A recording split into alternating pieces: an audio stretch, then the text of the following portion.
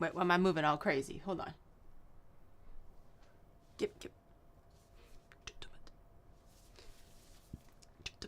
I don't know if I'm muted right now. I'm speaking in code. I don't know if they can hear me. I hope the party people can. It's okay. Even if I'm muted, I like to believe that the real party people, we're synced by heart.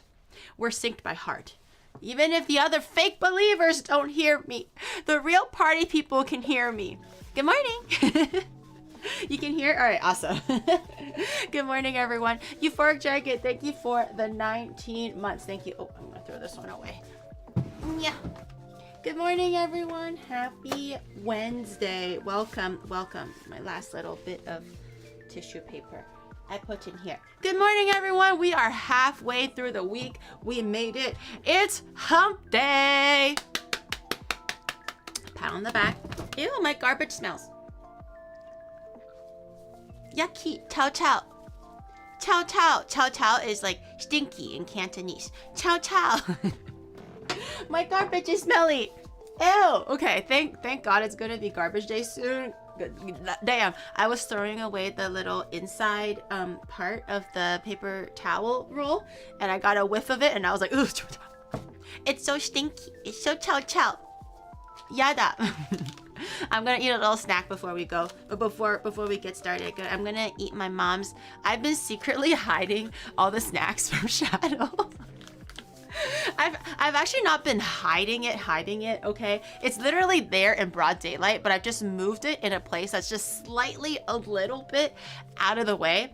I didn't hide it in a cupboard, not under lock and key. I didn't put it like under a blanket or like, you know, camouflage it in a bookshelf, okay? I'm not that crazy. I've just basically moved it to a different room, so if he actually just took the time to see it, he probably could find it, but I don't want him to eat the snacks that my mom got me, so I've been hiding the snacks so that I can eat them, and so that he'll never eat them, because I saw that he ate one of my pineapple cakes, and I didn't give him permission to eat my pineapple cake, so now I've hid it. I've hid it, okay? But I know this man so fucking well, okay? If it's not literally like a chair a swivel away, you know those like the desk chairs that turn, okay? No one uses like wooden chairs anymore, I feel like, right? So if it's not like a swivel away where he can just reach out and get it, he's not gonna eat it. He's not gonna get his ass up, walk to a whole different room, and then go like, oh, there it is, and then bend over and go grab it. He would never. That's way too many extra steps for him to get like a snack or the thing that he wants. So this is the perfect way. This is the perfect way to hide things away from him, but not in plain sight. So that I'm not the bitch. You know, I feel like if I were to actively hide it, I'm the bitch, Giri, right? I'm the bad person. I understand. Has the word I get transplanting. it. But if it's right there and you can see it, but you choose not to get it, then I feel like for Turkish cuisine and make it haram really mad. That's up to you now. So use pork and Turkish cuisine and make it haram. No. There's no more substituting pork for like beef and things. We're just gonna be using chicken. Chicken, the universal not haram meat of the whole world. Not haram. Also, I couldn't hear the TTS. I think I talked over it maybe, but I couldn't hear it. Gary transplanting some hair from her bald spot. Pork kebab is fine. No, I couldn't hear it. I'm using chicken, okay? Chicken is the universal meat that everyone loves, okay? As long as you eat meat, I don't think there's any particular culture where they're like, oh, chicken haram or chicken like it's dekinai ng meat. I don't think chicken is ever an offensive meat anywhere. I think it's always pork or beef, right? That there's always someone that has an issue with it. Pog online poggers. I hear the Pog online poggers, but I didn't hear the full TTS. I'm waiting. I see that it's been replayed. Tengdo. I can't hear it. Did Oni mom find out about your balls? Oh, I forgot to tell her. No, dude, I can't. My mom's the type of person that like, I wouldn't say she's like a hypochondriac, but she will over worry Giri, about anything and everything. The title has the word transplanting. I hear it now. Are you really gonna substitute already for today's stream? I swear if you use pork for Turkish cuisine and make it haram really mad. No, we're gonna keep it kosher. I don't know if I'm using that word right. We're gonna keep it kosher today. But anyway, my mom's the type where, like, not so much a hypochondriac, but if she sees that there's anything wrong, she's gonna be like, oh, you're not drinking enough hot water. You have to eat this, you have to eat that, you have to go see Chinese medicine. You're eating too many snacks, even though I literally don't eat snacks anymore. This is maybe the extent because my mom bought it for me, but I wouldn't go out and buy this for myself. As an example, I actually no longer eat things like chips, gummies, candy. It's very rare, very rare. Usually I always get like the cravings or like the nummies on the weekend, and I like to indulge on the weekend a little bit, but usually on weekdays I'm pretty locked in. I'm halal. I'm pretty locked. I got something halal for. Ew, you're so gross. This is a halal stream. Can you get your haram bullshit out of here? Anyways, what was I talking about? So I don't actually indulge in snacks too much unless it's on a weekend. I'm not sure why I talked about snacks. But oh yeah, so if I were to show my mom my bald spot, I think she would freak out. She might actually freak out. She'll just be like, you have to go to the doctor. You have to get your hormones regulated. Did you go to a specialist? Like steroids? Oh my God, do you know that that's drugs? And I'm pretty sure she's gonna go crazy with it a little bit, and I'm just gonna sit there and go like, no, mom. Yes, mom. I don't eat snacks, mom. I know to eat ginger. Yes, mom. Okay, I won't eat so much meat, mom. Like, it's gonna be like that for sure. Guys, as they said in the famous Turkish song, Dostlarım Voljuk.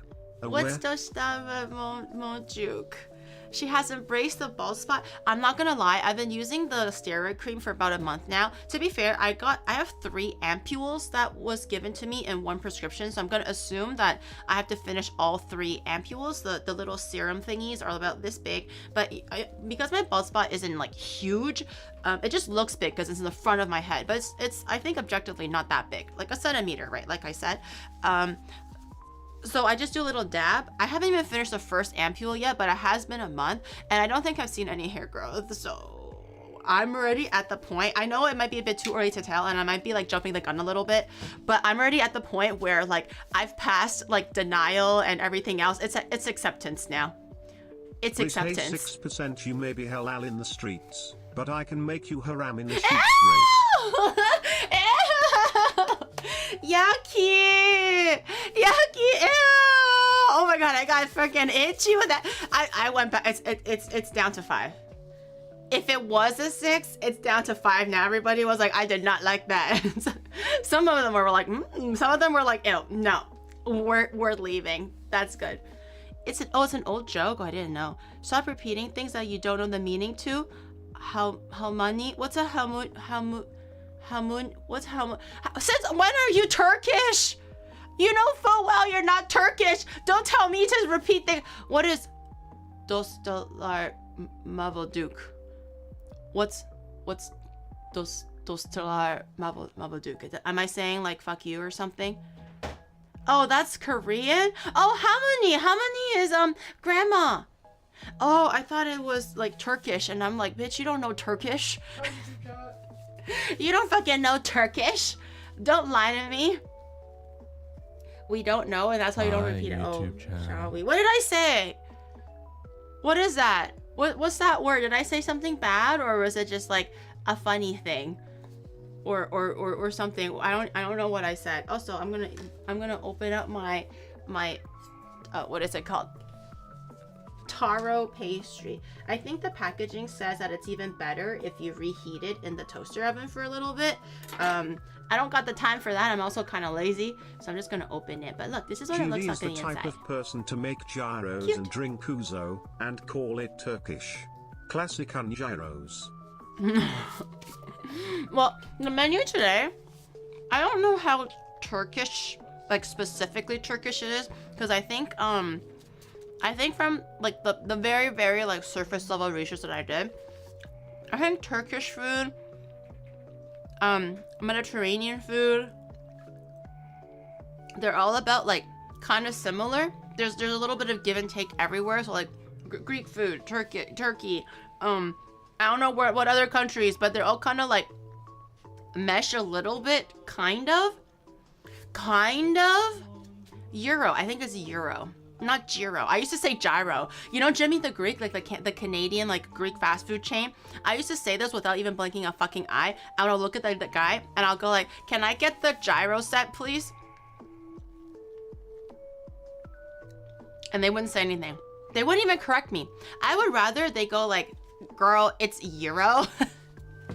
I would rather they correct me so I know for next time. But for like so many years, I've been saying this loud and proud. Can I get the gyro set number 4? They're like, what? I'm like, number 4? They're like, oh, euro. And I was like, oh, now you tell me. Euro. And I've been saying it for like years that I thought it was gyro. Even my dad, I'm like, he was like, daughter, how do you say this? I'm like, gyro. Mm-hmm. He's like, gyro, really? You're sure? I'm like, yes, daddy. Trust me. Go to Jimmy the Greek, go order gyro. They're gonna know exactly what it is. It's euro. But there's like a bit of an accent. I don't know how to say the accent properly, but it's along the lines of euro. Yeah, they don't say anything to have someone to laugh at every time. God damn it, it's like that Asian chick coming back with getting her gyros again. But I say euro now, although I'm more of a chicken leg kind of a girl now. Roasted chicken. Or souvlaki. Never say yes, daddy, ever again. That's my dad.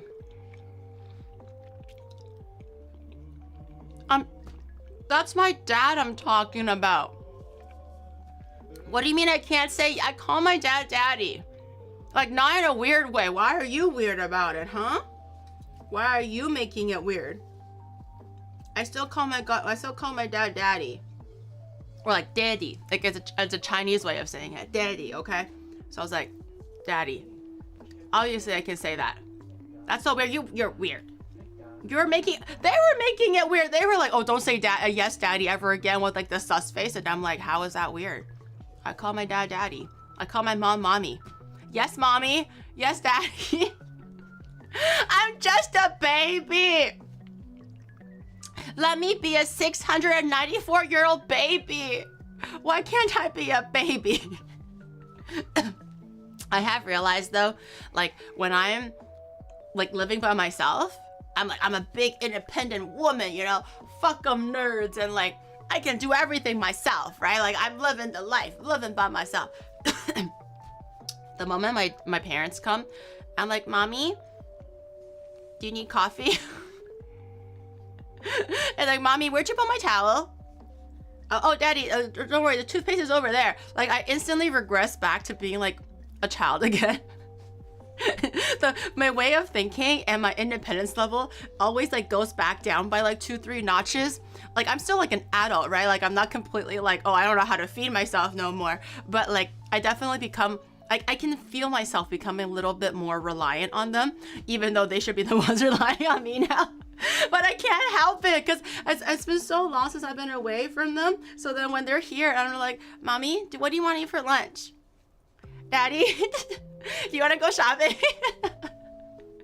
I can't help it. I'm just a little baby. Yes, my mom calls me Yato. She, like a little bit, right? Yato in Mandarin, it's like it's a loving but also a very, very casual way of saying like girl or something.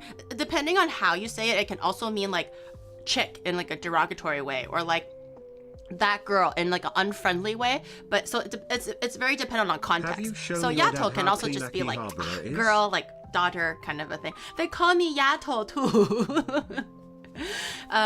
Giri is gyrotastic. Yes, I am. Have you shown your dad how clean Akihabara? Not yet. So they are currently in Mount Fuji right now. They left early in the morning. So they're enjoying their little alone time, looking at Mount Fuji and shit like that. They actually haven't texted me back, so I'm a little bit worried. I hope they didn't get eaten by bears. I texted them and I was like, hey, you guys get there okay? Silence. So I'm sure they're just enjoying their time. They're taking all the pictures and taking it all in. But they haven't texted back to me yet. How am I supposed to know if they're safe? What if my mommy and daddy got eaten by like a bear or like a coyote or something, you know? No, they didn't climb Mount Fuji. They're going to the neighboring prefecture at the base of Mount Fuji or near it, so they can go like look at it from a scenic perspective. They're not climbing it. I asked them if they were climbing it. They were like, they're not interested in climbing it. They only kind of wanted to look at it and take some pictures. So today was really good weather in Tokyo anyways. I'm not sure how it was in the prefecture that they're going to. I don't remember the name. But today it was like bright ass sun, 30 degrees Celsius, if not more than that. It's crazy good weather for Mount Fuji. So I hope they got to see a lot. When are you going to do Mount Fuji? In due time. Don't rush me, champ. Don't rush me. I'll get to Mount Fuji when I get to Mount Fuji, okay? But maybe the same prefecture that I sent to Numi. It's my birthday. Zenji, congratulations. Happy birthday. I hope I read the name right. I think it's on YouTube chat. Happy birthday to you. Happy birthday to you. Happy birthday to Zenji. Happy birthday to you. Yay! Otanjobi omedetou. Yay! But also, fuck you, YouTube. No, I'm kidding. I'm kidding. Happy birthday, but fuck you. Yeah, see? I'm just copying what my Twitch chat is gonna say. But happy birthday. I will climb Mount Fuji eventually, okay? But I am kind of thinking of doing the raw dog version, like I mentioned. I know it's kind of great to look at the sunrise and wow, amazing. Girl, but it's been like 2 years since we hit the goal. That was last year, I think. Wait, right? I think we reached that goal last year. Right? It hasn't been 2 years. Girlfriend. But I was gonna raw dog it. It was 2003? I mean 23? Wait, really? Actually? It's been 2 years? Well, shit. Well, shit. Okay, I'll get there. I just graduated from high school, dear golly gosh, and you made me want to learn more about cooking, and it became my hobby and happiness. Thanks for being a role model. Oh, I'm gonna cry. A role model, and I'm going to college. Congratulations, congratulations, huge milestone. Very, very proud of you. Graduating college in and of itself is already such a challenging and crazy success, especially nowadays with like post-COVID stuff. I'm sure like how schools are and just the education system, it's all crazy. So I'm really proud of you for sticking it through. You're gonna go to college, go get good grades and find a good job that makes you happy, and I hope that you never have any student debt, and your future is bright and beautiful and bright, just like you. Congratulations, Raven. But that's huge. That's huge. I wish I can go be like, I've graduated high school. Oh my god, I don't even want to say how many years ago I graduated high school. I got to a point where I was like, damn, my last year in high school was like, X years ago. And I'm like, damn. And that was like X years ago. So now it's 2X years ago. And I'm like, damn. Or whatever it is. I was like, holy shit, that's crazy. Actually, now that I think about it, how many years is it?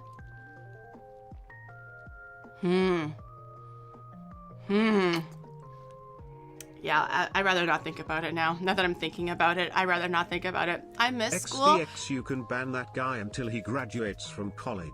No distractions. College is hard, XDX. No distractions. Hey, you know that a good portion of you guys are literally, I remember seeing text. I just don't acknowledge it because it's like, if you're on your way out, I don't want to hold you back. But I see a good portion of you guys going like, hey, thanks for the stream, Gary. Have to dip early. I have an exam soon. Or like, oh, did I miss anything? I just got back from classes. Or like, oh, thanks for keeping me distracted, Gary. It really helps me when I write my thesis. Okay, you know damn well that maybe a quarter of you guys, maybe a little bit less, maybe a little bit more, are in college, okay? You know damn well. You think I don't see you? I see everything. I see everything. She actually reads. Girl, of course I read. I don't see like everything, but I see everything. I see. I figuratively see everything. I don't literally see everything, but I know how to read. Okay. And a quill to write when you were close. Oil lamps, and pigeon mail. I had a trained pigeon, but you know what's technology nowadays? I set my pigeon free. Yeah. Back in the day, I had an ink guy. He rubs the ink for me, so I can write like letters and stuff like this. Yeah, I know calligraphy and all that. And then I send the letter to a guy on horseback, and then they deliver it from one village to another. Yeah. Back in the good old days when I went to school, when I went to high school. Did you have a quill fluffer? What's a quill fluffer? They had those before? You don't write with the actual like feathery part. You just write with the bottom part, right?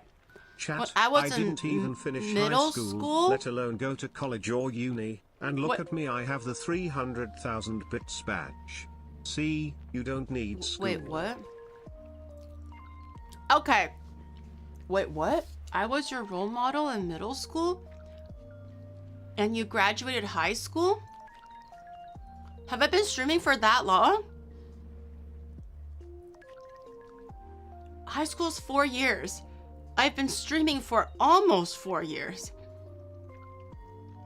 Wait a minute. Why do I feel like the math don't add up? Wait a minute. Did I read it wrong? Did I read it wrong? She said something about middle school. Like they said something. I just assumed they said something about middle school. You were my role model since middle school, right? And then, but they only graduated university. Yeah, I'm looking at it and I'm like, wait a minute. I didn't even finish high school, let alone go to college or uni, and look at me, I have the 300,000 bit badge. See, I don't need school. Oh, I see. In my senior year of middle school. That's you know what? Congratulations on making it to and I'm graduate. Okay, congratulations on graduating high school. I'm not gonna. This is a cooking stream, chat, not a math stream. I can't right now. This is why they graduate from high school, and I just no longer think about it anymore. Okay, the things they teach you before and that now are completely different. I can't. I got stuck on it for a second, and I'm like, you know what? I'm just happy that they graduated. You know, it's hard work. How do you measure ingredients? Oh, I just look at the thing and I go like, oh, 200. No, 200. Easy. Guys, it's not what you know. It's how you get the information out. For example, what's half of 3/4?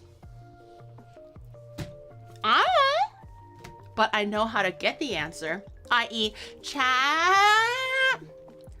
What's half of 3/4? That's how you get it. Oh, high school's only 3. Oh, so it's kind of like Japan. Okay, that makes a lot more sense. So your high school is kind of like how Japan does it, 3 years at a time or something like that. Mom, she can't math. No, shh, don't tell my mother. Shh. She's like, I didn't send you through like high school and university for you to not to know how to do 1/2 of 3/4. Did your grandpa not teach you anything? Because back in the day, like back when I was grade 3 or 4, my grandparents came to visit me for about 2 years or so. Best 2 years of my life because I love my grandparents. And I'm really glad they did, so I was able to spend a little bit extra time with them and also improve my Chinese. But unfortunately, the quote unquote unfortunate part was every time I came back from school, like without fail, every single day, my grandpa made handwritten fraction math drills for me. And at that time, I didn't even start learning fractions yet.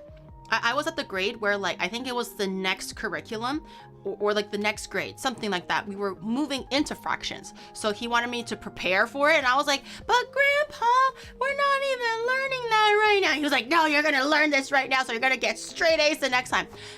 But lo and behold, because of my grandpa's math drills that made me cry almost every single day, I did actually get A's when I did start doing fractions, because I was like, this shit is easy.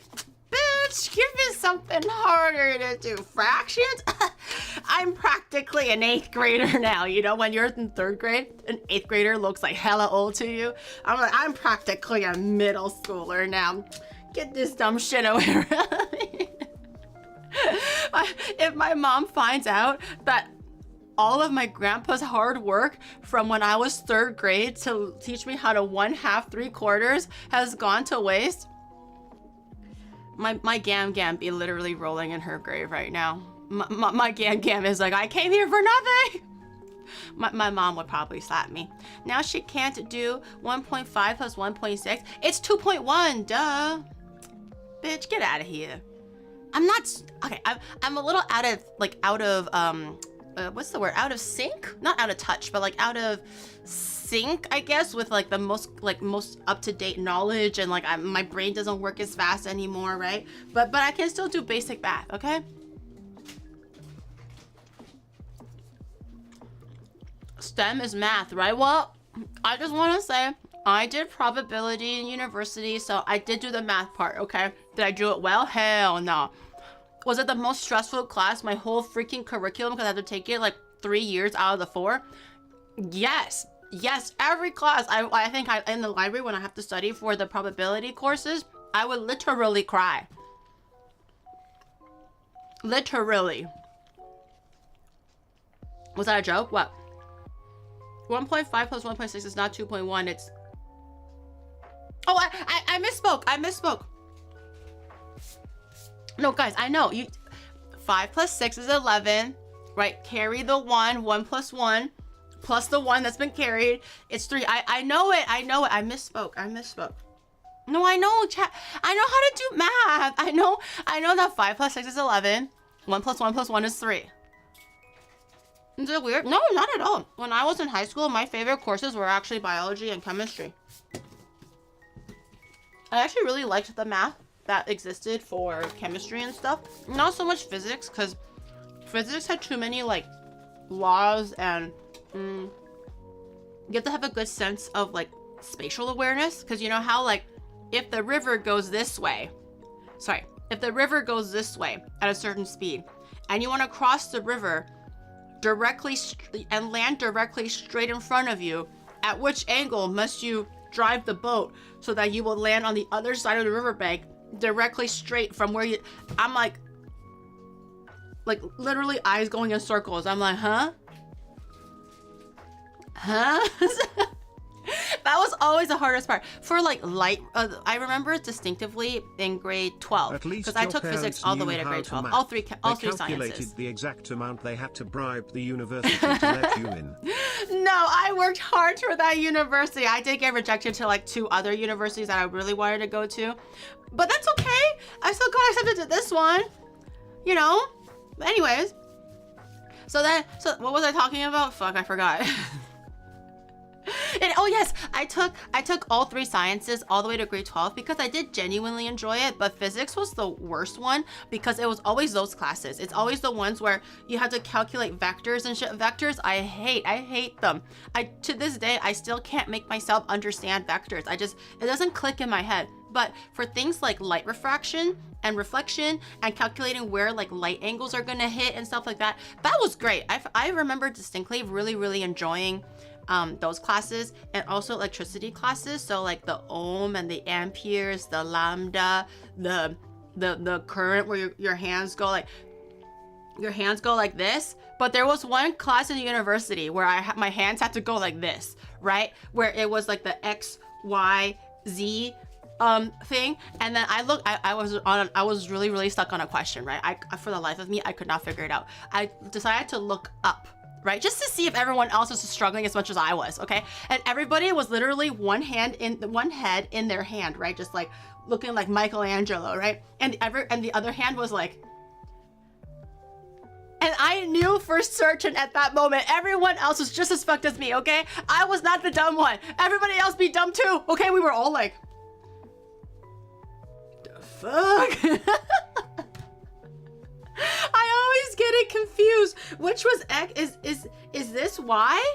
X? And then Z? I can't, my fingers don't go like that. So if it's not exactly the same, I can't picture. And then I get really confused. Because I'm just like, which way is, what's X, what's Y, and what's Z? And then I'm just staring at my fingers going like, caca, like, what does this mean? What does this mean? It was horrible. I took, I think that was one of the beginning university classes. I did it, barely passed. I passed, but barely passed. And then I was like, I can't. I have realized this is like beyond something that I can handle, very, very much out of my depth. But I don't get my, my degree for one of my majors if I don't take probability. So I had to take probability, but the other stuff was kind of optional, so I didn't take it. Giri be throwing Naruto's in the physics exam. It was so hard. I think that was for electricity, right? I think so. I think it was for electricity. Electricity I also had some troubles with. But chemistry I really loved, but I did realize that the math involved for chemistry like amps up significantly if you're doing like biochem or at a university level. And I was like, you know, I'm gonna just say no to that before I even let myself fail, because I'm pretty sure with 99% certainty that I will not enjoy it anymore. I don't want to ruin my concept of like chemistry and how fun it was by inserting a whole bunch of math that I'm not ready for. So I was just like, I'm not gonna do the chemistry stuff in university, but I really enjoyed it in high school. How can I find out if white light is the mix of colors, Professor Giri? Oh, so you take so you know the rock band, shoot, what was their name? What was that rock band? Was it Kiss? You know how they had like the prism, the prism, and then was it Kiss? Oh, Pink Floyd. Pink Floyd. I forgot. It was one of the rock bands. And then they had like their album, right? Had like the prism, and they had the white light into rainbow. That's how you know. Pink Floyd, okay, back in the day, it was all about Pink Floyd, okay? Especially during like the physics class where you're talking about light refraction from like white light to different colors and the other way around, you know? Like everybody talks about according to the Pink Floyd poster, you know? So that's how you know. I didn't understand anything. I have actually never heard a Pink Floyd song in my life. Maybe I did, I just didn't realize it was Pink Floyd, but I don't think I've ever actively went out to be like, I wonder what this sounds like. I just know the poster because everyone in school used to use that poster as an example for the physics class. You need to spin the color wheel really fast and it will appear white. It's not black? I thought it would be black. See you on the dark side of the moon? No, that's Sailor Moon. See you on the dark side of the moon, moon, moon, moon. That's Sailor Moon, girl. I think you got this name. I think you got the song wrong. Close enough though. Good try. Good try. I'm pretty sure that was Sailor Moon. What is Newton's first law of motion? Oh, this. I know this. I know this.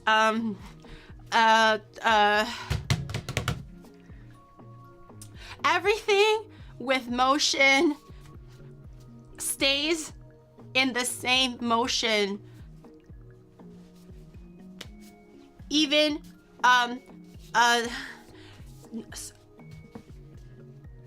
something of the same motion will be the same. No, I got it. Newton's first law states that every object will remain at rest or in uniform motion in a straight line unless compelled to change its state by the action of an external force. Suck on that, you weenies. Suck. Clara was like, girl, what the fuck? Something ain't right. I wasn't cheating. I just knew that. I just knew that. I didn't read that. Where is the cheating? Where are the receipts, chat? Where are the receipts? You don't see the receipts. I wasn't cheating. Not me. The tone changed when you got the answer. The Jews first law of motion is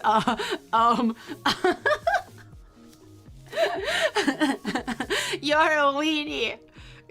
Oni bro, get off the teleprompter. No, I don't know what you're talking about. I don't know what you're talking about, but there are no teleprompters here. You know, and the second motion is something about springs. You push the equal force, and is something the motion of no, it's the spring. The spring of the force is equal to the states that the acceleration of an object is directly proportional to the net force acting on it and inversely proportional to its mass. I got it. Was it right? Am I right? Am I right? Did I get it right? No, you're lying. No, wait, it's not right. No, wait, I could have swore in my head. I memorized that Newton's second law of motion states that the acceleration of an object is directly proportional to the net force acting on it and inversely proportional to its mass. I remember that in my head. No, that's Full Metal Alchemist. We're not talking about anime right now. Why are you bringing up FMA, bro? That's Full Metal Alchemist, guys. Stop. We're talking about physics right now. Yeah, guys, focus on the topic at hand right now. Wait, oh no, I realize, I know what you're talking about. F equals ma, or the net force is equal to mass times acceleration. A large net force acting on an object causes a larger acceleration. Objects with larger mass requires more force to accelerate. I remember. I need time to reawaken the brain cells. I had to just say.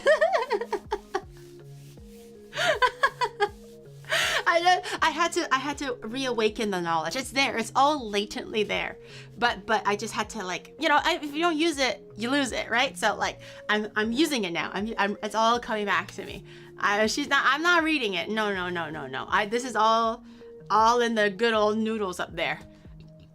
That's Dule Lomo. What's DL equals to LM? You're actually lying now. That straight up is Dule Lomo. Okay?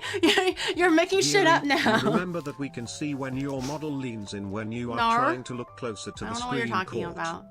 I don't know what you're talking about. Now go for the third law of motion. The third law of motion is that light travels at the speed of sound, and it's equal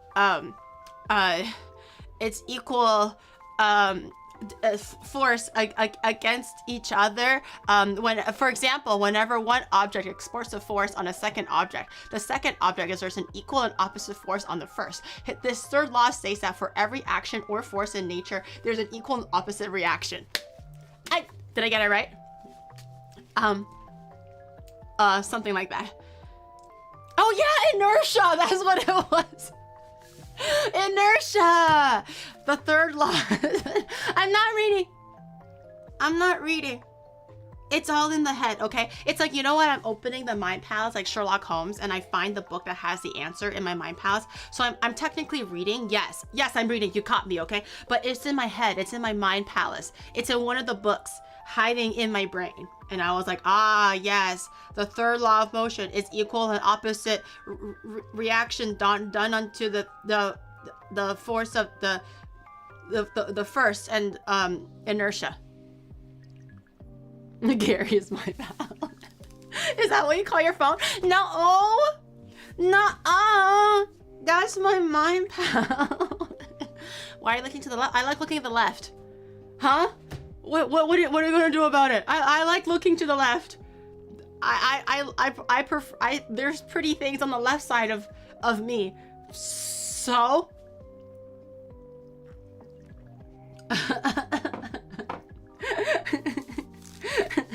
I think your mind palace is nothing more than a broken camping tent. It's like leaking all holes and shit. It's like spiders coming in. Can we see the left? Well, it's my knives and stuff. So clearly I was looking at the left. And you too can also have something pretty to look at on your left. If you go to onimart.gg and grab yourself a really shiny and fancy cleaver, or a nightstand. Nailed it. Yay! I did it without prompt. Yay! I'm telling you, all this knowledge is flowing into me and I'm just becoming more and more smart and powerful again. Inertia in every force, there's a reaction. Yeah, isn't that what I said? Wait, what am I right? Oh, it won't work like that. It will. Then it will be broken. It has to be on the left. I'm crying with joy right now. Okay, all right, chat. So what are we cooking today? We're making 3 things. I don't want to get ahead of myself. Don't celebrate too far. Don't celebrate too fast. You'll see. You might hate me after this, but we'll get there when we get there. Okay. But I just want you to know, again, I'm prefacing. I tried. I really tried. NaCO3 is a cooking thing. What is it? Sodium hydrocalcinate. Sodium hydrotricalcinate. That is no baking soda, sodium bicarbonate. Salt is sodium chloride. Water is hydroxide, dioxide. Sodium hydrocalcinate, tricalcinate. It's CO, right? CO is calcium and oxidant. Isn't that not cal?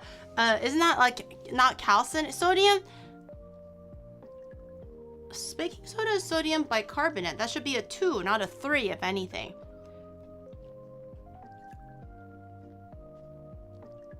Oh, no.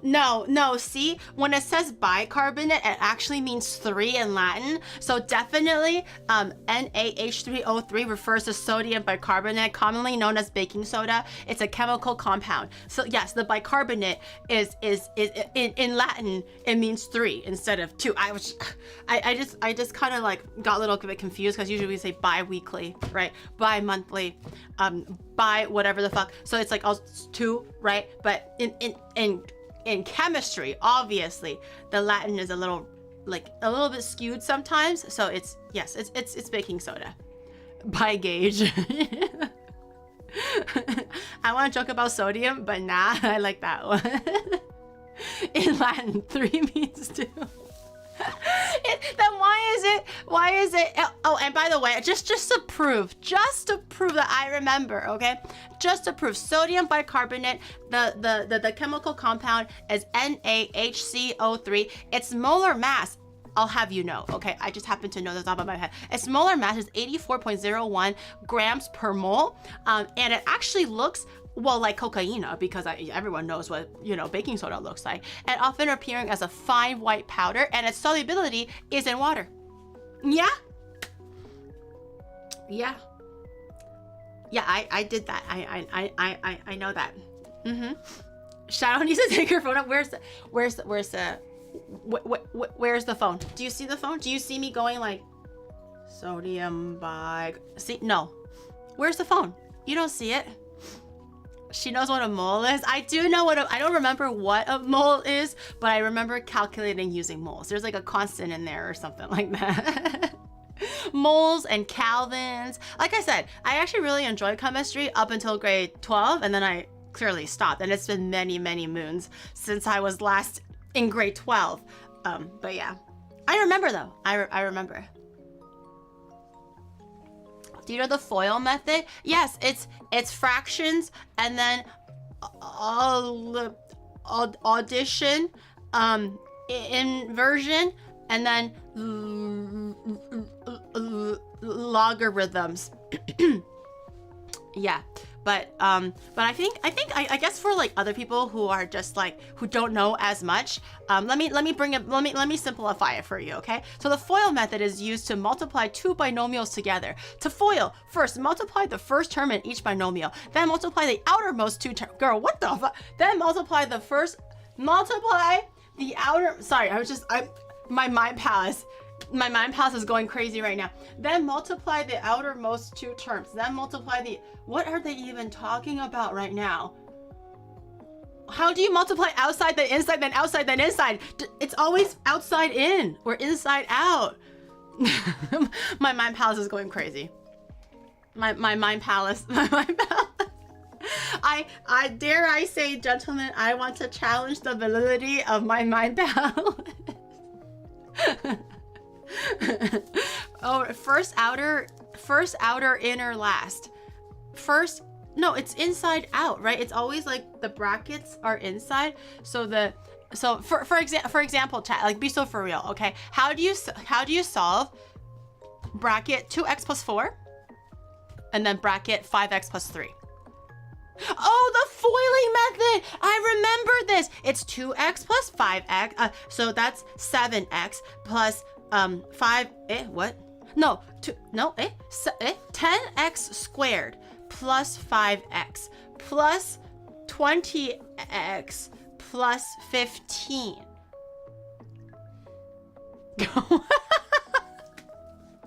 Someone get me a pen and paper. The foiling method is you take the first one and then you do the first of the second one, and then you do the second of the second one, and then you take the second of the first one and then you do it to the first of the second one, and then you do the second of the second one, or something like that. Giri, when you do the mathematical equations, which one do you first? Addition, subtractions, multiplications, or brackets? Addition. I know that much. Addition.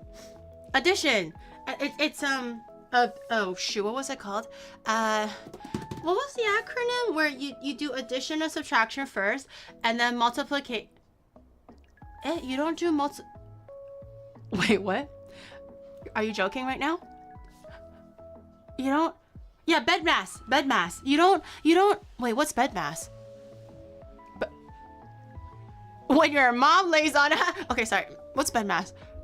Bracket exponential division multiplication addition. Oh wait, so it's multiplication first, not addition first? I always thought it was addition first. Oh, please excuse my dear auntie. Brackets first, yeah. A plus B multiplied by B plus D is A plus... That's ACDC. You're doing it wrong. How did I pass math class? Barely. That's the answer. Barely. Like actually. It's by sheer miracle and sheer will that I passed it. Like for me, my problem is not the actual formula. If you give me the formula and you want me to apply it, or no, in terms of like, okay, this is the formula, and then these are all the variables. If you plug it in, what do you get? I can do that, like quadratics and stuff.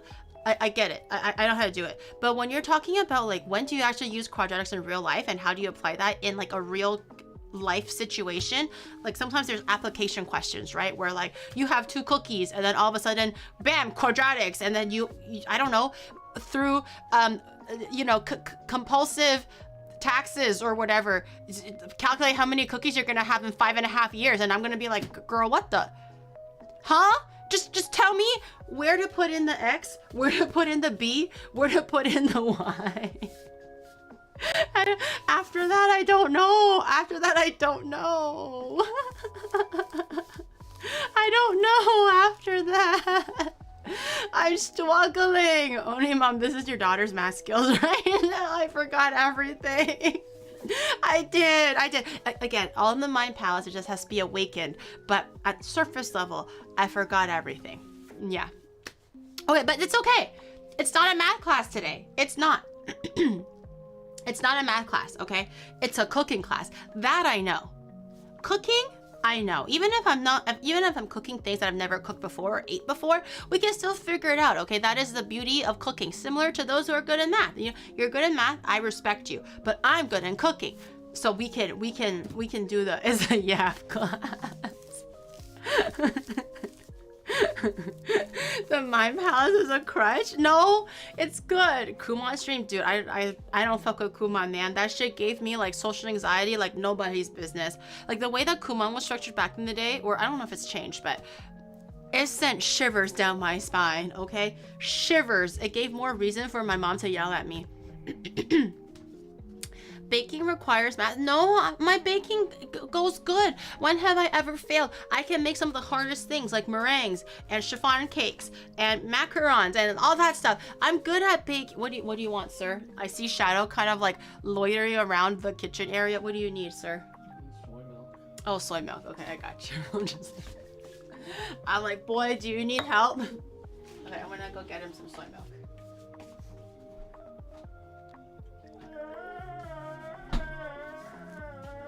Differential calculus, I found out Geary substitutability. You as what? That did not make sense as a sentence. How much do you want? Oh! That's good. I squeezed too much milkies out. I squirted everywhere.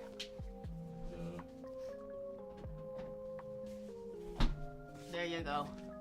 Take your stupid milkies and go. Oh! Gotta clean up my milkies. My bad. My bad. Everyone did. All students who learn calculus is POG. Man, I took calculus worst semester of my life. Okay, anyways, so we're not a math class, guys. This is home ec. Home ec. Everyone knows that in middle school or high school, whenever there is home ec is always everyone's favorite class, okay? You're gonna get a handful of people who go like, oh, math is my favorite, English my favorite, gym is my favorite, but there's always gonna be people who don't like those classes. But I think, dare I say, the one class that everyone kind of sort of likes, if not loves, is home ec, okay? So we're doing home ec instead. Congrats on yesterday. It was actually recognizable as a Charmeleon. Thank you. Thank you. Gym is the best. No, I fucking hated gym. You prefer PE? No, it's like it's so hard to throw a ball around. Like, actually, I'm not even saying that like sarcastically. It's so hard to throw a ball around. I forgot my apron. Go get your apron. I know, PE is tomorrow. You're right. Go get your apron, okay? Go grab it. Go grab your utensils. Go grab your chef knives. Everyone go to Onimart.gg right now and order it so we all have our chef knives ready to go, okay? Make sure you bring your hand sanitizer, your hand soaps and towels and everything, okay? So you don't burn yourself, okay? Get it all ready. I've never been a sporty person. Not me neither. Me neither. I never gravitated towards sports. I was just naturally really, really bad at it. The only thing that I remotely kind of enjoyed was volleyball and badminton, but that was all like later in life as an adult. I made it sound like I'm like 90 later in life, but like, you know, outside of school. The one cool subject that my school taught really that I didn't expect to learn in gym class was archery. One of my, I forget which grade it was, but for 1 year only, I was taught archery, and I thought that was really cool. Where is the power drill for the power drill for your soup? Especially, no, beach volleyball is so hard. You don't understand. So, you know, because of like Haikyuu and everything, right? I picked up volleyball. I'm not good at it, but I go with a bunch of friends who are also very new to it. Half of them are new, half of them are good. So it kind of balances out the team a little bit. And then we did it for like a year or two and we were having fun. And then 1 year we were like, you know what, let's go to the beach and do beach volleyball. That'll definitely transfer, right? And then we were like, and all the girls were like, yeah, oh my God, bikinis and beach volleyball and whatever. And then we had like those beach volleyball courts that you can just rent right off the beach. I think it was like Lake Ontario or something like that. But then the minute I set foot on that sand, I knew it was over for me. Because I think for beach volleyball, it's not a team of like 6, it's 2 people. I think if you're playing it like properly, I think it's only 2 people. Bro, I thought I was gonna die from a heart attack.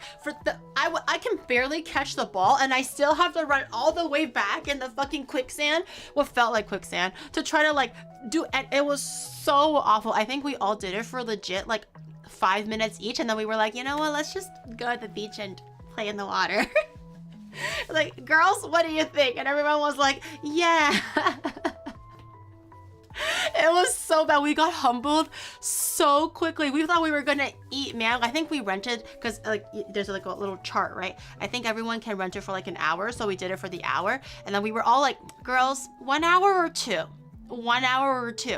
And then one girl was like, you know what, let's just give it a shot. Thank God for that. We did 1 hour. We were there for like max 30 minutes because we were also like loitering about a little bit. And then we were like, it's time to go, girls. We'll just go play in the water. Sit your ass. I know, it's so hard. It's so freaking hard. So I have much mad respect for beach volleyballers. It's so difficult. You can't just go like, let's do beach volleyball. You don't just do beach volleyball. You gotta be built like freaking Wonder Woman. It's like Wonder Woman and like Thor. Okay, if you're not, then you're screwed. You're screwed. It won't work. One-san I was the one-san on the beach. Yeah, that was me. Condensation. I don't think women here, or like the average woman, does that many sports though. I don't think so, unless they're either super sporty or they're very girly. I don't think there's like a middle ground sometimes. Maybe, I don't know. Dune running, maybe.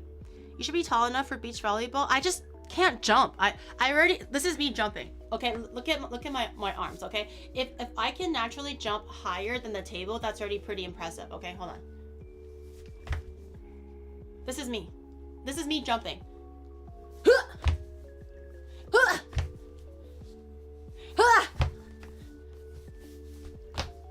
You can really tell that I'm good at track and field. You know the track and field school days where you have to do like the long jump? My long jump legit was here to here. Like, I'm not even kidding. Long jump is usually like here to like, I don't know, like way over there, right? That's kind of the average. I would like, the teacher would teach me how to do the wind up, right? It'll be like the use your arms and propel you. And I'll be like, hi-ya, from here to here. And I'm like, wow, that's so long. And then I see my next friend go from here to like there. And I'm like, oh, I see. I see. The triple long jump, those ones are crazy. Are you like Hinata and volleyball? Kind of, you know, I'm kind of just like the spiker guys. Like, I know, I mean, I'll admit, I'm not much of a setter, you know, but I'm kind of just like the wing spiker / the ace. So like, I don't know what to say. I don't know what to say. I'm just really, really good as like, you know, the ace of the team, you know. It's like that sometimes. That might just be you being scared to jump. You think so? I think I was trying, but I don't know. I have realized from a very, very young age that sports was not for me. I lack the coordination, and I also lack I have 2 eyes, right? I made it sound like like it's not the average person has 1 eye. So I have 2 eyes, right? So technically you're supposed to have you too. You know what I mean? I have 2 eyes. 2 eyes. So technically you're supposed to have depth perception, but if you were to like throw something at me and aim it right here, I would still miss it. Like this morning I asked Shadow to throw like the nail clipper at me. I missed it twice. And I was looking, I was like using my eyes to track it, right? And I go like, hiya! It would be like this. And I'm like, oh shoot, god damn it, do it again. And I give it back to him. And then I go like, hiya! And it bounces off my finger in a different direction. I have 2 eyes, but they don't work. They don't work together. They work separately. It's hard. So I realized sports are not my thing, but cardio, like things that you do repetitively, for example, like bikies and stuff. I was watching Rob's stream today, And I have newfound confidence for the biking stream tomorrow. I think the goal is to bike on the road for the most of the stream tomorrow. No more pedestrian sidewalk, no more pussy shit, okay? We're gonna bike like we mean it, like adults, okay? Because we're gonna cover a lot of land tomorrow, I think. I have to double check the route, or the rough destinations. I think we're gonna be covering a lot of land. So we're going fast, okay?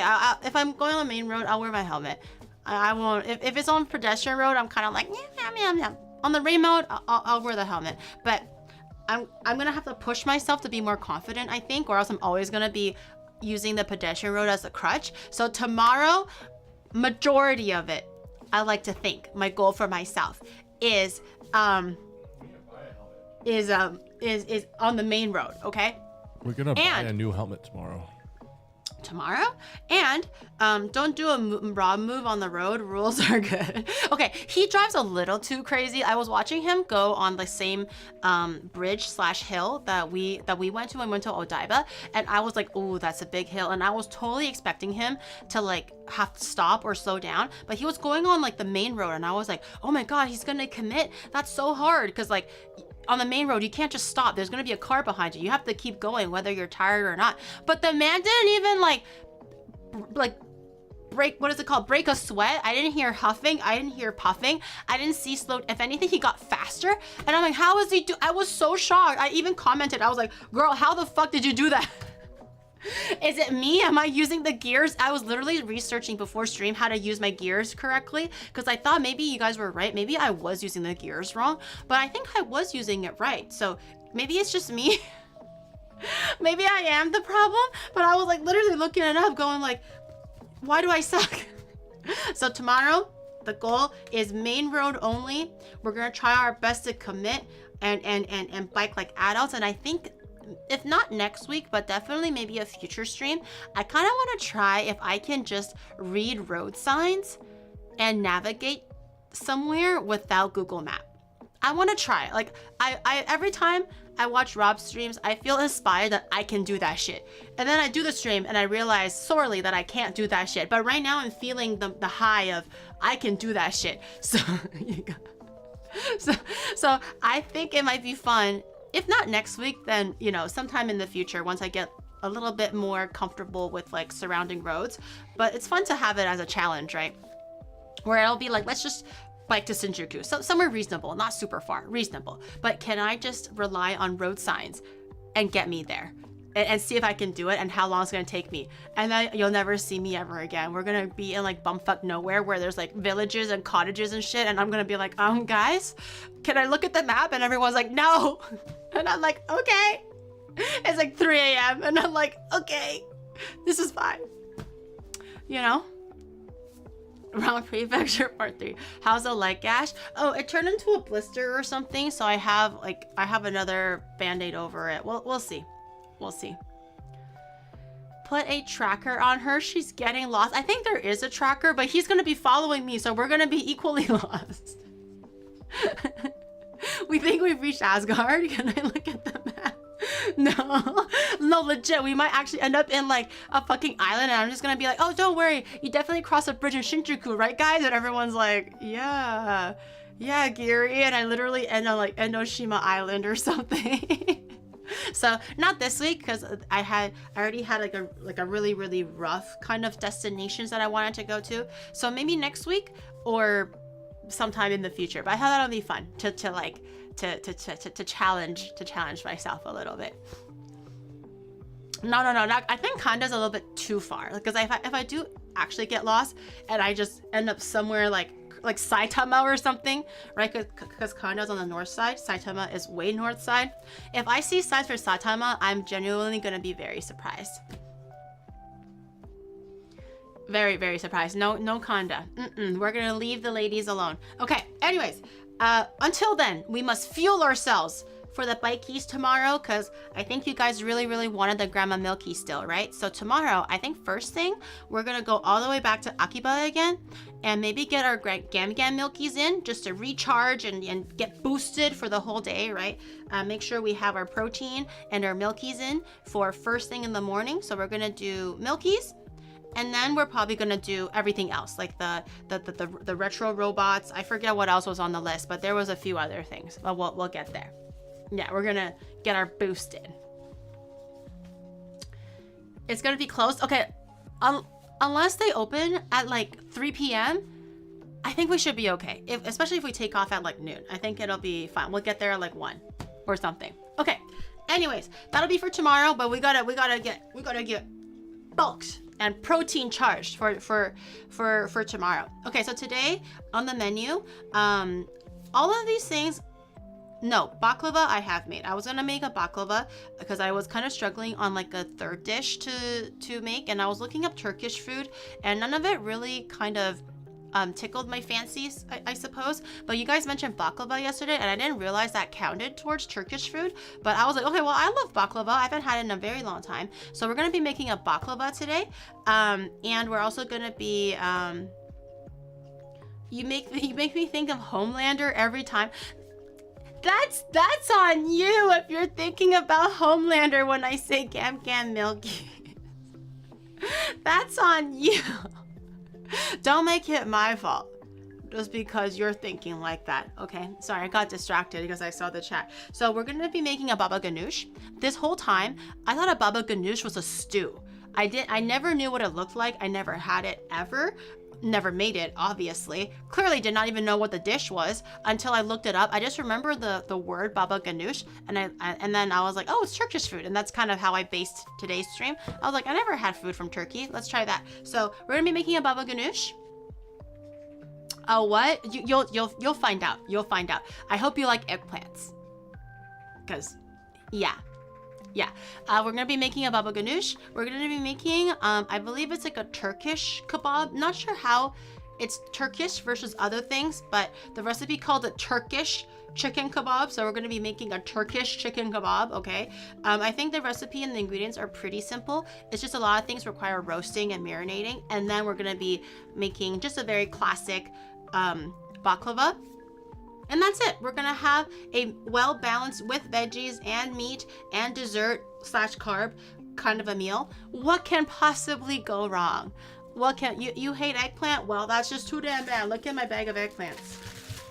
This is definitely more than we need. I need 2 pounds. I don't know how much this is. Actually, let me weigh it. The recipe originally called for about roughly 2 pounds of eggplant. Mods and chat. If all else fails on Veggies, go left. Go turn right. Go straight. Turn left. Turn right. Go to bus stop. Bike through the corner. Go left. Turn right.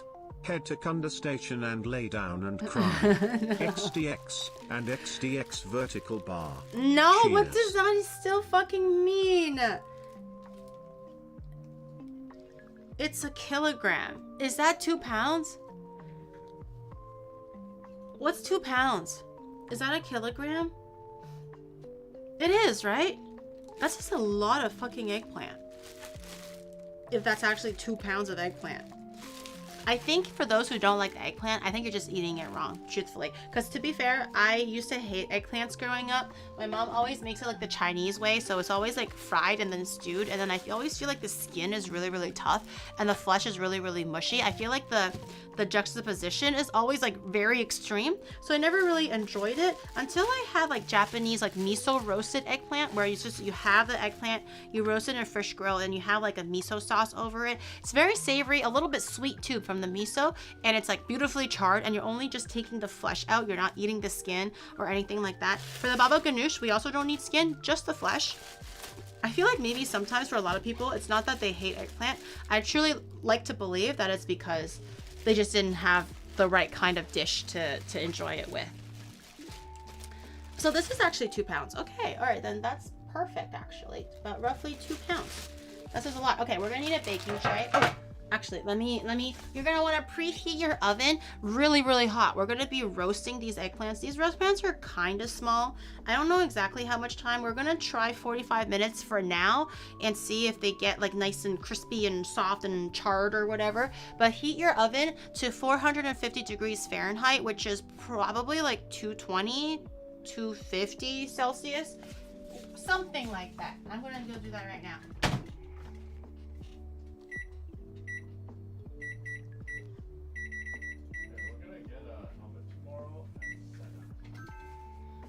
a helmet tomorrow? Which part of town is it? Is it far? Like, is it like Shinjuku? Is it Shibuya? Like, where is it? The common Chinese eggplant dish, ain't it? Yeah, I don't love it as much. A lot of times you have to fry the eggplant to break down the skin and stuff, and I'm just not usually a fan of that. Eggplants around here are at least 3 times the size. These are like apparently they're called summer eggplants. Eggplants naturally are a fall to winter fruit here in Japan, but it's also something that's like kind of sort of year round. Your brain palace it goes in and out. Baba ganoush is a Syrian dish, not Turkish.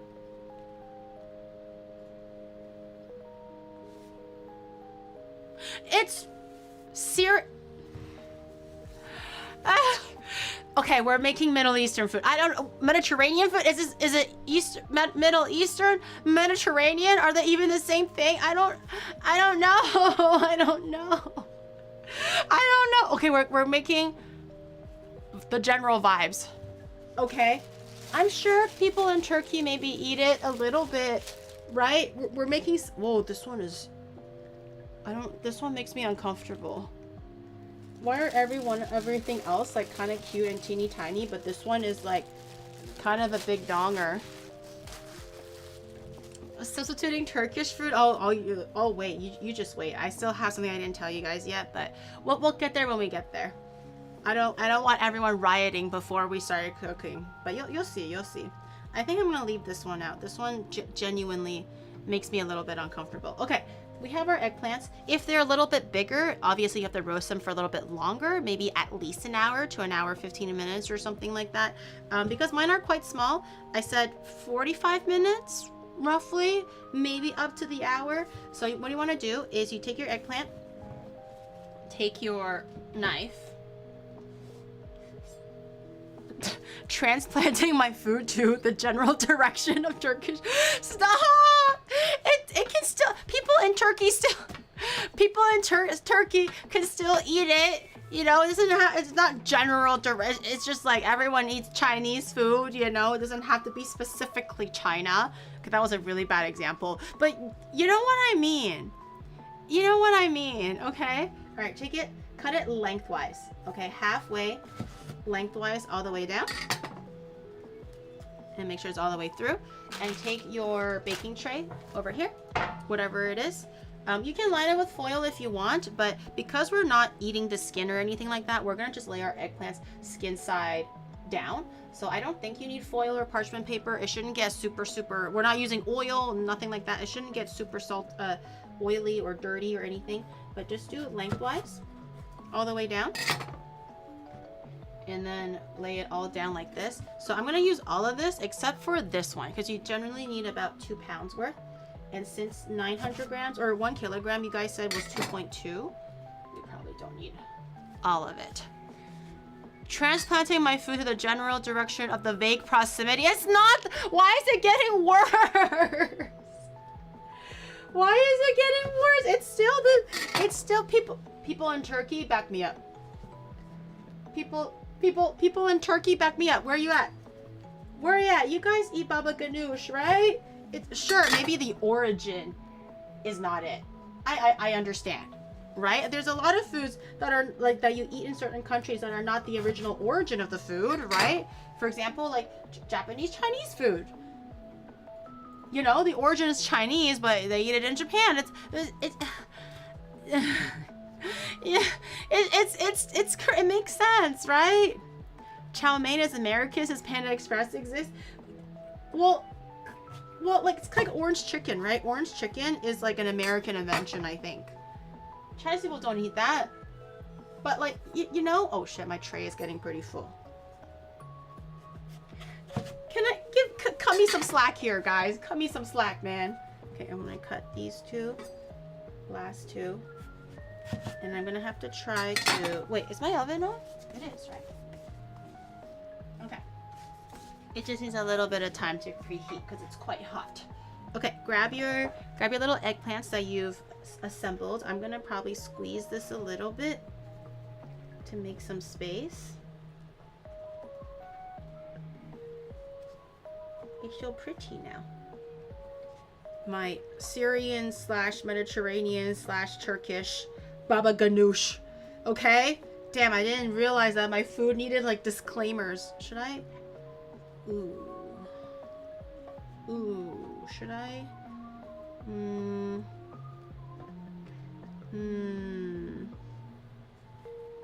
Like that? Would that work? Maybe like this. Where are we going tomorrow? Like Akiba, Ikebukuro, around those areas. And then somewhere else, I kind of completely forgot. There was a third spot that I wanted to go, but I forgot where it was. Where's the helmet place?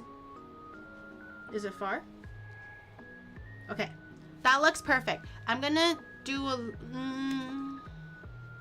no salt. Yeah, actually, salt will draw out the moisture, but I don't know if that's a good thing or not right now. We don't want moisture in the final baba ganoush, so we're gonna have to let the steam kind of like let out a little bit. But I'm deciding if I want to salt it now and make the eggplant sweat a little bit or not. Henceforth be known as authenticity butcher. Oh, come on. Okay, not everything has to be authentic that I make, okay? It could be variations. It could be a spin on. It could be like, I just prefer eating it this way, right? Like, I can try to be authentic, of course, right? But sometimes innovation doesn't happen if substitutions or, you know, little variations or diversions don't occur. Okay, not everything has to be super by the book. You roast them whole over the fire. Okay, so later then. So this is Turkish. it's Turkish. Okay, anyone from Turkey can back me up. I don't want to hear from the rest of you guys. And then all of a sudden, everyone from chat is like from Turkey. Anyone from Turkey can back me up here. You guys eat a baba ganoush, right? Like it's not that serious, right? Like it's okay. I'm Turkish. It's not. Oh. Does Australia count? No. Okay. If you're Turkish living in Australia, that's fine. Are you Turkish? It's serious. I am. I do not approve. Panda Express. Giri bribed Panda Express and passed it off as if it looks Turkish enough. Okay, I'll listen to that guy. Panda Express is not Chinese food. It's a variant of Chinese food, okay? But people still like it, and that's fine. I'm not going like, oh, how dare it be not authentic. You're just eating American Chinese food. It's a whole different breed of food at this point. It's a whole different breed of cuisine, you know? My mom says to grill it and to not bake it. I don't have a grill. For the kebabs too. I know you're supposed to grill it, but I literally don't have a grill, and I'm not about to take you guys to like my barbecue outdoors and start like the charcoal and everything, because then that's gonna dox me because it's facing outside. Put a sticky note two, I don't have Turkish charcoal on it right and now. you're good. Put a sticky note saying Turkish on it and you're good. Yeah, Turkish baba ganoush. Turkish baba ganoush. Authentic food is overrated. I think so. Well, not completely, but yes. I feel like people who stick to it too much is it's a bit too much. Don't you have a fish grill? Yes, but to grill like 2 pounds of eggplants is gonna go crazy. One fish grill only fits like 4 of these, so 2 eggplants. 4 halves. We'll be here for like 5 hours, just strictly grilling eggplant. But by the time that we're done, just the eggplants, nothing else is done. Okay, it's not Turkish food, okay? I'm Turkish, we don't eat that. It's not Turkish food. We are making Syrian food. Greek food? Mediterranean food. A multicultural that spans Lebanese food. Is that a good middle point? Lebanese food. We are making Lebanese food. You're making Ottoman. the general direction in the. Okay, I guess the title change is appropriate at this point. I don't fucking know anymore. I'm confused. Every time I make like Turkish food or whatever, the last time I substituted like pork, beef with pork, every time I get to this side of the country or the continent, I just fuck it up. One of these days I'll get it right. One of these days we're making Lebanese food? Question mark. Okay, into the oven it goes. Or grill. I'm gonna hit it for the 1 hour.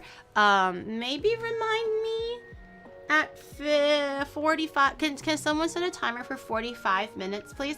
I want to just take a look at it 15 minutes before it's done, in case it gets finished early, because the eggplants are not very big. Maybe we won't need the full 1 hour. We kind of want to roast them, or like ideally over a fire. I understand, because you want to blister the skin and char it and make the inside, excuse me, nice and moist and soft. But I only have an oven, so I'm just gonna bake it at a high temperature. Hopefully it'll get similar of an effect. I know it's not gonna be the same. You're making Middle Eastern food? Middle East, I wasn't too sure. I wasn't sure if it was Middle Eastern or Mediterranean. 45 hours? No, guys, I don't have 45 hours. We have Bikey streams tomorrow at like 12, okay? I don't have 45 hours. Okay, in the meantime, I was thinking of doing all the veggie sticks and stuff first, since we have the time. But I was actually thinking that maybe we can do the chicken marinade first, because chicken will take a little bit of time to marinate. And the more time you have, the better. So ideally like 2 to 4 hours even. So if you can make this like during lunchtime and you eat it for dinner, that's ideal. Or even overnight, like sealed in the fridge, of course. But ideally for at least the 1 to 2 hours. So we're gonna see if we can get to the 1 hour mark, maybe the 2 hour mark. But we're gonna grab chicken thighs. You can do chicken breast, okay? But I have been feeding Shadow chicken breast for like the last 2 weeks now. I'm gonna give the guy a break, and this time we're gonna be using chicken thigh. I'm spoiling him today. No more chicken breasts for today. Chicken thighs with the skin on too, I think. Maybe the boy's gonna be eating good today. No breast. It's not been 1.5 hours. Shut up. Okay, let me grab my ingredients.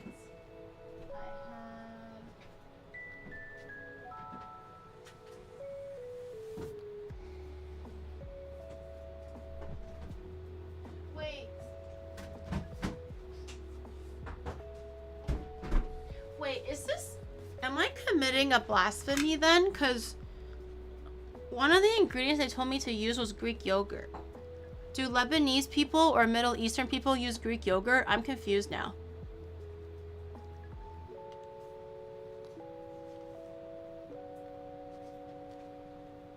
Did I do... The recipe said Greek yogurt. Greek yogurt is Turkish yogurt. Oh, okay. It's... Okay, I'm gonna... Where's my... Give me 1 second.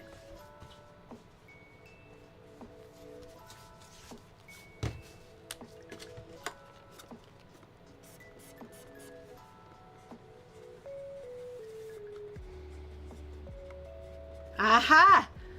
Aha! I got the right ingredient, guys. I got the right ingredient. Let me do it on this side too. What am I doing? Oh, nothing. Nothing. I'm just drawing happy faces on it, you know. I'm not doing anything. Aha! See? Nope, wrong side. No, wrong side. No, wait, what? There we go. Yeah. Yeah. There we go. It's correct. I have the correct yogurt. I fixed it. I fixed it. Everything is okay. We can all relax. We don't have to worry about nothing. It's gonna be fine. While you stare at my Lebanese yogurt, let me just I'm gonna get a bowl for the marinade. A bowl big enough for both the marinade sauce and later on for the chicken. So I'm just gonna have everything. Oh, wee wong wong. I don't remember what the wee wong wong was. I think that might be an older alert. And Daisy, thank you so much for the 6 month. Wait, what? 6 months sub? 6 months. Why is there 4 alerts for the same person? Anyways. The flavor will change? Why? Why? A what? A wee wong wong? I don't know what we're talking about anymore. Gonna make Indian food. Forget garam masala. Use Middle Eastern spices and label as garam. I have garam masala. I have garam masala. Okay, so in our bowl, we're gonna get our Greek yogurt. Greek yogurt was, I'm gonna eyeball it. I do have the general measurements that they recommended, but I'm gonna eyeball close to that amount. So take your Greek yogurt, a quarter, wait, what? Oh no, wait, I don't need Greek yogurt. Wait, no, what am I doing? Oh, I'm getting confused. This is for the kebab. I was looking at the baba ganoush and I'm like, wait, I don't have to have Greek yogurt for the baba ganoush.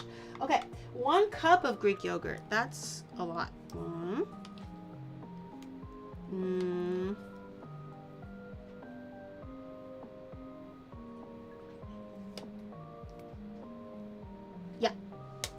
Yeah. I'm gonna deem that. I'm not stupid. I just got confused by my Lebanese yogurt. We're gonna need some garlic. Okay. Our baba ganoush needs a whole bunch of garlic too, so I'm just gonna make enough for everybody. I'm sure the garlic is always just like a suggestion. I'm gonna crush my garlic. Dude, I always waste so much money on pre-peeled garlic.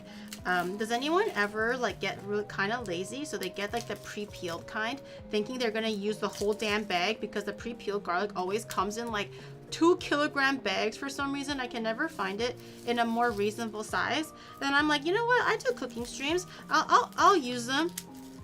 Nah, I think I've only touched that bag of garlic like 4 times total or something like that over the course of the month. And then they unfortunately got a little bit furry, if you know what I mean. And I had to throw them out, and it was such a waste. It was such a waste. And I was so excited to like not have to peel the garlic because they save so much more time and energy. But alas, I couldn't use them fast enough, so they were just collecting the little furs. And they weren't even that cheap. I think they were like 800 yen for the 1 kilogram. I don't think it was 2 kilograms. Like 1 kilogram of garlic. I thought it was kind of expensive. Definitely expensive because I wasted it. Just put it in the dirt. Oh, to grow garlic? Ooh, maybe I should try that next time. Even if they're peeled already? I'm talking about the peeled kind. Like, it's just the clove. I should do the Korean way. Like, all these ajumas, they kind of take the garlic, they mince it in a food processor, and then they freeze them into, like, tiny little blocks. So when you cook, you just grab the blocks out, which is genius. But I was like, oh, where's the fun in that? I should just make it fresh for stream. And then I'm here with, you know, a kilogram of moldy garlic. I used to be the type, I go to Costco all the time and get the jarred garlic, and it was actually super efficient. Right now what I use is like the tubed garlic. If I'm cooking at home for like me and Shadow, not for stream, I always just use the pre-grated like garlic tubes that they have in Japan here. But on stream I can't possibly use it because then I'm gonna be called a cheater, so on stream, I just use the fresh garlic. To be fair, fresh garlic is definitely stronger in taste and fresher, but you know, you gotta put up appearances for stream, you know. But offline, I can do whatever I want. Garlic tubes, yeah, they literally look like fat toothpaste. Some of them look like toothpaste, some of them look girthier than toothpaste. I think I showed it to you guys before. Let me see. Let me show you.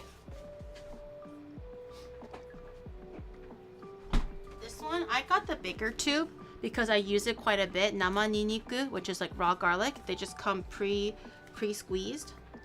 Since I'm mincing it anyways, I'll just show you guys. So it's just so much easier because it just comes out pre-minced like that, and then you just mix it with stuff. If you get like the smaller amount, it straight up just looks like a toothpaste, like much skinnier. This is just like the fatter, girthier one. They have it for pre-minced ginger, which I actually love because I don't use ginger enough to make it worth getting the raw full one. So I do the tubes. But the garlic is really, really efficient. Don't tell Shadow that I use the pre-made kind. He's gonna be like, how dare you, you foul woman? I am a king. I deserve fresh. And I'm gonna tell him to go choke on a middle finger. That's what I'm gonna tell him. I'm gonna combine the other garlic as if it was part of the team all along. This is like a symbolism of America, the melting pot.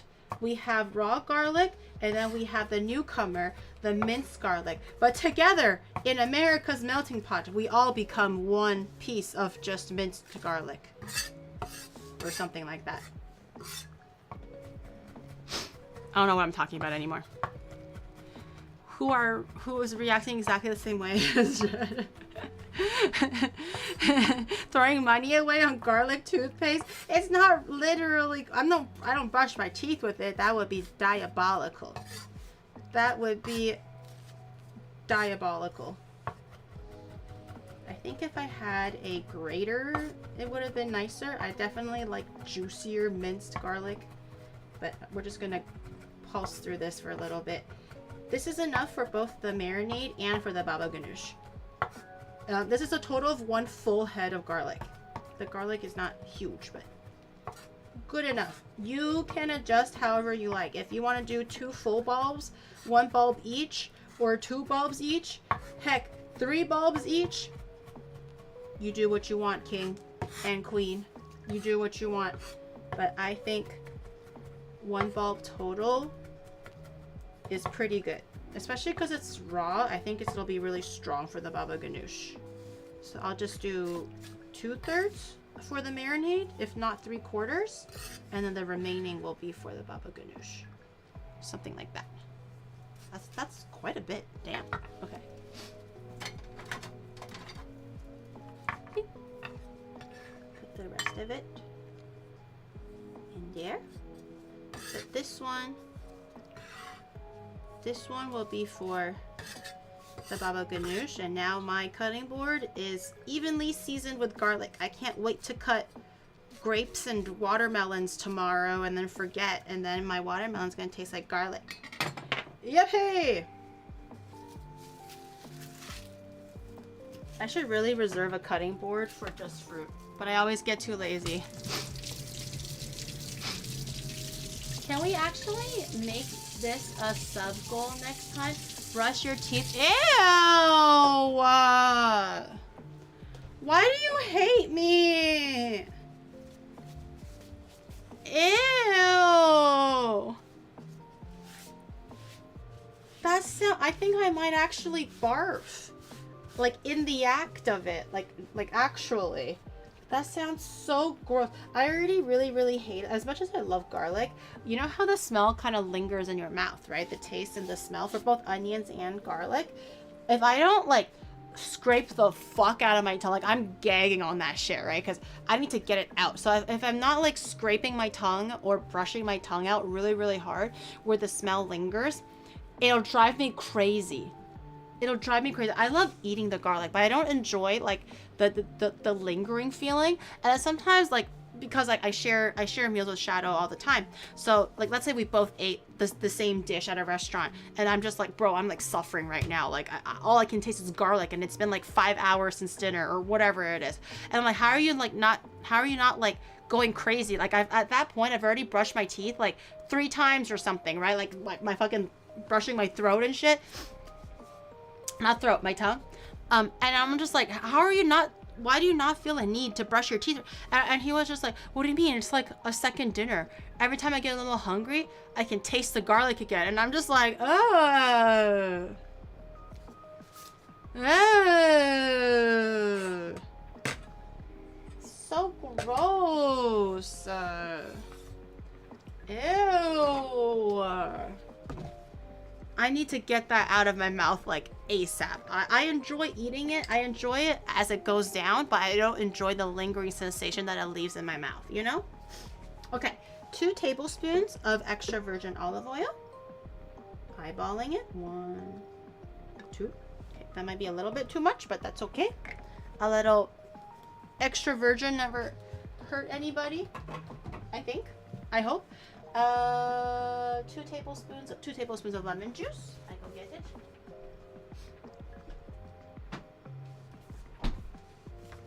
Men are always efficient. What? By like savoring their meal, even hours after. That shit is whack. Ow!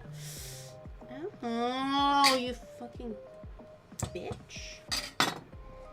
Almost hurt my hand. Even after the meal? That's gross. That's gross, I say. How much does the olive oil cost? I think maybe $20 or so, like 2,000 yen. I got it at Costco. So not that crazy. Yeah. Ow! Oh, I got lemon juice in my eye. Oh!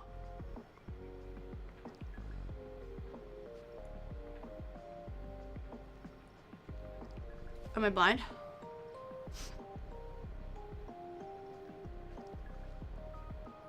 Am I blind? Okay. I can still see, right? I can still. I think I'm okay. I think I'm okay. How many tablespoons? 1, 2, like splashes. I think I'll leave the lemon juice with me. I'll need it for the baba ganoush, but I think the lemon juice is also to taste. Ooh, that scared me. I really thought I was gonna go blind or something. 2 tablespoons of ketchup. That's interesting. Where's my ketchup? Where's my ketchup? Is this ketchup? Can't tell this is pizza sauce or ketchup. I think it's ketchup. Don't ask me why I'm putting in ketchup. It says this. 2 tablespoons of ketchup. I don't think that's. Maybe I should. No, that's ketchup. That's ketchup. Nom, nom, nom, nom, nom, nom. Paprika. I have a bit of the paprikas, a few solid shakes from there. I think I have a little bit of habanero too, just to make it a little bit spicy. Originally, you're supposed to use chili flakes, but I only have the paprikas and habanero, so we'll deal with that. Salt and cumin. Salt. Enough to season your chicken, and we have 2 chicken thighs, so I think that's plenty. Cumin. The cummins. Nutmeg. Damn, where's my cumin? Oh, this one. Cumin. Again, use your eyes. Or your nose. Okay, that's quite a bit. Cumin is pretty strong if you're not used to it. So it will kind of, the flavor will be pretty apparent if you're not used to eating it. So maybe use less if you're not familiar, but it's pretty good. It's not spicy or anything. It just makes it really like earthy and spiced. Okay, fresh black pepper. Oh, and cinnamon. Cinnamon. Okay. I'm gonna get my cinnamon stick.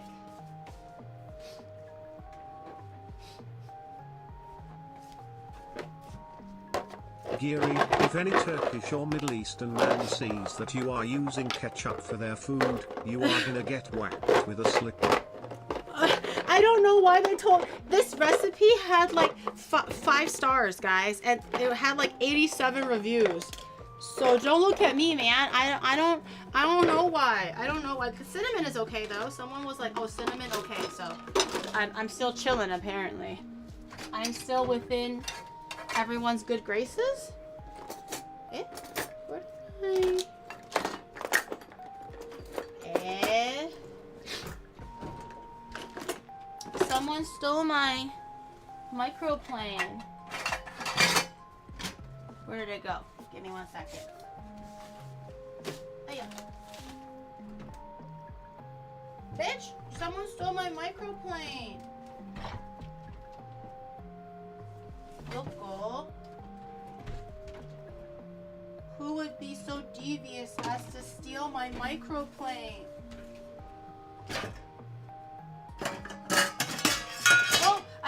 I see it. I'm gonna have to transfer. Go look at my yogurt for a second. I see it.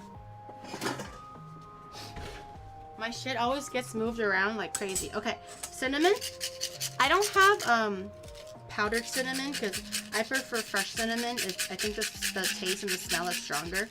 I don't want to waste time letting my cinnamon become like lackluster and dull. So I'm just gonna grind my own. And it's also just easier because I do a lot of like Asian cooking, which requires cinnamon sticks. So I just keep the stick on hand.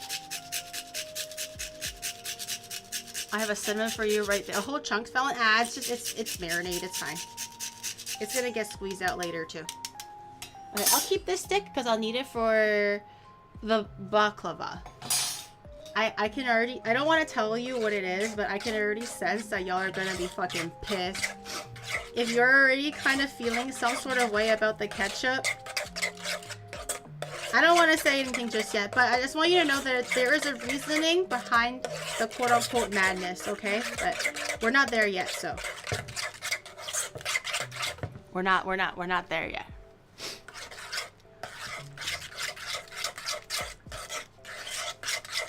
I don't think it's gonna be fine. It's gonna be fine. Actually, I genuinely don't even know if it's gonna be fine.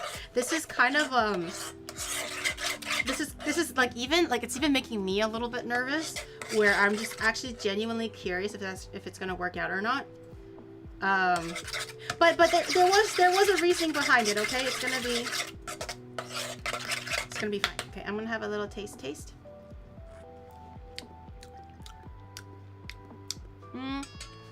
Not as salty. Oh, that is spicy and garlicky. Super spicy and garlicky. Wowee. Wowzers. Okay. It should be a little bit salty because you are marinating the chicken. And not all of the salt is going to be penetrating into the chicken, depending on how long you marinate it for. So it's okay if it's a little bit salty, but this one was oh yeah, under. Giri, you said that you are making balaclava too? Isn't that the mask that you wear when you want to rob a bank?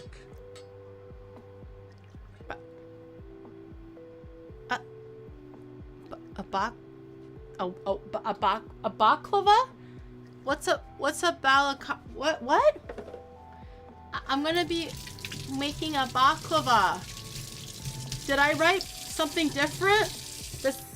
Oh, is the balaclava the thing with your scarf to make the pretty little like scarf thingy? I know what that is. I know things. I do. It's not the same, you doo-doo head. One is a scarf and one is a dessert. No, that is not a balaclava. How dare you? How dare you say that's a balaclava? That one is not. That one is just a customized ski mask, so I can do water sports. Well, I was gonna say in safety, but that shit almost waterboarded me, so not really in safety, but you know what I mean. Okay, marinade is good. I'm just gonna have it on the side. I'm gonna get my chicken thigh, and I don't actually know. Yeah, there is skin on it. I'm gonna get my 2 chicken thighs. I'm gonna cut them down a little bit smaller to size, so they're not super big, and the smaller they are, the easier it is to actually marinate.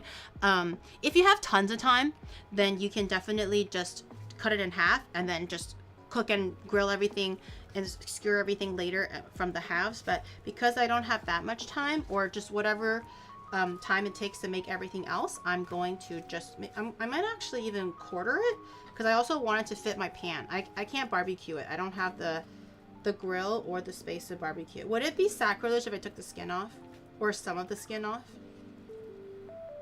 since we're, you know, watching our weight, or at least I am? Not much, just like a little. Would it be really that bad?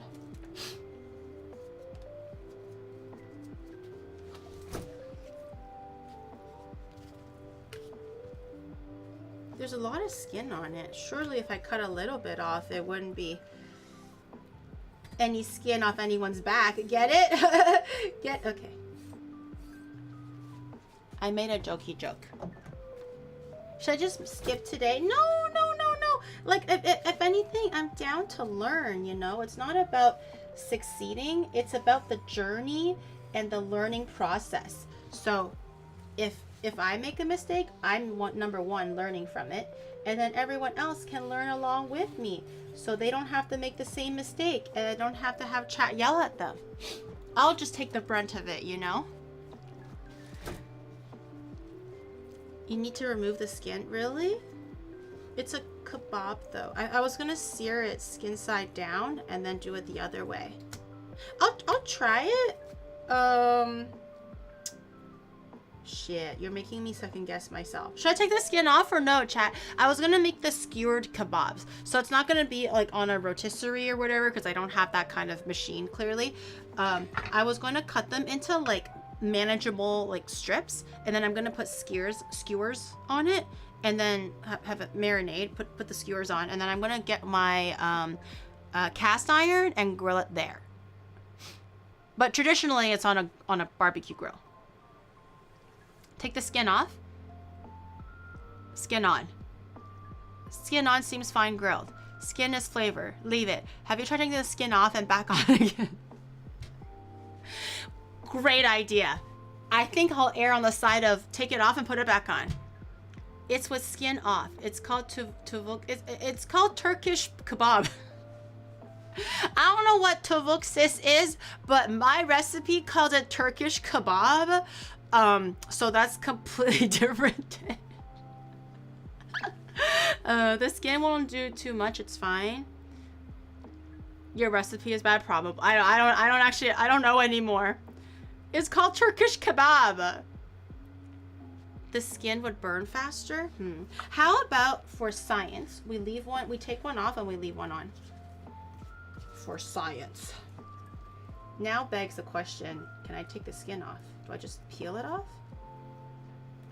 How do I yank the skin off? Just yank it? Oh, I think I can just yank it. Oh! I've never actually just yanked the skin off before. I feel so evil.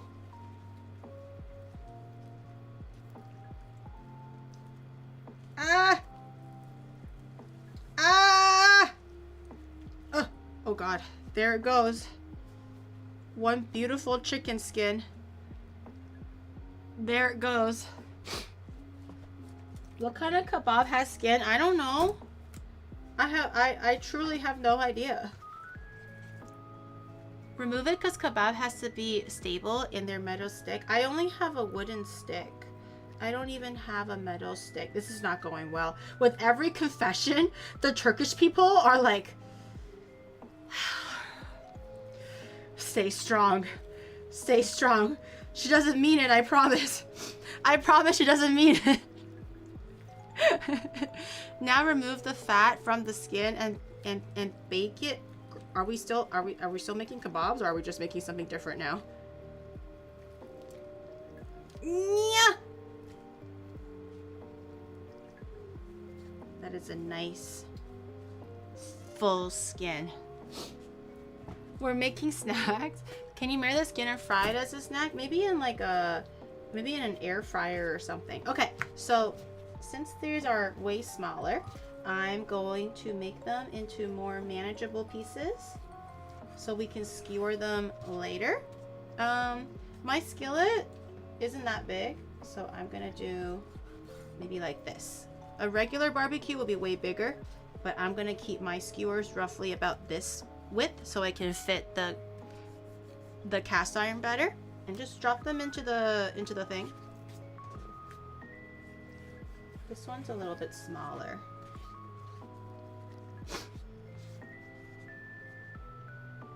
Maybe half.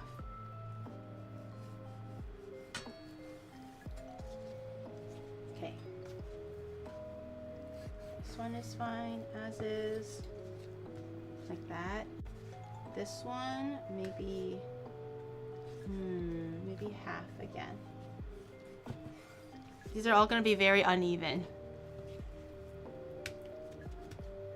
Were we making stroganoff? No, we're making kebabs, Turkish kebabs specifically.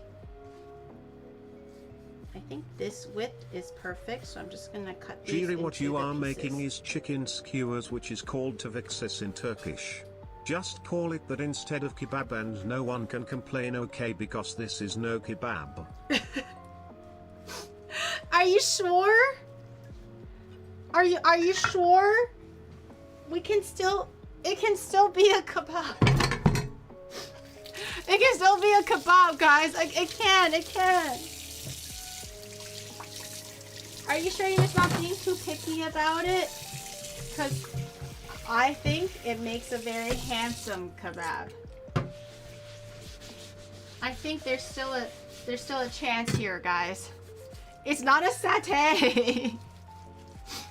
Long slab of meat. I'm gonna do the double skewer. I know it's supposed to be a metal thing, but I don't have the metal thing, so I'm just gonna use the wooden skewer instead. But I'm still gonna be doing the double skewer technique, and instead of grilling it on a barbecue, which I know you're supposed to, I don't have one, so I'm just gonna be doing it on my cast iron. So there are some substitutions, yes, but the essence of it is still there. Where is the yogurt? Keep it, the yogurt. This? Why do I have to keep it visible at all times? Or do you mean my marinade? I'm gonna marinate my chicken now. I think, knowing that we might not have like all the time in the world, i.e. 6 hours to marinate this chicken, I think I should have maybe poked the chicken a little bit before cutting it, so a little bit of holes introduced to the meat would make the marinade puncture better. But it's too late now. That's okay. Just give it a nice even mix. Make sure all of your meat is touching the sauce.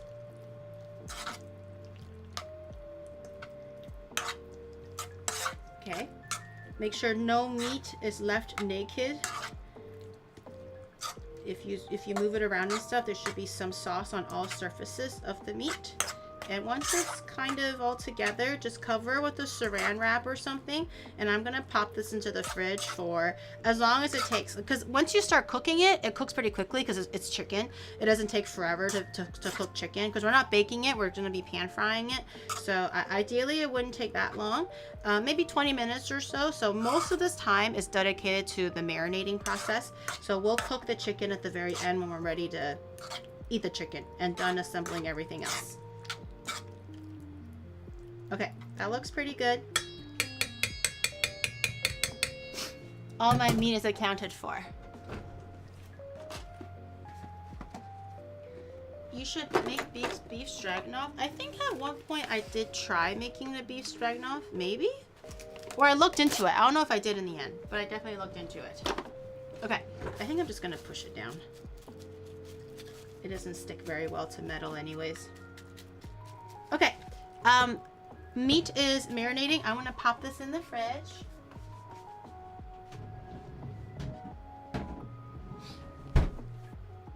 Alright, everyone go say goodbye. We're gonna say hello to our meat again in like 2 hours? 3 hours? Something like that. Let me go check on my stroganoff. Or not stroganoff, god damn it. The eggplants. 10 minutes-ish on the timer. Let me see. I'll take a quick peek now. Ah! Almost burned my face off. Oh, it's looking pretty good. Okay. It's looking quite nice. I did almost like burn my face off when I opened the oven, but it's crisping, it's drying, it's softening, it's doing all the things in the oven. My roasted eggplants, for those who are just joining, I'm making a baba ganoush, which requires a lot of roasted eggplant. So I'm softening that, I'm roasting that. There's another 26 minutes left on my timer for the whole hour. I don't think we need the whole hour, maybe another 15 minutes from now. Should be okay. Maybe set another timer for 15 minutes from now. And then we'll see. Okay, so chicken is pretty much done. Baba ganoush, almost done.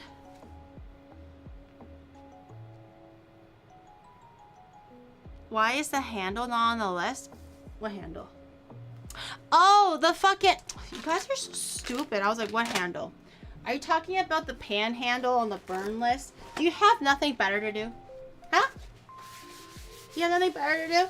Okay, let's go start the prep on the baklava. Because I have nuts here. I don't remember traditionally what nuts you use for the baklava, but someone said walnuts, so I have walnuts, and I could have swore that traditionally it's actually pistachio, so I'm gonna have a mix of walnut and pistachio, because pistachio is kind of expensive for the volume that we need. By Ghostlight, thank you so much for the 3 months Prime. I appreciate it. Thank you. So I have walnuts and pistachio. Is walnuts not classic? This recipe had legit like 500 views and it had like 4.8 stars. And she used walnut. And I was like, nuh-uh, girlfriend, I'm pretty sure there's pistachio. So just to kind of appease both sides, I got walnut and pistachio. Not views, reviews. 500 active reviews. No, it was on Google. It was like it was on like those blog things. Ceases all feuds to United 8 again. Oh, I'm not even done yet. We're not even there yet. This is like, I was expecting everyone to be like, oh yeah, okay, that makes sense. We're chill. This is not even its final form. Cause I just want you to know I tried, okay? I tried. I didn't actually know about the whole, you know, Greek yogurt, and I'm not actually, the baba ganoush is not Turkish, you know. All that stuff, I actually did not know prior to starting stream. So that doesn't count. But this was the one, like, conscientious substitute that I had to make because I had no other choice. And I'll get there. But let's go pop our nuts first. I'm gonna grab the food processor just to get that ready ahead of time.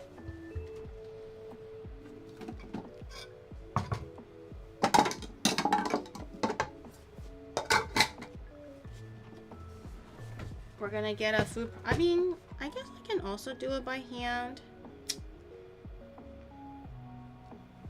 Should I do it by hand instead? I think the food processor might get it a little bit more even though. It's small enough.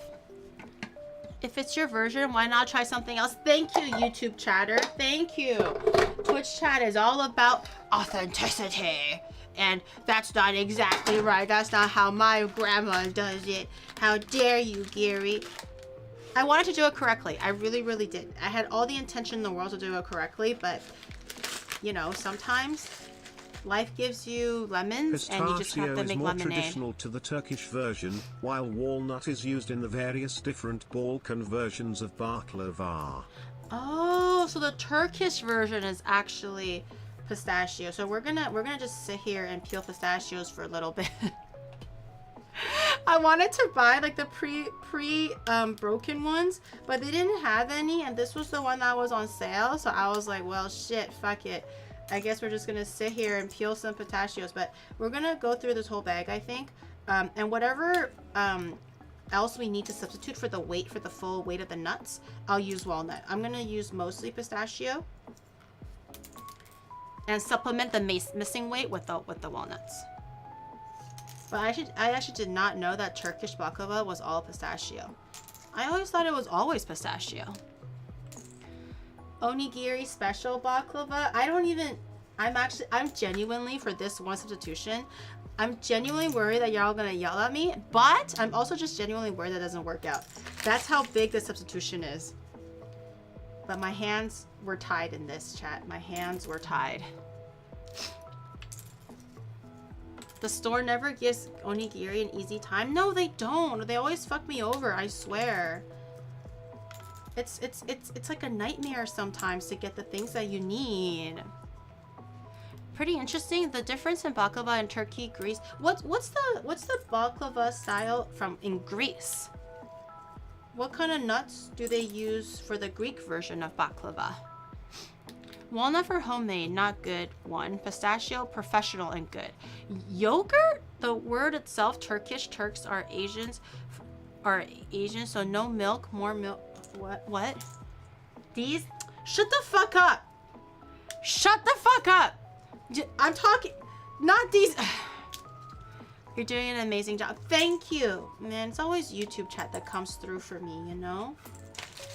YouTube chat is so encouraging. I'm just trying my best. What kind of nuts do they use in the Greek version? Peanuts? I don't think so. That would be, dare I say, that would be criminal to use peanuts. The Greek version replaces the syrup with honey, citrus juice, and cinnamon. Oh, wait, mine has honey. But it's still a, oh, I have to make the syrup. I forgot. I should make the syrup too. And have that, give it ample time to cool down. YouTube is encouraging you to learn from mistakes. Yeah, that's what they're doing. You guys are just kicking me when I'm down. It should be honey. The sugar syrup that they told me to do was water, sugar, honey, and lemon juice. And I there was one version that I've made. Have you ever tried making baklava cheesecake? I've made baklava before, but this was like back in Canada. But there was one time I wanted to be really adventurous. Have you ever tried baklava cheesecake? ギリお姉さん、今夜の料理配信も美味しいね。美味しい。まあ、美味しいはずですけど、今は順調は、まあまあね、今私も勉強しています。正しいの、材料。Maple syrup. I think they'll actually riot. Using yogurt for sauce. What are you using the yogurt for sauce or marinating? It's for marinating. Not for the sauce. I'm already done using the yogurt for today, I think. I tried making a baklava cheesecake and it was actually really good. So you just take a standard like cheesecake recipe, the ones that you bake in the oven, because some of them you don't. So choose the ones that you bake in the oven, and then instead of like a graham cracker crust, literally make a baklava. So have the phyllo sheet go all the way up the cake pan, all the way up as if it was like parchment paper, and you assemble it as you would a baklava, but just like a very thin layer, right? So like let's say 3 layers of phyllo, 1 layer of pistachio, 3 layers of phyllo again, and then like, you know, make that twice, let's say, just so you have a nice decent like crust of baklava. And then you maybe pre-bake it a little bit so it's a little bit cooked through, and then you add in your cheesecake filling, and then you bake that again so everything is nice and crispy, and then you spoon the baklava syrup only in the baklava parts, so just kind of spoon it down the cracks. Just don't hit the actual cheesecake itself, and it's really, really yummy. And you sprinkle a little bit of pistachios on there, a little bit of rose petals, right? I put a little bit of rose water in my pistachio syrup, and it turned out really cool. It turned out really yummy. 勉強ですか?じゃあお互いに頑張ろう。僕も勉強します。はい、皆さんが一緒に勉強します。新しいの料理。今日はターキーの料理。All the Balkans would renounce you if you talk to them about that. Is that bad?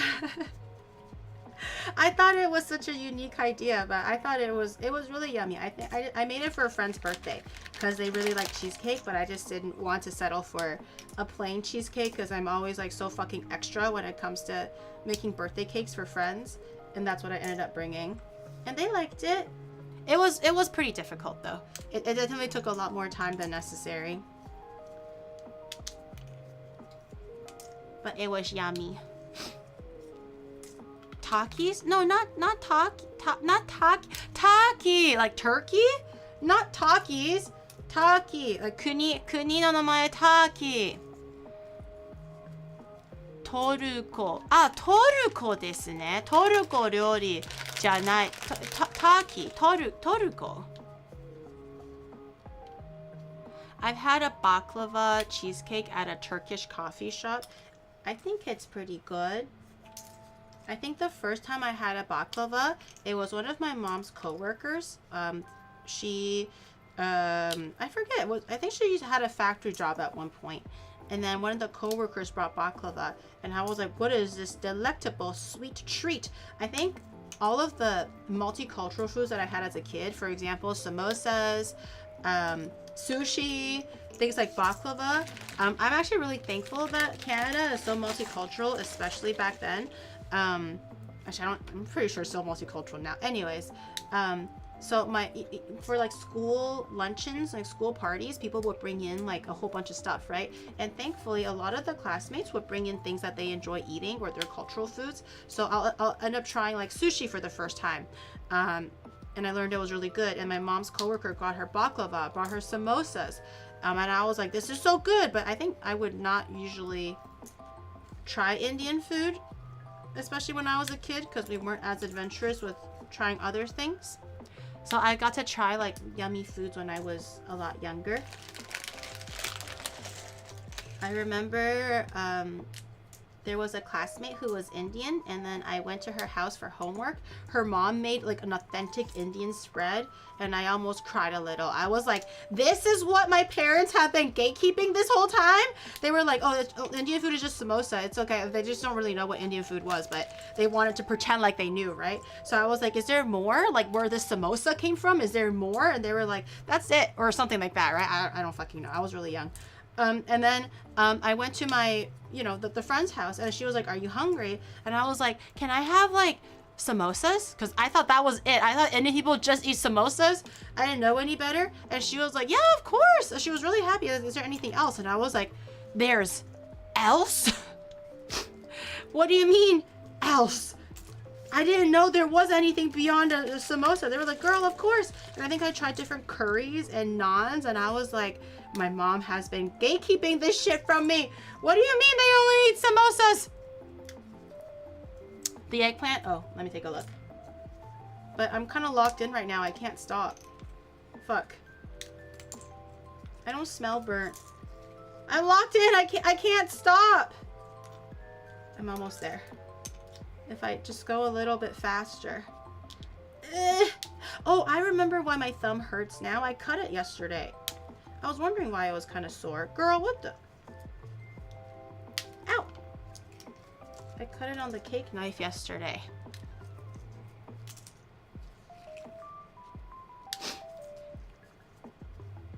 Cause lunch is done. What are you eating? It's time sensitive. Ah! Okay. I have to peel myself away. Oh, it looks quite good. Okay. The eggplants are eggplanting. Where do I mean, they just look normal. They just look a little bit shriveled, but they look pretty good. I'm going to grab, I have to multitask a little bit here. Okay. Put my nuts in the blender. The ones that I peeled already, just to make a bit of space. Okay, I won't turn that on yet. I'm gonna grab a bowl. Eggplant is a quick time event. It's not that serious, is it? I'm gonna grab a bowl, probably bigger than what I actually need, but that is okay. I'm gonna grab a strainer.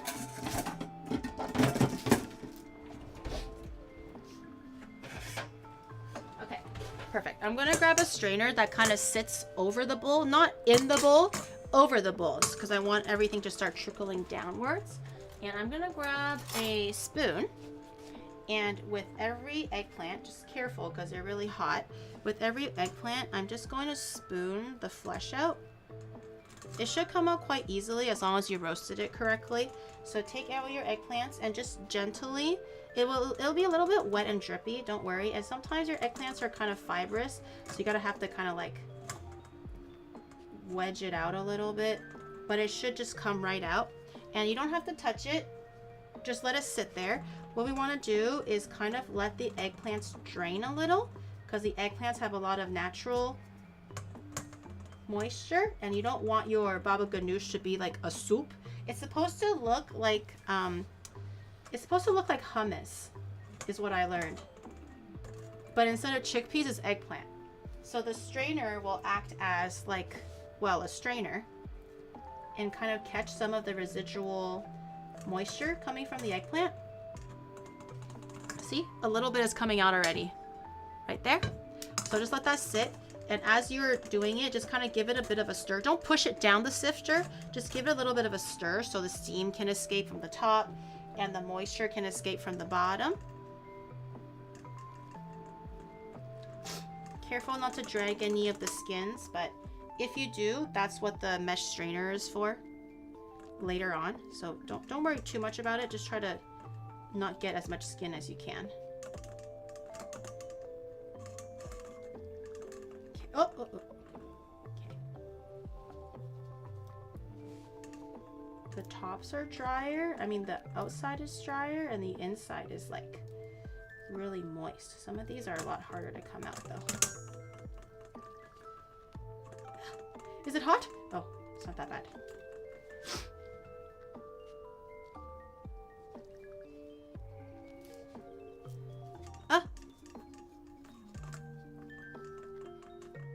You have to respect food even if it's not good. Who says it's not gonna be good, huh? It's gonna be delicious. I've never had this before, and I'm only just kind of like okay on my likability of eggplants. So we'll see. This could be like the best shit I've ever had in my life. Or I'm like, nah, I still don't really like eggplants, you know?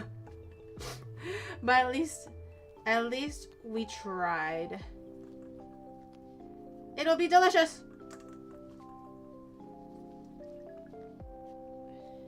It's got some really juicy tops. Some of these, like the tip of the eggplant is like leaking juice. Some of them are not. Some of them are.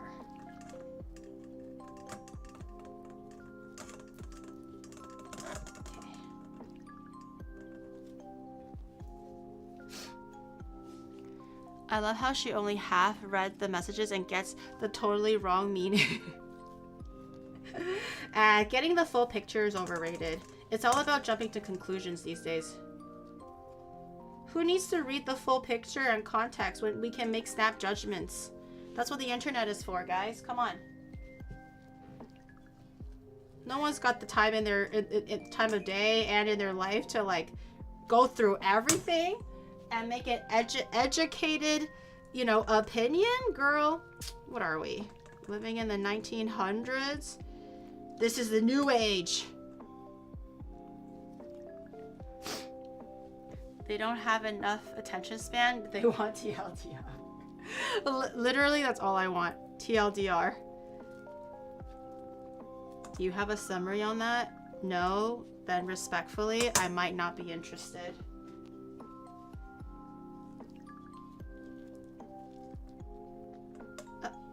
Okay. Last one. We're almost there. See how juicy the tip is? Some of them have a really, really juicy tip. Some of them don't. So the juicy tipped ones are a little bit easier to scoop out. The other ones are a little bit harder. Okay. All right. And we are done with our eggplants. Again, I'm just going, as they're still warm, I'm just going to like kind of push them around a little bit. Not down the strainer, just up the strainer, along the strainer. Let some of the steam escape while more of the liquid kind of comes down from the bottom. Okay, so we're gonna let that sit there for like I don't know how long actually, maybe 10 minutes or so, or however long it takes me to process these nuts. So we're gonna let them sit here. Oh, maybe sit here. Oh, I'll let them sit here and let that just slowly trickle and drain. What do you think of the 2020s? Well, my dear child, I was actually very disappointed that we don't have flying cars yet. Like, what do you mean the Jetsons is not true? I was expecting at the very least to have whatever the Jetsons commercial cartoon has advertised. And I am thoroughly, dude, have you heard about the new AI stuff from Google? That shit is crazy. One thing that I'm kind of, which I think will be kind of useful as far as AI goes, is, you know the one where you can like dress up? So you can take a picture, like a whole full body picture of yourself, and the AI somehow will be able to modify clothing online, like pictures of clothing online, and put it on your body. I don't know like in actuality how well that's gonna go. Like how are they gonna like stretch the clothes and morph it in some kind of unnatural way? I don't know, but it could be very useful when it comes to going for shoe shopping and like clothing shopping. I don't know, it looked cool, but I'm not sure how practical it actually is.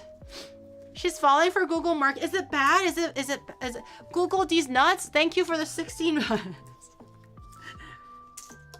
It looked interesting, but then I was just I still am reserving my doubts for sure. But there was one thing that was really sad. I think it was like I think they have AI robots now. Not what's the word? Shoot, I'm having a stroke. Replacing like videographers or something. Like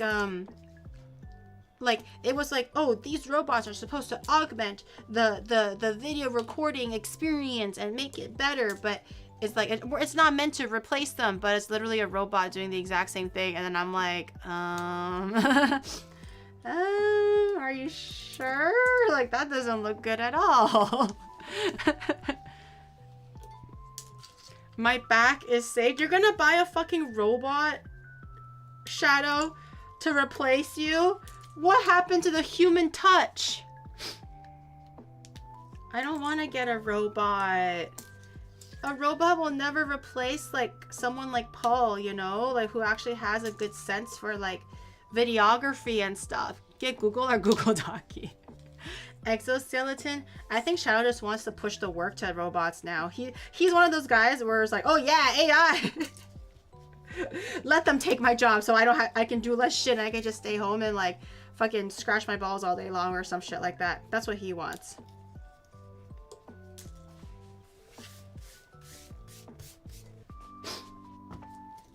The Onibot trip.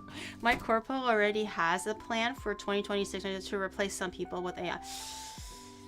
It's so scary, bro. All this AI stuff, so very scary. Okay.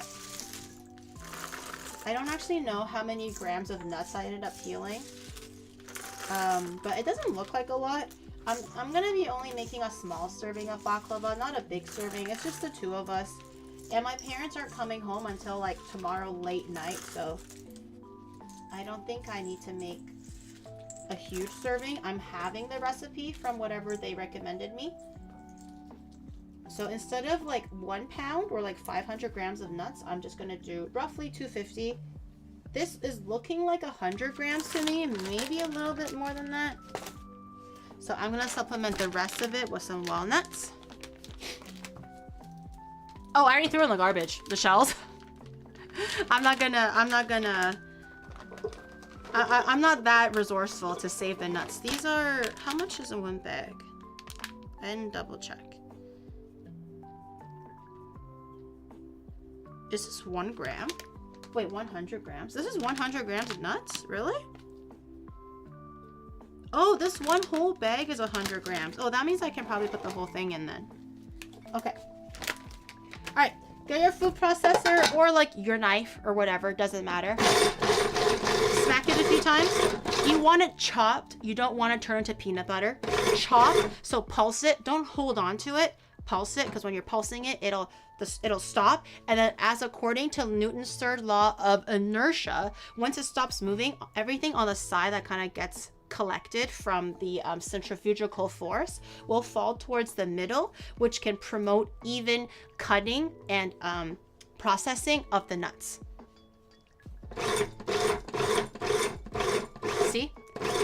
See that motion? And you kind of want them into like fine grainy pieces. Let me show you what they look like now. So this is still a little bit too big. Can they see? Can they see like that? This is like, some pieces are there, some pieces are definitely not. Like these pieces are still, way too big. So I'm gonna keep pulsing them a little bit more until they're a little bit more even. What if AI Giri exists? Wait, that would be so good. And then it'll just teach you how to cook and stuff. And then I can retire. What do you think AI Giri will teach you guys? How to make eggs. What is some of my most like popular like cooking tips that you guys think? How to make a meringue, how to make eggs, how to differentiate between, I don't know, a good veggie and a bad veggie. This looks pretty good. This is more like cornmeal-y, oatmeal-y. I'll give it like a few more pulses just to make sure it's more evenly chopped. What do you think AI is? My AI. How to clean a cucumber. How to grow mold on everything. Excuse me. It'll still place the rice here and turn it on for 50 minutes. Don't worry, it'll definitely be cooked. Oh, got a little stray large piece of pistachio. The only right thing to do in this moment in time is to eat the pistachio for quality assurance. Okay. Looking quite good. Kind of looks like this.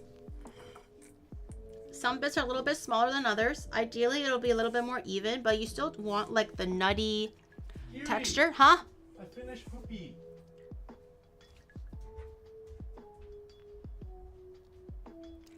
Wow, I'm so happy for you, my child. Wow.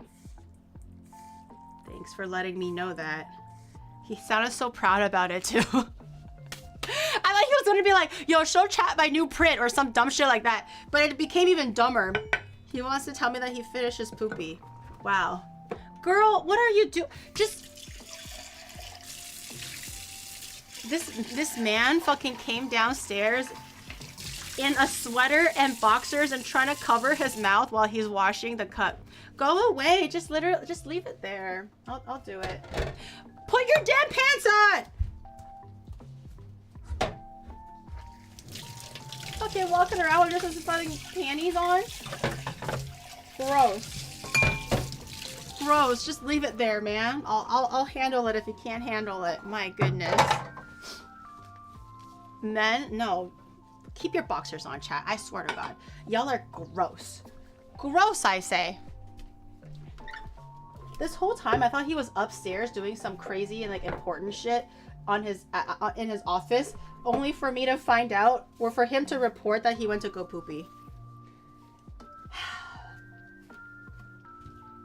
I thought he was doing some mad work upstairs, and I'm like, oh, okay, this guy's like going upstairs and, you know, getting shit done. Okay, all right, you know, I can't complain. Fucking tells me he's done with his poops. Swear to God. I also want to go poop. Pooping is mad work. No, it's not mad work. It's not mad work. It's stupid. And actually, no, that's not true. I love taking a shit. It feels so liberating. I'm not even gonna lie. Okay, I'm just putting my stuff away for a second. Okay, nuts are done. Let's take a look at our baba ganoush. Baba ganoush you can eat at room temperature or even like cold or whatever. So that's why I kind of start on the eggplants first. My toilet has seen things, not because of me. That's because of literally everyone else who used my toilet. Not me. I don't use my toilet like that. Go look at literally everybody else. Okay, our baba ganoush can enjoy at room temperature. So I think we're gonna start making this first, and then we'll do the baklava because that needs to bake. While it's baking, we'll do the chicken. So I think everything is moving quite well. A lot of liquid came out like that. That's pretty good. So we're gonna keep this bowl. So keep the eggplants in here. Just give it an extra little tap just in case any of the extra liquid wants to come out. Encourage just a little bit more liquid. Okay, and then we're gonna throw the liquid away. We don't want this. Dump it all out. At least we don't sniff panties. If there was a reason for the panties. There was a reason, chat. Okay, and now we're gonna actually push the eggplant just in case while we were, you know, taking the skins away from the eggplant, in case some of the skin got left behind. This is when we kind of want to push everything down a little bit. If it's not processing, maybe we can pop into the food processor. Oh, I see a big piece of skin already.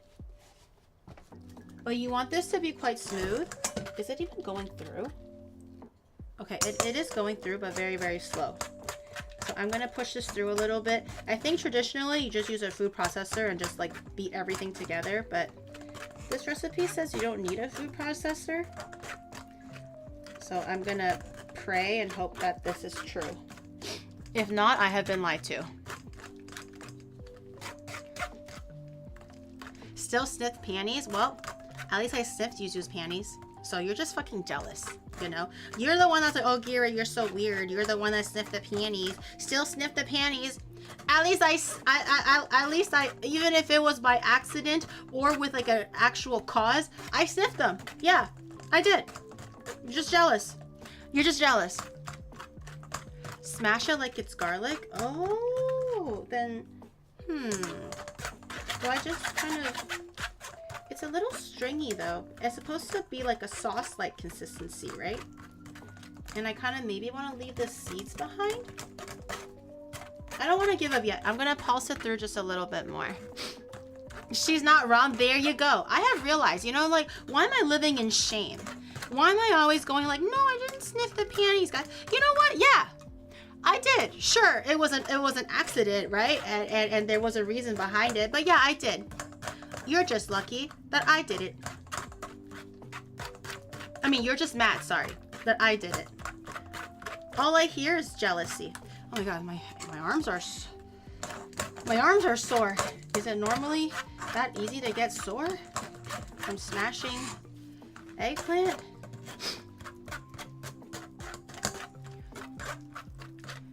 The only important thing this all day is how thin you can open the baklava sheets. Oh, you mean the phyllo dough? I'm scared, guys. I'm scared. I'm literally like procrastinating and delaying the inevitable. But I'm scared. Stand up for your kinks. Those are not my kinks. They're just, oh. I don't know if this is a regional difference, but the Middle Eastern baba ganoush I've had in the past has always had a little bit of the skin on it, and wasn't totally smooth. It had some solid chunks of eggplant in it. Really? I mean, this not much. This is not much. It actually just looks a little bit unappetizing right now with the color, but I'm actually considering if I should just puree it. Is this, I mean, this is quite dippable. Maybe I should just let it through. Oh, there's a little bit of skin here though. Throw that one away.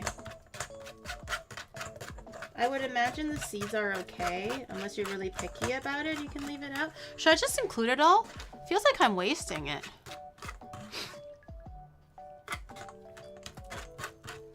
Far out, dude.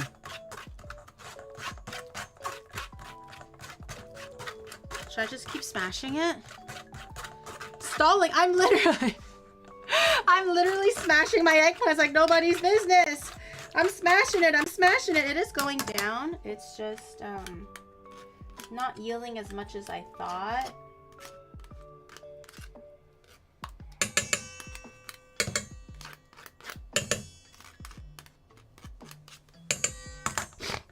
Oh. I'm smashing it though. I'm smashing it. Let me congest it again. Something that came out of the toilet. The color is kind of weird. I'm not gonna lie. But I think it's just because it's oxidizing.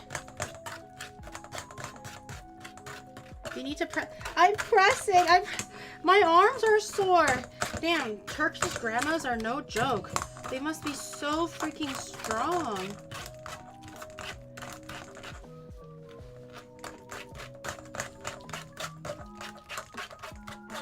I should just gotten a bigger sieve to make it look like I'm super strong and making quick work, when in reality everything is just being pushed through anyways because the holes are so big. This is already the biggest sieve I have, I think, though. I'm almost there. I think it's mostly just the leftover fiber and the seeds that are left.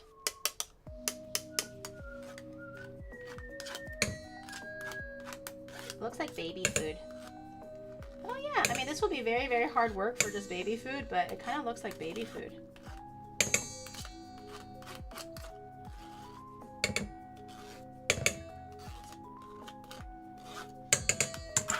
Okay, We're almost there.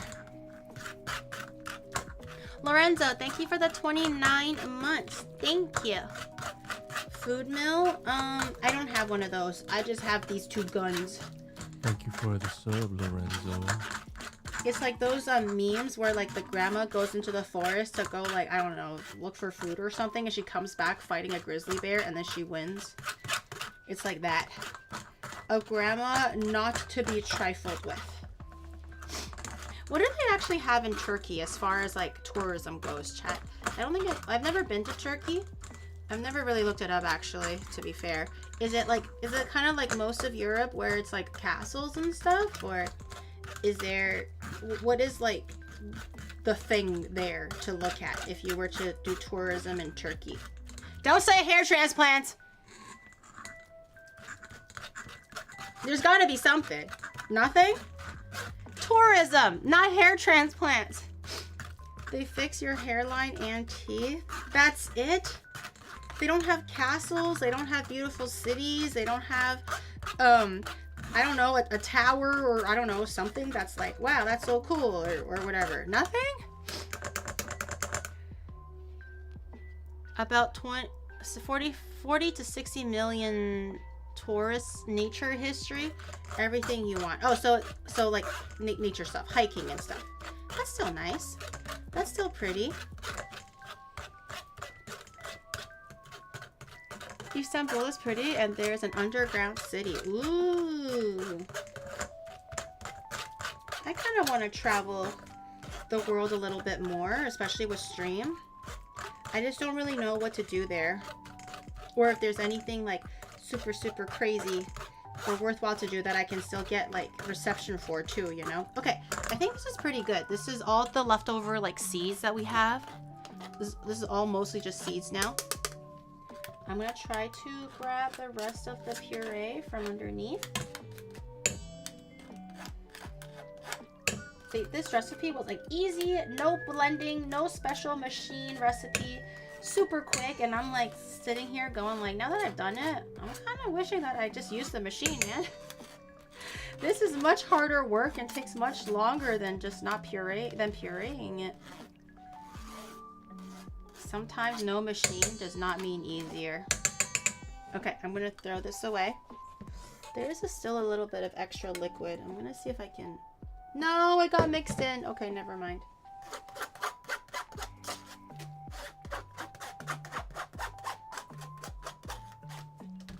Okay.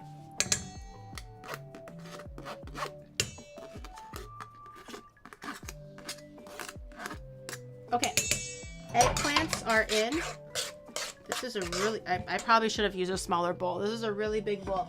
Okay, we have 2 pounds of eggplant diminished to literally a cup of eggplant. What the fuck happened? A 1/4 cup of tahini. A 1/4 cup. I'm gonna just, can I eyeball this? I'm gonna eyeball this. Come on.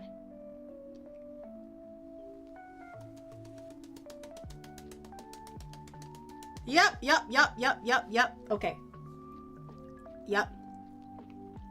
Tahini. Tahini, a 1/4 cup of tahini. Okay. Oh, the garlic. Right. This is the minced garlic that we had. The raw minced garlic. 2 tablespoons of lemon juice. Are you familiar with Langdon?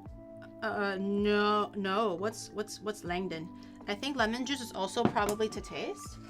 I'm gonna keep it here.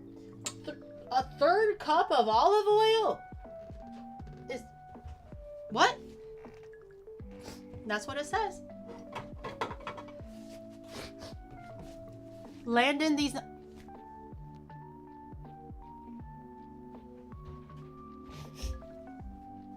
I thought we were having a nice time together. I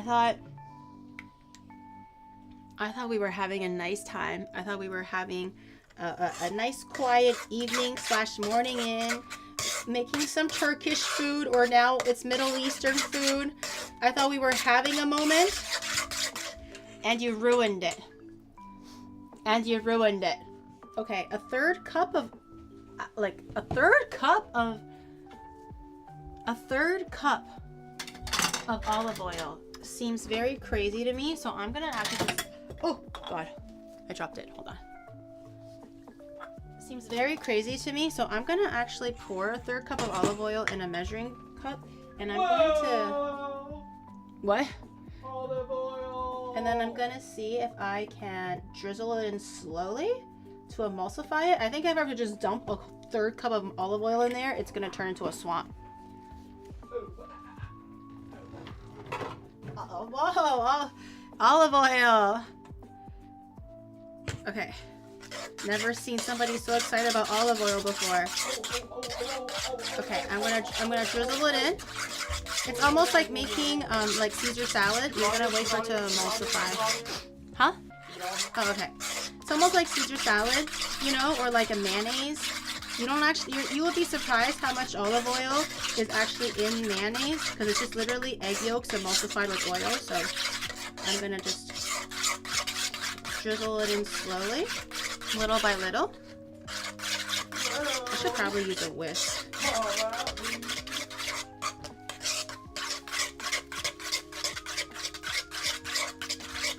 A third cup is one big splash. That's a huge splash.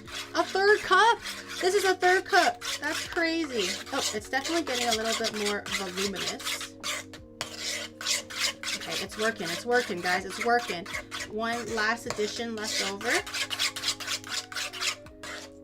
Wait for everything to drink it up and soak it up. Don't just do all in one go. I think my guess was correct, or else you're gonna be swimming in olive oil. Okay, last little bit. Nice. Get it all in there.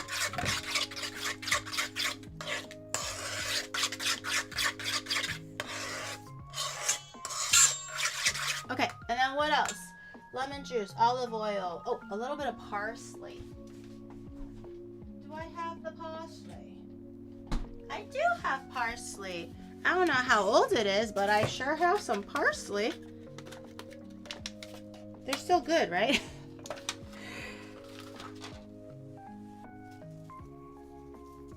Oh.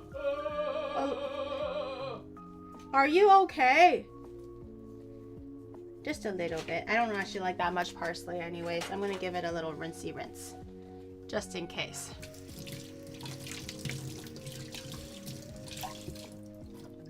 I think it looks fine too. I think we're all just a little bit extra worried. Yeah, I think these are fine. These ones are a little bit yellow. I can pick these out, but they're not crazy, so I think they're fine. I think it's fine. Okay, a little bit of chopped parsley. Do you enjoy parodies? I suppose so. What do you mean by that? Do I enjoy parodies? I mean, like abridged stuff and like, you know, Weird Al and stuff. Yeah, sure. Love a good parody. I love Weird Al, especially as far as parodies go. Does abridged stuff count as parodies? Or like Ghost Story? That's a really, oh God, the parsley. Parodies. Chat, stop!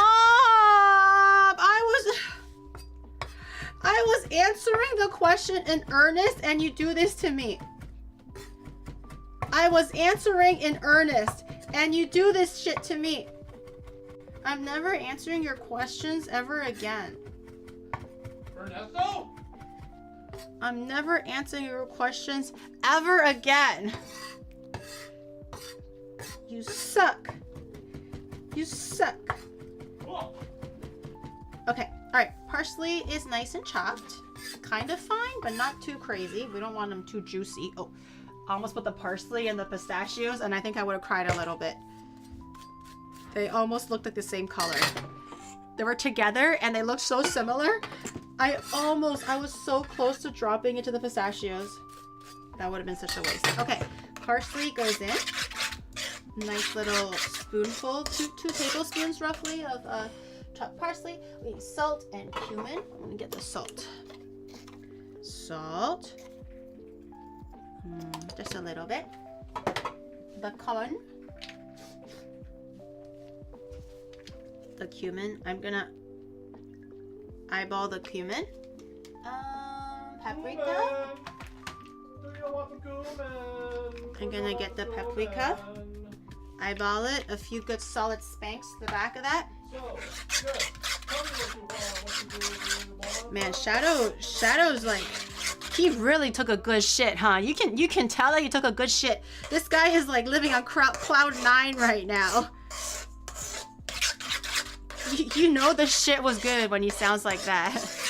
2 tablespoons? I don't know, something like that. I'm not a lover of parsley and cilantro and stuff, so that's the most I'm willing to take. Okay, I have a little taste. See if it's good. Never had it before.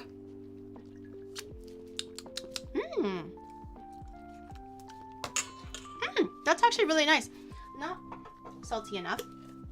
Now, for the Turkish people / Middle Eastern people / Mediterranean people,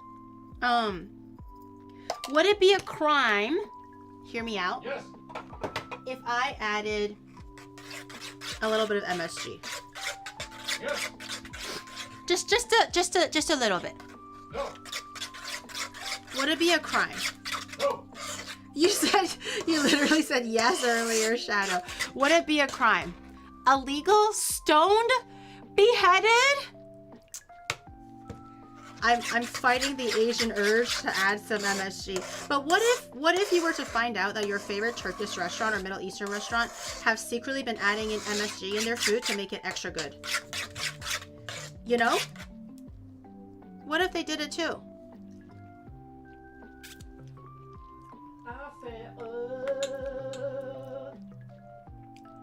Oh, MSG. Wait, what? You were just jumping the gun and saying no to before I even said the thing? Oh, MSG is okay now.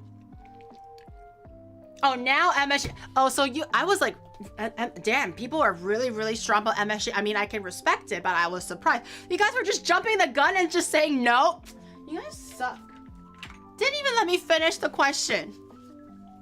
A little bit of MSG.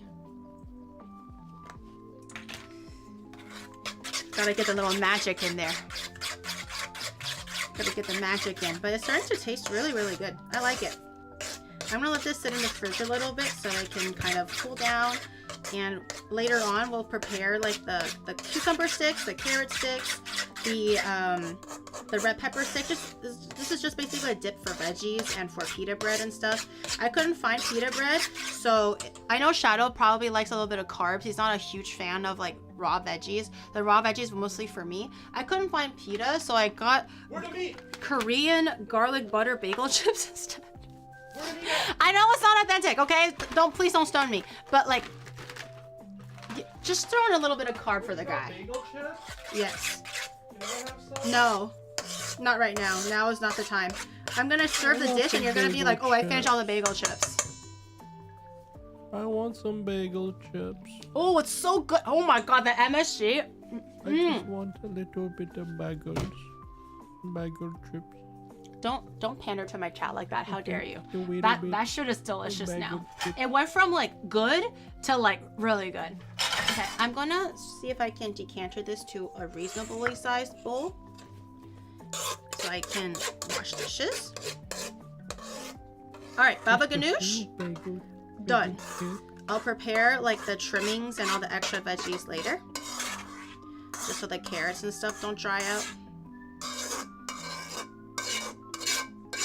It's so umami now. I think I added a little bit too much MSG. It's like a little too umami, you know what I mean? It's really good, but tomorrow it's gonna go crazy. Once the flavors kind of like marry together a little bit, it's gonna go absolutely crazy.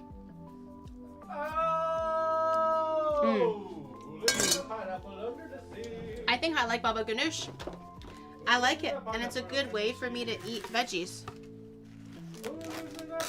Because I don't see it. It's a good way to eat eggplant. Honestly, chat, if you don't like eggplants, Try making a baba ganoush. You don't taste the eggplant. You don't get the weird texture of eggplant. And it just tastes like a really solid like dip. It tastes delicious. Who lives in a pineapple under the sea? Who lives in a pineapple under the sea? Where's the chicken? Oh, I have to do the baklava first. I have to do the baklava first. The chicken is coming. Let me do the dishes for a second because I have a little bit piling up right now.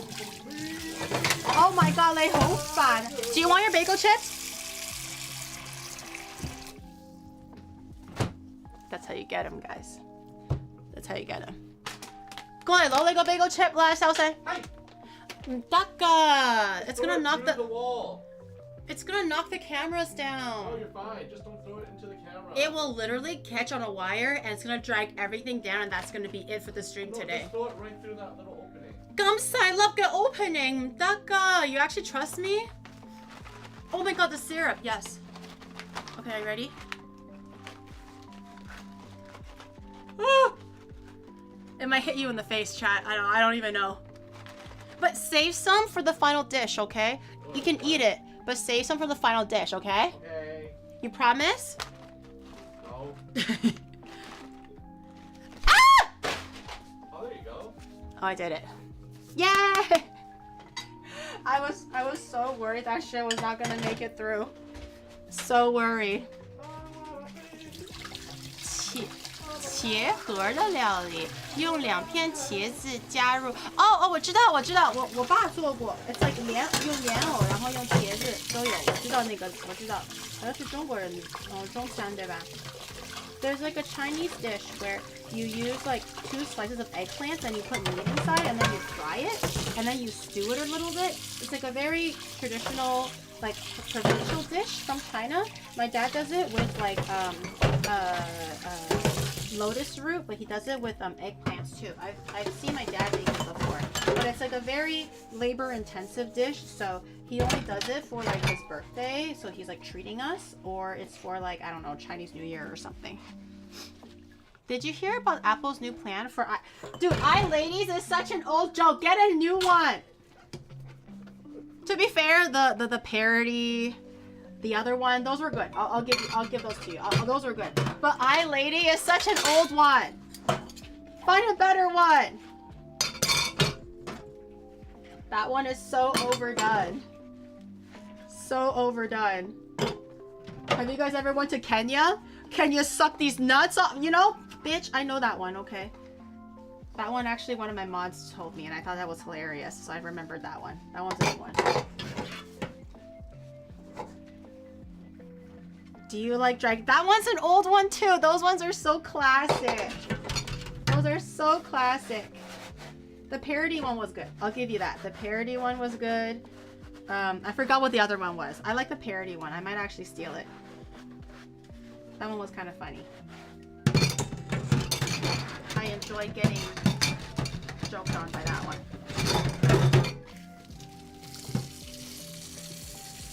What is 25 plus 25? 50. Man, 50's, that's it. Yeah. You know, I know that one too. I know that one too. There's only so many that are like really good, I feel like. I know that one too. That one got me really good one time, so I never forgot it after that. Ooh, I know I didn't add in that much garlic. I had one little sliver of raw garlic that made it into my mouth when I was taste testing, and it's giving me heartburn.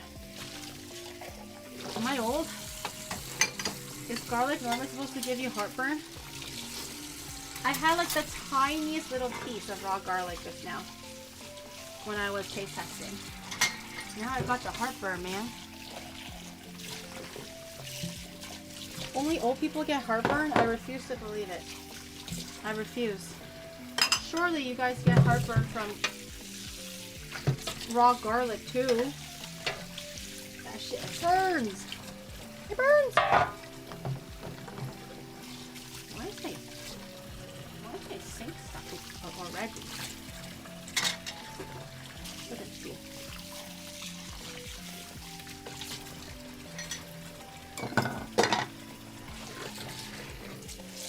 Okay. Last little bit, and then we're gonna start making the sugar syrup for the baklava. This truly will be an experiment of a lifetime. This baklava will be the experiment. If I fail, I will be a laughingstock and the scapegoat and martyr for everything that's gonna happen, bad that happens in the kitchen from here on out. I can literally see it. But if it does work, oh mama, I'm gonna make you guys eat your words. It's gonna go either really, really good or really, really bad. There is no middle ground. There really isn't. It's gonna be the fuck up of my life, or I'm gonna be a hero. I'm gonna put this away. Give me 1 second. Alright, let's do the syrup first, because that does need to cool down and everything like that. You don't want to be putting hot syrup on your finished baklava. Always room temperature syrup. So let's do the syrup, and then we'll do assembly, and we bake. As everything is baking and blah blah blah, it'll cool down. Okay, syrup. It's pretty simple. We need a 1/2 cup of sugar. Is that right? A 1/2 cup of sugar. Okay.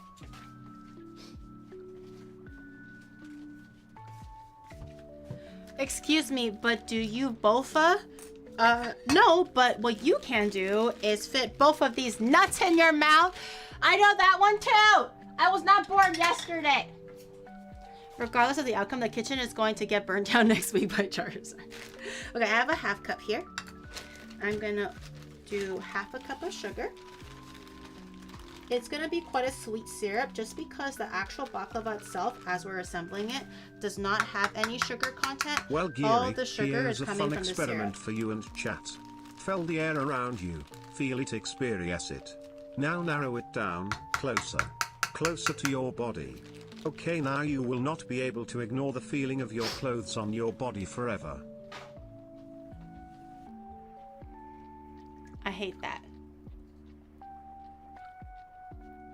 It was a corpus shell. It could have been. You could have said both of these knives.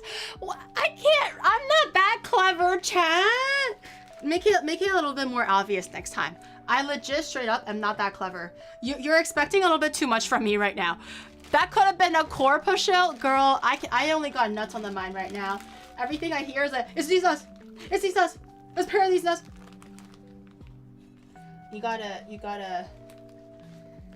be a little bit more obvious with the intentions, because I can't think that far. Okay, a 1/4 cup of sugar, a tablespoon, so you know, a small little drizzle of lemon juice, a 1/2 cup of water. 1/2 cup of water. 1/2 cup of water. So sugar syrup generally is 50/50 or 1-to-1 when you're making any kind of sugar syrup, but this one will just be a little bit spiked because we're making a baklava syrup. And a 1/4 cup of honey. Let me get the honey. Are the bagel chips good? They're so good. They are? Good. I'm glad that you like them. A 1/4. This is I'm opening 2 packs. There's only 1 pack. What do you mean? You're opening Pokemon cards? No. Is that what you're opening? No. Stop! Don't open them. Those are for stream. Which ones are you opening? Team Rocket? What are you opening? If you open it, you have to guarantee that you get the best chase card ever, or else you're a waste. I even gave you the bagel chips. You can't even get the top chase card. I would be very disappointed in you. Show us tax write-off. He's all the way over there, though. Did you want to show them, Shadow? Huh? Did you want to show them? They wanted to see. Oh my god. My yeah. Wait. What is it? Wait. Oh, you got Giovanni. Let's go. Wait, he got not the Giovanni's Mewtwo, but he got the Giovanni. The Giovanni SR. Wait, show them. My hands are wet right now. Show them. No, my hands are wet. You show Why are you them. wiping all over? Are they clean? They're wet. They're wet. They're not dirty. Stream your stream shadow and leech off of Giri. Do you guys have no shame? Do you guys have no shame whatsoever? It's one thing for Shadow to do that because he has no shame, but for you guys to outright just say it, you have no shame, okay? Look. Damn straight, I'm gonna leech viewers off of her. They're my viewers. We got the ow, ow, my head! My God. Ah, I hit my eyebrow! This I swear to God. I swear to God. If this fucking bitch touches me one more time, I'm gonna lose my fucking shit. SR Giovanni. It's not a Mewtwo, but look, it's so pretty. I like it. Okay, now sleeve it. My hands are dirty. I can't do it right now. They're not dirty, but they're like wet. No, you do it. I don't know how. What do you mean you don't know how? I'll get you Oh my God, no way. What? Oh yeah, my yeah. Oh hi ha, my yeah. Oh my God, no way. No, show chat. Show chat. Oh my God. My yeah, I didn't actually see. I didn't cheat. He got super excited and now I'm super excited. Okay, I don't know what's in here. Okay. I'll say this for Numi. She likes the shroomish. Is he playing with my emotions right? Oh, you played with my emotions. Wait, this Mimikyu is so cute though. There was nothing. The Mankey is cool and the Mimikyu is really cool. I actually really like that. I got so excited. I was like, oh my God. Is there Giovanni's Mewtwo in there? Oh my God. I'll save this one for Numi because she likes the shroomish evolution line. At least this one is good. You got me so excited for a second. I got so excited. Man, you tricked me. You twicked me. Get out of my way. Nice polo. Nice polo in the Giovanni. Okay, thank God I didn't turn the heat on for the sugar syrup or else that shit would have been like burned right through.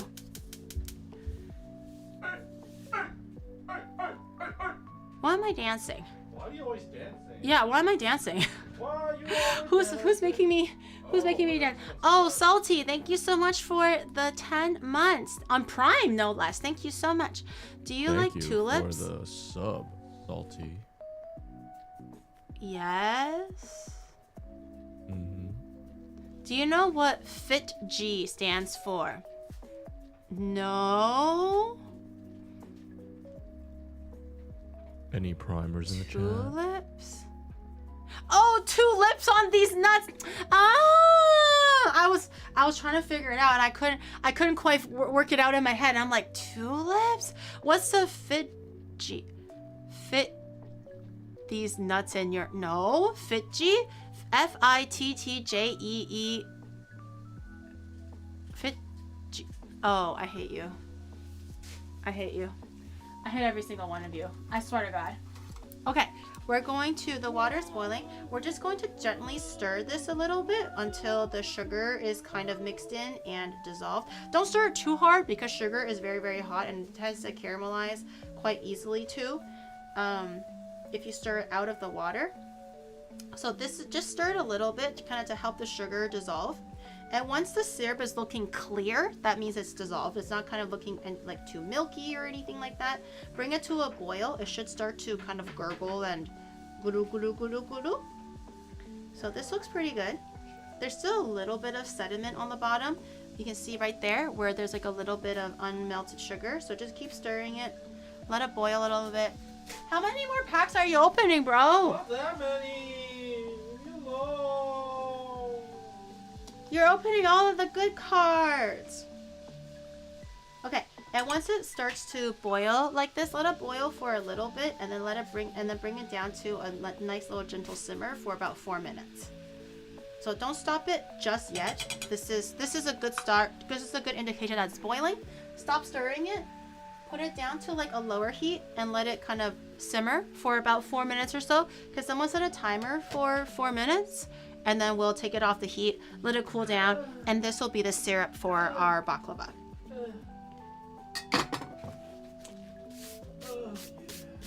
Do you like Milo? I do. Yeah, I think Milo is pretty good. Milo. I'm trying to figure it out now. Milo.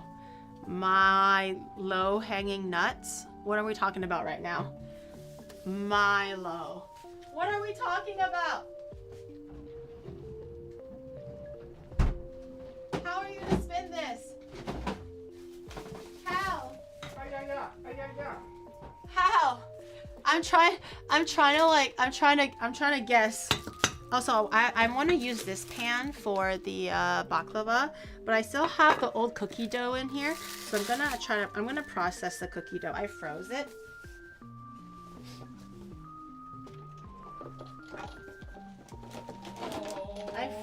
So it's a little bit.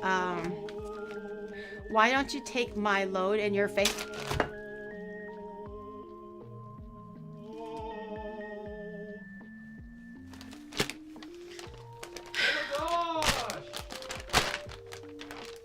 Anyways, I'm gonna take my yeah. Did you get a good one? Oh, always scaring me. Okay, I'm gonna grab these balls. They're a little bit frozen. Yeah, just peel them away a little bit. These are the cookie balls that we made. The protein cookie balls that we made last week. So these are just ready to pop in the freezer directly when we're ready to eat them. Wait, which one did you get? Hello, Mark. Did you get a good one? Roxy, MR, welcome.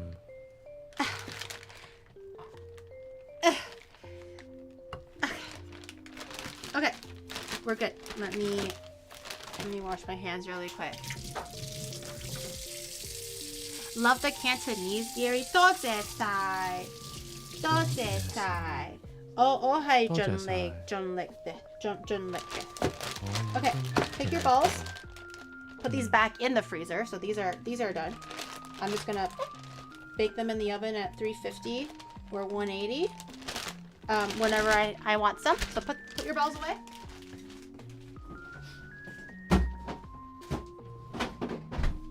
And I'm gonna just lightly. Is it 4 minutes yet? I'm gonna lightly wash the pan so it's not super dirty.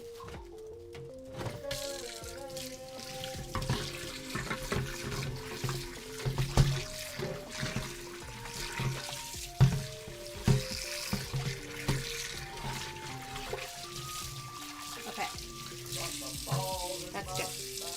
All right, we have our pan. I'm gonna try it a little bit.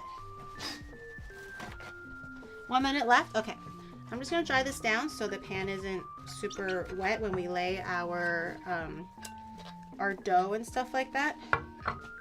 But it's the news is coming, chat. The news is coming. This is the calm before the storm, and I'm really worried that you guys are gonna start throwing a hissy fit and get like the stones ready and like throw it at me. Okay, so here's the deal. Here's the deal.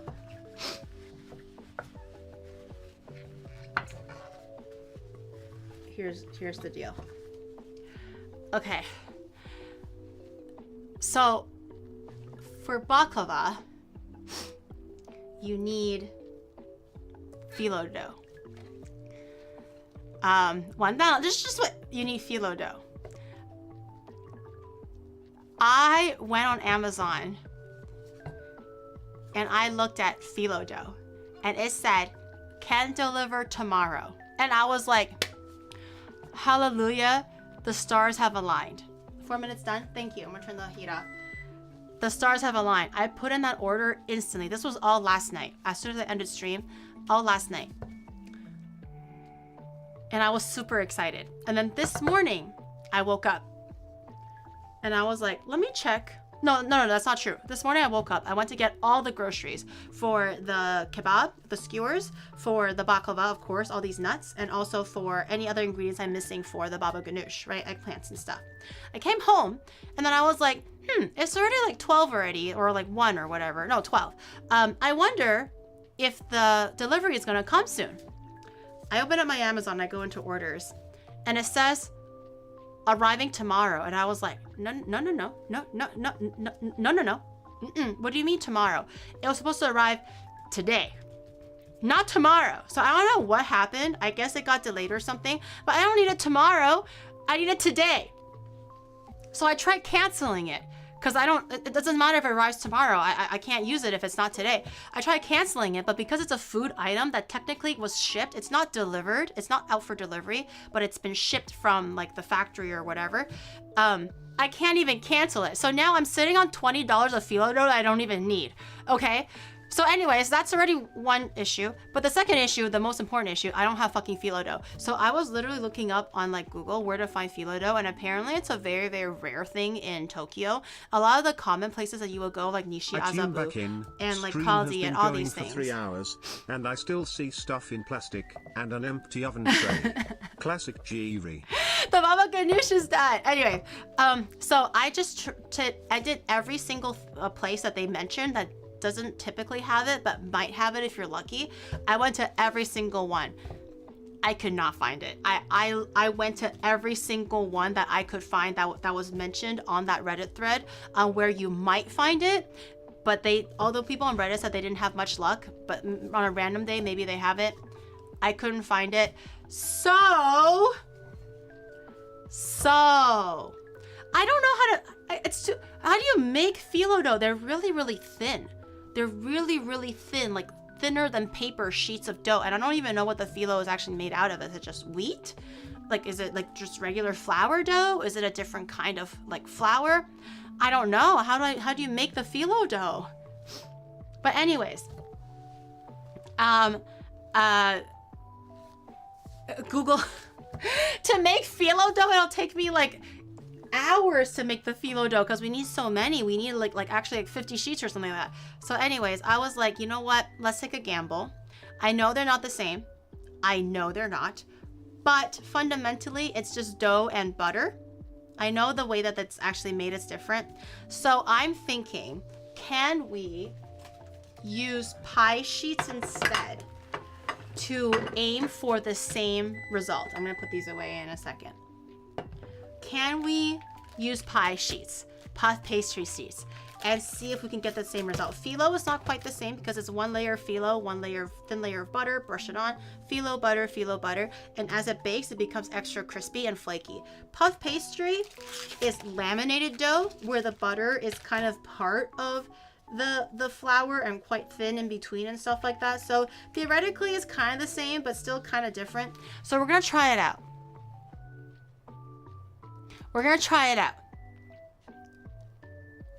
And I know it's not kosher. I know it's not halal. I know.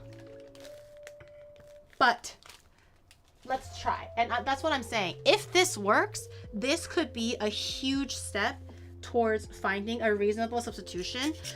If you live in a country that does not have phyllo dough, you can just use puff. I think puff pastry is a lot more common than phyllo dough itself. I just think like Japanese home bakers don't make baklava as much, you know, since it's Japan, but they do use pie sheets for a lot of things. So we're gonna try it. I'm gonna hold my it's war. No, the Turkish embassy. Hold on. Let me just finish, right? Let me bake it. Let me try it. It could still work. We just don't know. It's not haram. It could be. It's not haram. Okay, this could be very much halal. It could be very, very much halal. I'm just gonna be grating the sesame into the nuts to make it spiced, but no sugar in the nuts. Just a little bit of cinnamon. Sorry.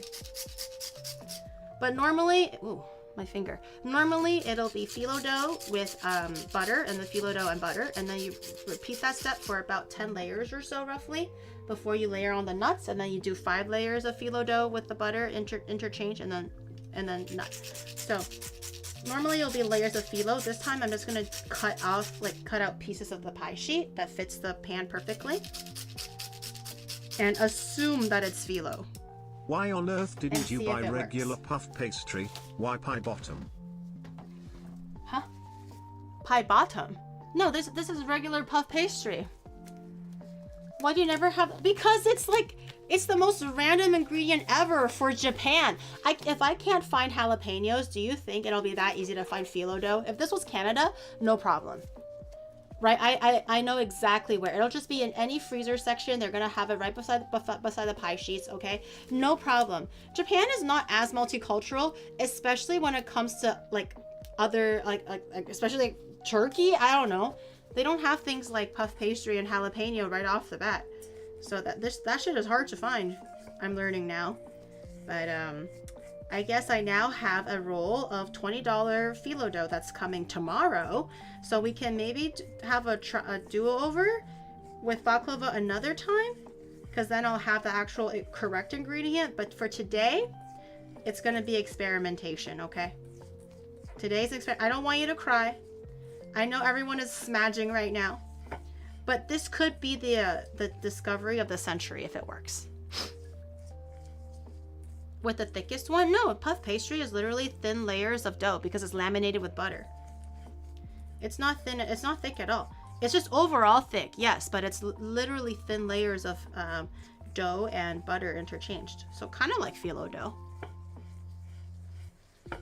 Was the night before? Yeah, well, I wasn't too sure what the third dish was going to be, and the baklava was the third dish. I didn't realize that phyllo dough was going to be that hard to find. Had I known, I would have bought this on the weekend. Woman, you did this to yourself.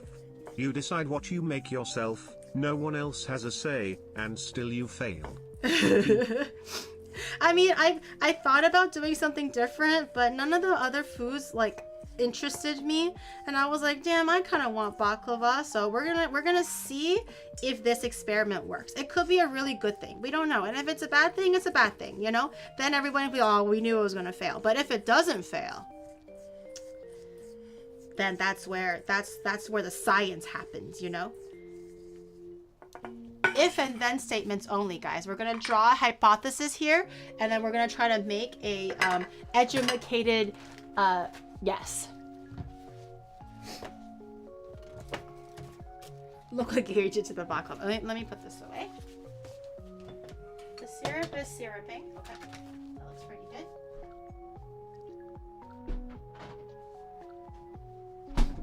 Giri, if you had a career change you'd be a substitute teacher / because you super like to substitute things kappa. Substitutes are intrinsically are not a bad thing, okay? I know we like to make a joke out of it, but intrinsically it's not always a bad thing. Okay, let's grab our puff pastry. I'm actually just very curious to see if this every works. time you said I didn't think this ingredient would be so hard to find, I'm actually not sure how many nickels I'd have. That's how often it happens. Because I'm also learning as I go. I don't just make Turkish food every day, you know? I'm also learning as I go with every dish that I decide to make. Okay, so you'll take your pie sheet or your phyllo dough, measure it to size. So I'm going to be using this little pan because, again, I don't want to be committing to a huge pan of baklava. So this is actually more or less perfect. I'm going to just use my knife and kind of make a line. So roughly there. And I'm gonna, if this was phyllo dough, you would do the exact same. So just use your knife and kind of cut it down to shape. Okay. And then we're just gonna use this piece and kind of, oh, this one is a little bit too big scale. If it was phyllo, take your phyllo, right? One sheet at a time. They're really, really thin. Have a wet kitchen towel on hand so it's ready to go. And cover the phyllo as you're working with it because it dries out really quickly.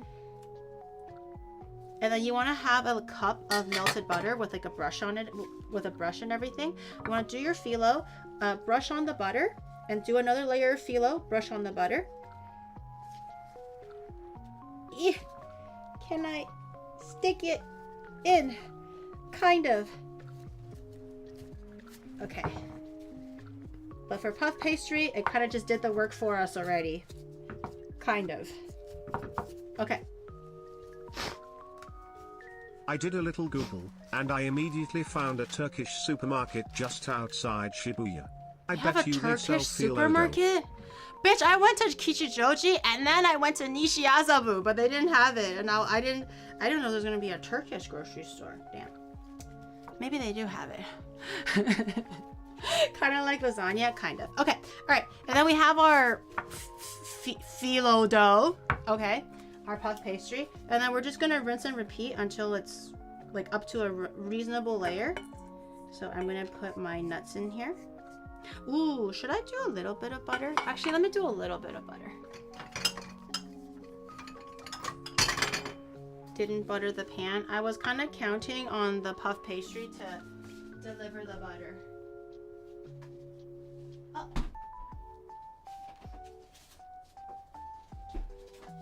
I have the perfect little nub of butter to use. This one has been hiding in my, whoa. This one, oh no, all the foil, never mind. I can't use this one, all the foil is stuck on it. I'll just use the new stick. Pistachio flavored pie now. Do you like the phyllo dough? Do I like it? Well, I mean, you usually just make it for like baklava or like feta cheese swirls or something. Yep, Those it's are next good. to the Turkish mosque in Uyghur. Next time please Google. I did though. I literally was like, where to buy phyllo sheets? And I went to all of them and they didn't have it.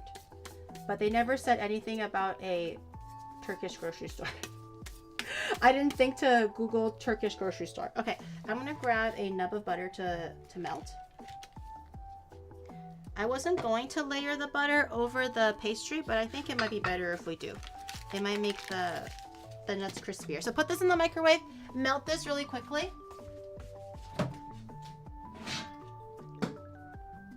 Give me 1 second. Okay.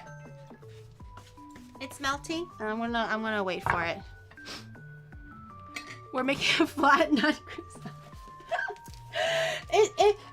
If it works, it'll be a miracle. I'm hoping it works, but we'll see. If it works, it'll be a miracle. She probably Googled it, but misread the map. Google literally said the places that I went to, but they didn't tell me any Turkish grocery stores. Now I'm curious how much the phyllo dough is there if they have it, because Amazon is crazy expensive. $20, like 2,000 yen for phyllo dough for one package is nuts. In Canada, it was never this expensive. That's kind of expensive, right?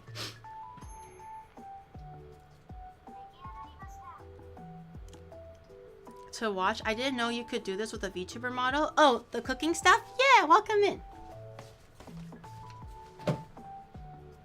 Oh, I think I slightly overheated the butter because it's super bubbly now. Let me grab a brush.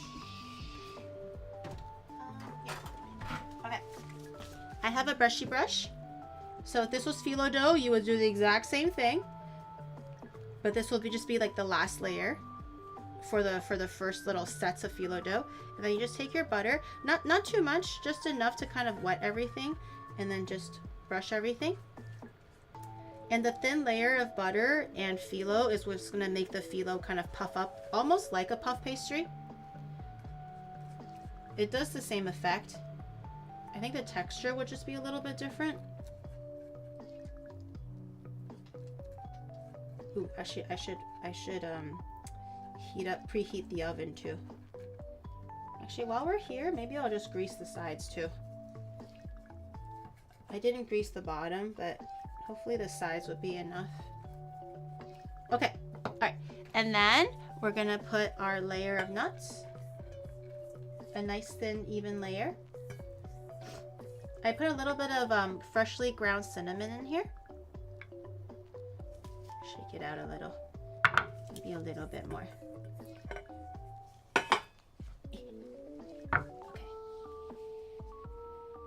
Okay. Should I do more nuts, chat, or less nuts? Maybe a little bit more. I think normally you want to do 2 layers. 2 layers worth of nuts. So 3 layers of dough and 2 layers of nut.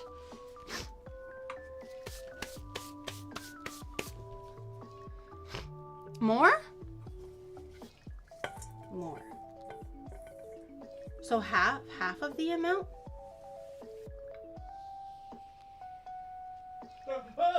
Mama, yeah. That's more than enough. Okay, let me heat up my microwave, my oven to 3.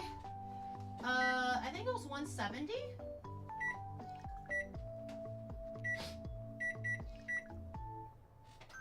Okay, I'm gonna preheat my oven to 170 Fahrenheit. Degrees Celsius. 325 Fahrenheit, a little bit lower than normal. And we're gonna, because this is quite small, I'm gonna bake it for 45 minutes. If you're using a regular, like 9-inch by 9-inch or whatever, you probably need like an hour and a half almost. But I'm gonna halve the time because I don't think I need all that time. And then I'm gonna grab another layer. I'm gonna trim this down. Okay. This is definitely quite odd. I'm not gonna lie with you. This is definitely quite odd because I've made baklava before properly with like phyllo dough. So even I'm like, God, I hope this works. Okay.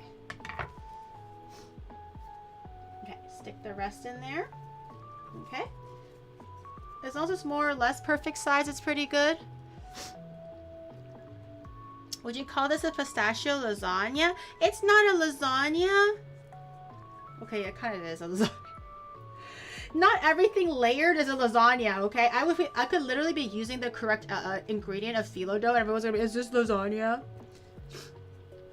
Not everything that's layered, that has dough with stuff in the middle, is lasagna. That will be an insult to everything else. And maybe even lasagna. Okay. You guys, I think I'm just gonna drop almost all of it in. Yeah. Okay,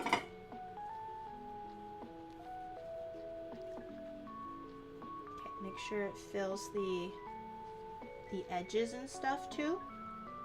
Okay, all my nuts are in now, so this is enough to make 2 layers of nuts, and then I'm gonna grab one more sheet on the top. This needs just small trimming.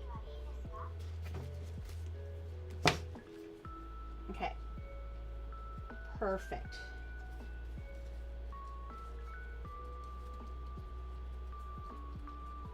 Okay, wait, I forgot. Do you cut it into like diamonds now, or do you cut into diamonds later? I forgot. When do you do the classic baklava diamond shape? It's a multi-layered pie.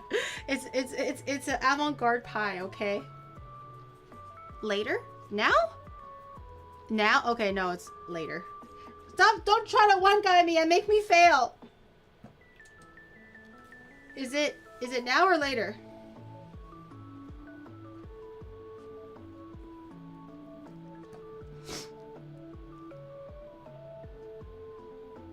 Before the glaze?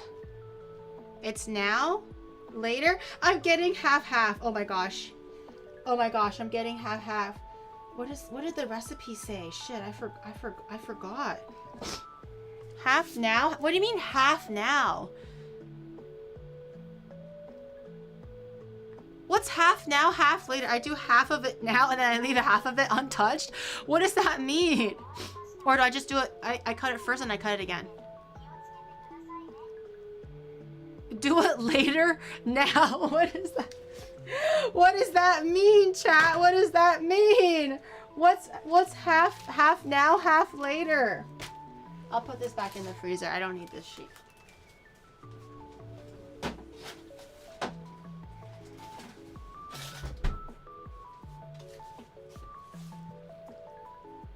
It doesn't really matter. Now and okay, you know what? Fuck it. I'm gonna do it now and later. It doesn't feel right though. It doesn't feel right. It does matter. Cut it now. I'm cutting it. I'm cutting it.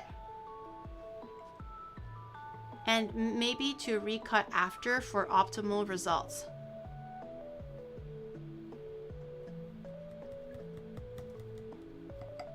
If only there was a way to solve this, like looking it up yourself beforehand.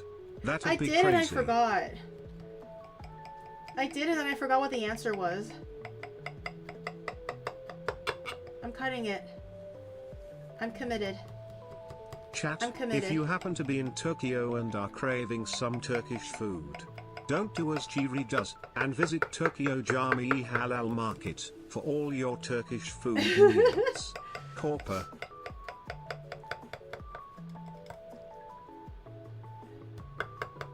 Okay, and then to get the diagonal, I do it...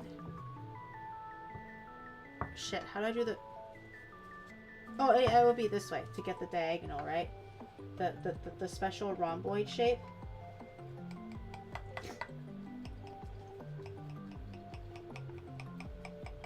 Okay. I'm not looking back now. It's too late, boys. It's too late. This could be the worst fake baklava of my life, or a really decent substitution. We don't know. Okay, it's going in. It's going in.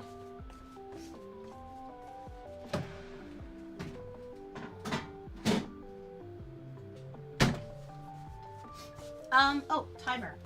Shit, for how long? Oh, 45 minutes.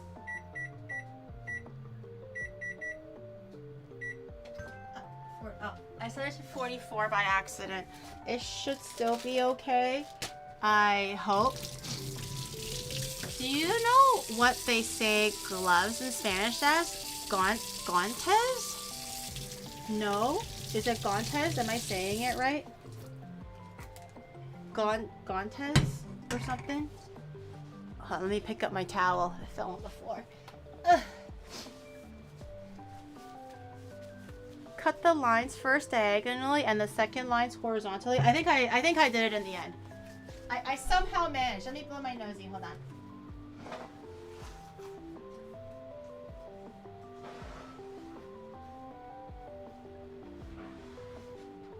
Damn, how many packs did you open? You opened a crazy amount.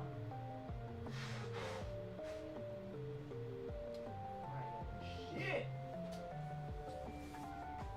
He literally told me I that he was barely gonna opened open 2 anything, packs, chat. and then I went over to the other side. side to throw my tissues away, and I literally saw a whole garbage bag. Like the bin is full with ripped open Team Rocket packs, man. Holy. Not my fault, chat. Moldy? No, that's not moldy. Being mean It's is just mean. not greased. I don't oil my cutting board. I It's just should, but being mean. I don't oil it. Okay. All right. I do believe. Is it chicken time? 45 minutes. Yeah, we're gonna let that sit. We're gonna let it do its thing. The syrup is ready. The syrup kind of looks like this. It's kind of thick, kind of gooey. No, I'm going. You can't see. Oh, disturbing the reflection. Oh, you can't see anything anymore. So it's kind of thick and kind of gooey, and we're gonna let that sit there. We're gonna let it do its thing. I.e. to cool down. That's the only thing that it should be doing. Don't spill it. Drink the syrup. No. I'm not gonna waste it. This is the only thing that could be saving me from my fake baklava right now. I just don't know. Let me go grab my cast iron. Wherever it is. Okay, the cast iron is not as big as I thought. In my head, I thought my cast iron was gonna be way bigger for some reason. But let's go get our skewers ready. Ooh, I don't actually have that many. They're gonna be, they fit. Can I fit 2 chickens?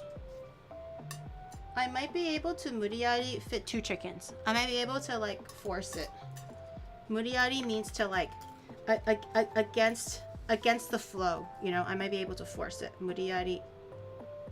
So I'm gonna add 8 sticks.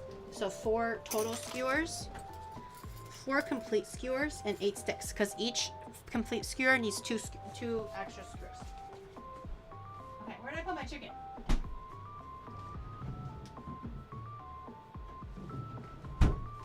Okay, chicken is out. I have the marinade. It's been marinating for, I don't know, at this point, maybe an hour or something.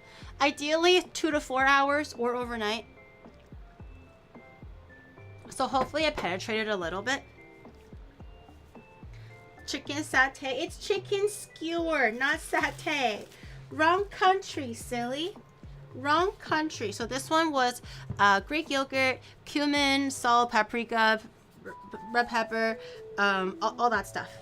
All the classic things that you'll probably find. Let me... Should I put this? Okay, so we're gonna grab... These are just chicken thigh. I took the skin off because you guys recommended maybe skin off. So I did that. Let me grab a plate here so I can put all the skewers on a nice little plate. And I just cut the chicken thighs to 3 pieces, 3 to 4 pieces, depending on how big they were, because I didn't want them to be super long. But you want to take your 2 skewers at a time. I've never done this before. I'm going to try it. And I'm going to just go in there, grab my chicken. Okay, and then kind of take off some of the marinade because the garlic will burn pretty quickly. You don't have to clean off the marinade, like all of it off, but... And then you just skewer your chicken. 1 on each side. Be very careful not to skewer your hands, but bob it and weave it so that they're like, you know, stretched apart. And push it all the way down. And each skewer might be able to fit 2 pieces of chicken. Or 3, depending on how big it is. Grab the thickest parts if you can, so you don't hurt yourself, and just layer it on. Oh, I can probably do one more. Maybe one that's not too big. Okay. Yeah. Okay. So something like that. Okay, and then that's one skewer. Does that look okay? Hopefully okay. I'm gonna lay it there. I'm gonna grab another 2. If it's 3 pieces each, I think it's okay. Sometimes you can learn a lot from Giri, really? Or do you mean learn what not to do? Or they're gonna say something like that, right? Bitch. I hate you. I'm just trying my best. Okay.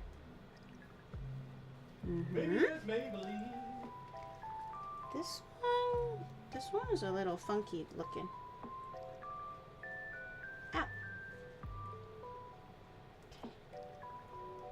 Try to feel the meat around so that it's kind of even. Some chicken is obviously, the thigh is a little bit uneven sometimes. Some parts are thicker than others. So make sure just don't stick your fingers by accident. You know it? Guys, I'm just trying my best. Okay. Grab the meatiest, fleshiest part. Okay. I think this was a grill, it wouldn't be much of an issue, but because I'm doing it on the stovetop on a cast iron, you also don't want to be overcrowding the chicken too much and making the layers super thick, because if it's super thick, then obviously it'll take much longer to cook too. So I'm gonna try keeping it reasonable thickness. If you're doing a grill, I would imagine that if you kind of went a little bit crazier and like stacked the meat really high, I think it'll still be okay. Okay, feed it all the way down. Grab another. Oh. And if the chicken piece is a little bit too thin, you can bob it and weave it as if you're like sewing, just to make sure that your chicken is really on there, because you don't want to have it be holding on to like on by like a morsel of meat.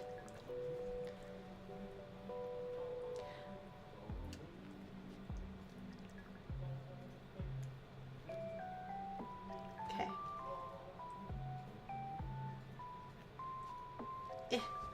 Oh, the meat is so slippery. Okay. I think because these ones are a little bit thinner, I can probably do one more piece. Maybe one more smallish one. I think this one would be perfect.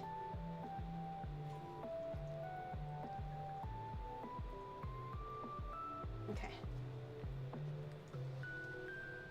Okay, that looks pretty good. And one last one. So 8 skewers ended up being perfect for the amount that we have.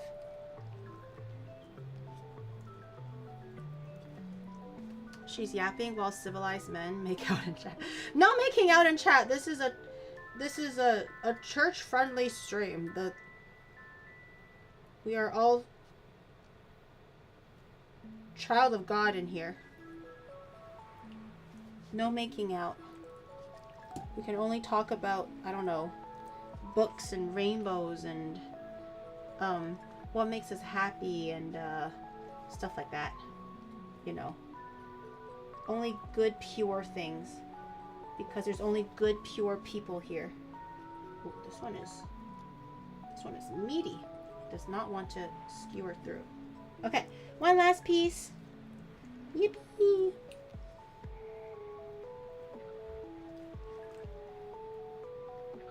Ow!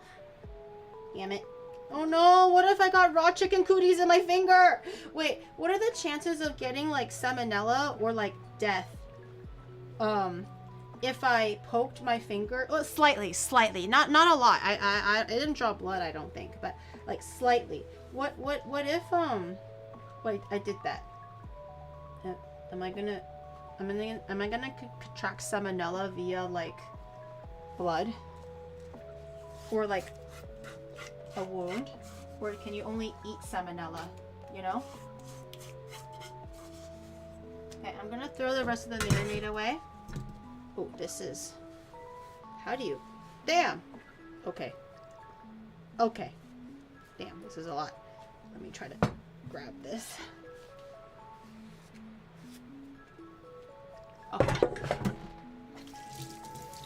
It's been a good run. If you check WebMD, it's cancer. Well, it's over, people.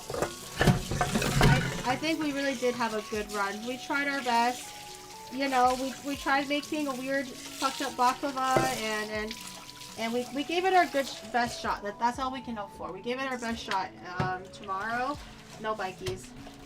I'll be bedridden. I'm just gonna be fighting salmonella. No more granny milkies. No more bike rides. No more weekly exercise for the chat. It's all over. All the plans are skewed now. So won't stand a chance against your body's naturally. That could be one thing going for me. I don't know. The mold. Okay. I'm just gonna... I wasn't gonna wash it. I was just gonna rinse it. But now that I started, I can't stop. So I'm just going to finish. I'm just gonna finish washing everything.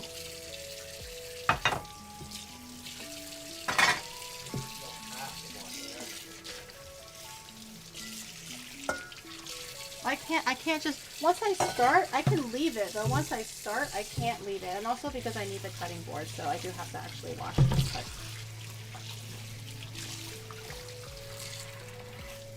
Shadow just wants me to be lazy. Oh, child. He speaks the words that makes,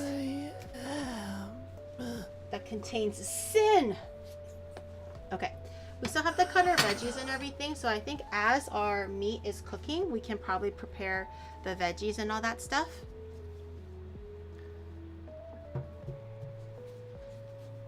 Give the stream key? No. Oh, to 20. I thought you were talking about the shadow. I'm like, he has his own stream key, okay? Once he debuts, if we ever reach the sub goal, you can have as much of him as you guys want. What dishes are you making? I'm making the chicken kebabs right now. I'm gonna start throwing them on the plate, or not on the plate, on the grill. Not grill. The pan, because I don't have a grill. Wait, can I just debut on your stream? No. Why don't you just? You have your own. You have your own channel. Why don't you debut on your own channel? Who's gonna come to my channel? You have to build your audience first. You literally have my audience. You already have a huge leg up from everyone else. What do you mean? Chat. Utilize it. You figure it out. No one's gonna come to my channel. Okay, I'm gonna put a little bit of olive oil on the cast iron. Swap channels. Nar. Okay, a little bit of oil on the cast iron. Channels with her. And we're gonna throw on 2 skewers at a time, I think. Hold on, let me put my stare at my cutting board for a second. Let me put my bowl away so you guys can see a little bit better.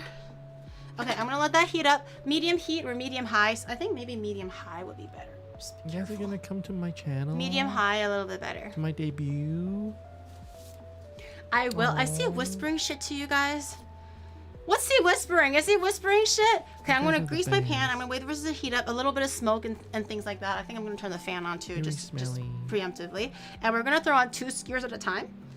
Hopefully that'll be not overcrowding it too much. And in the meantime, we can also prepare our veggies and stuff. I'm gonna put this maybe over here. We're gonna prepare all the veggies for the baba ganoush, which are pretty simple. Yada.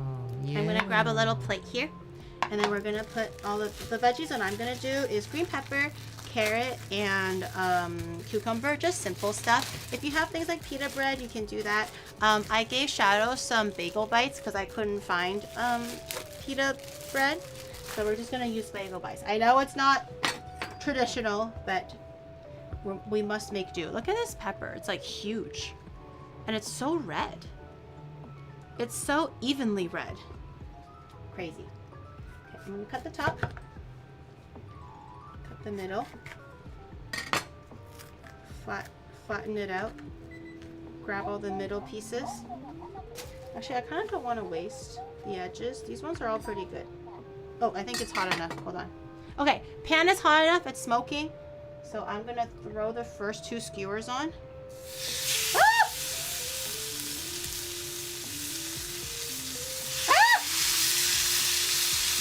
Okay, we're gonna let that sizzle away while I cut my veggies into sticks. Hey guys, this looks pretty good. Okay, I have sticks of red pepper. I'm gonna cut the whole pepper. You can do whatever veggie you want, whatever raw veggies you like. But I like sweet peppers. I think they're quite yummy. Is it necessary to scream while cooking? Sometimes, yes. It does make the food taste a little bit better. When they sense the screaming, it's kind of like, you know, like Maui warriors when they do like the traditional dance and stuff. It's to show a sign of respect and like drive fear into people or something like that. Sometimes screaming like a girl will show the veggies or the meat that you're cooking who's boss, and they go be like, whoa, relax, and then it'll listen to you out of sheer fear because you scream so loud. Yeah, war cry. Yeah. That's what I did just now. That was considered a war cry.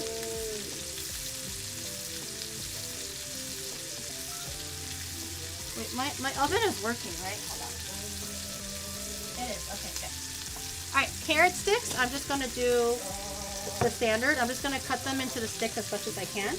Oh, you know what we should watch, Sado? We should watch the live action for Lilo and Stitch. I really want to watch it. carrot sticks, we're just gonna make them into big batons. Oh yeah. So I'm gonna cut them into long sticks, like roughly this thick. Thick enough to make sticks. Aw man, I fucking fell. I dropped one piece of carrot in the raw raw chicken and now it's ruined. God damn it.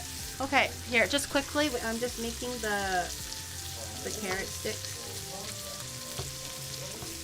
Okay, so they look like this. Okay, if you want them shorter, cut them shorter, but I kind of like to have a more surface area to hold on to when I'm dipping it into the baba ganoush.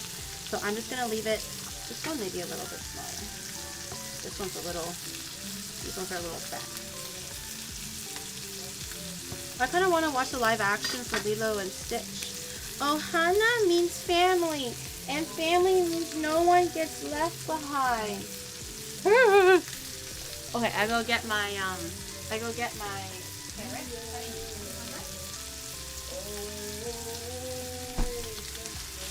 I love cucumbers, so I'm gonna do 2 cucumbers. I'm also going to take a look to see if I need to flip them. Probably not yet, but...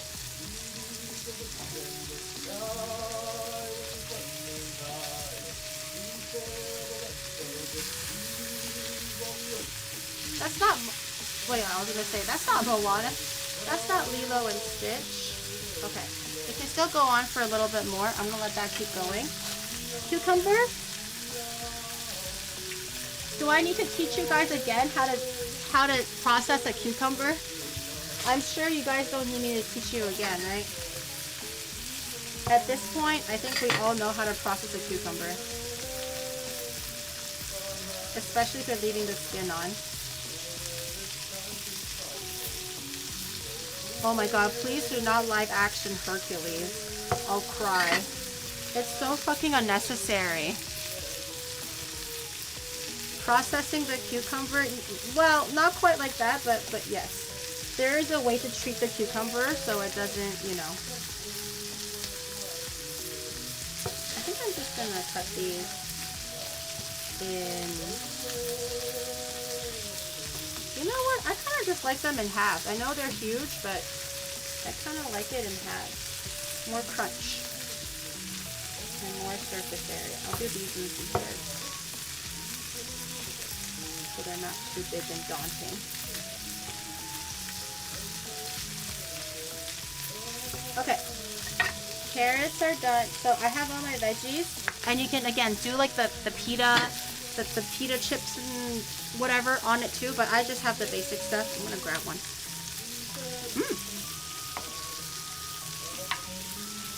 And we're gonna dip that in a baba ganoush later.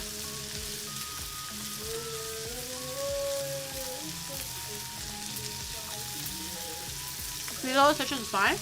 They're all unnecessary. But if we're talking about what I want to watch right now, I want to watch Lilo and Stitch. I heard that there was really good reviews for the actresses. So I'm like, yeah, I'm kind of hyped. I'm curious. Oh my god.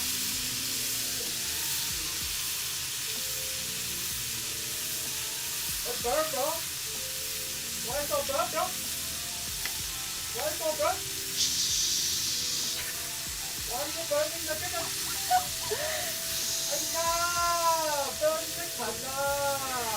Shut your ugly mouth! This is just a test piece!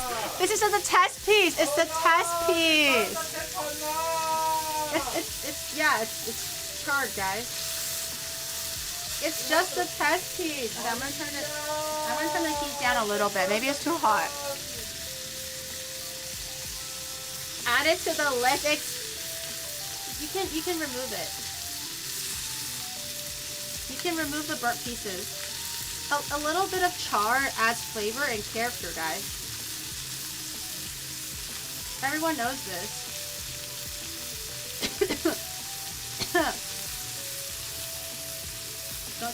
Don't you want flavor? Oh, don't you want flavor and character in your chicken? Obviously you do.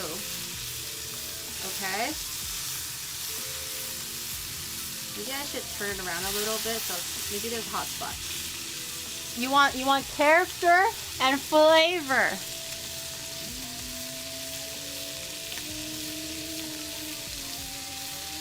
I was hating on Drag Me to Hell. I don't know that movie. Drag Me to Hell. Okay, I'm gonna keep the fire on a medium. I think a medium high was a bit too high. I'm gonna top off on some extra. Actually, I'm gonna put in a little bit of olive oil. Maybe it's too dry. Oh, great. Now my oven is like, it's too hot, bitch. And I'm like, ooh, I know.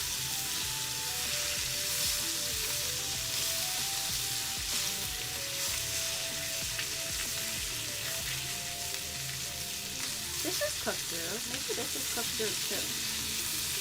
Is it cooked through? I'm so curious. I kind of want to check. Okay. Maybe not yet. I'm going to turn the heat down a little bit, I think. A little bit more. The sugars are caramelizing. I think I have the heat up too high. No!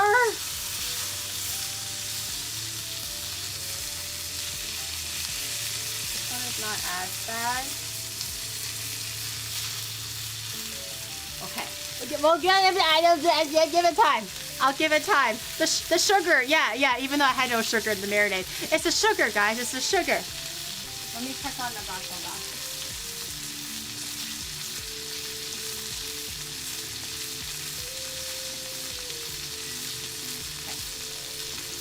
It's puffing and it's rising for the baklava. Ooh.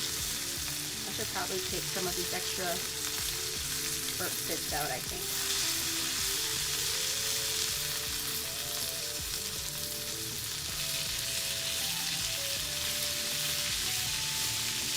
If the middle is cooked, everything else should be cooked. This one is yeah, I think it's cooked. Okay. Let me take it out. Next one, I'm gonna let that rest. Next one's going in. Ooh. How do I?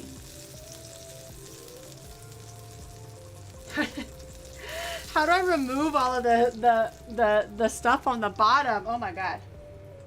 Okay, a little bit more oil, question mark.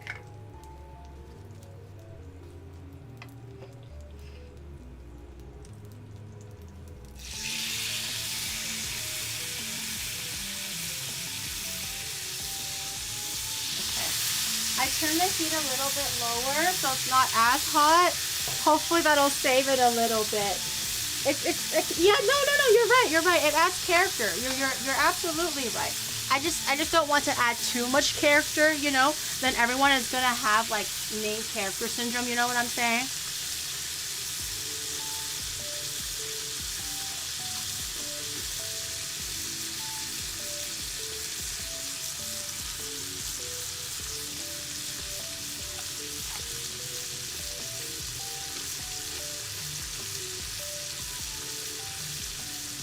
They heat up faster when you're used to other pan stuff. It gets burnt really easily. Maybe I should have flipped it consistently. I don't know.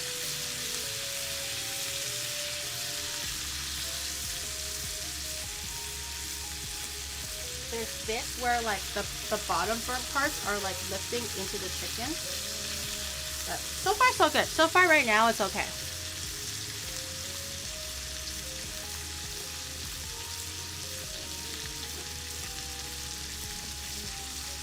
I'm just going to be a little bit mindful to make sure the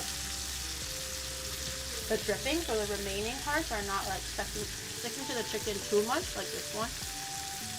Get out of there! Leave us in peace! Okay. Now I kind of want to try the chicken. I kind of want to try it while it's heating up. This chopstick is already raw, so I can't use that one anymore. I'll try a slightly burnt piece. Ooh, it's so tender.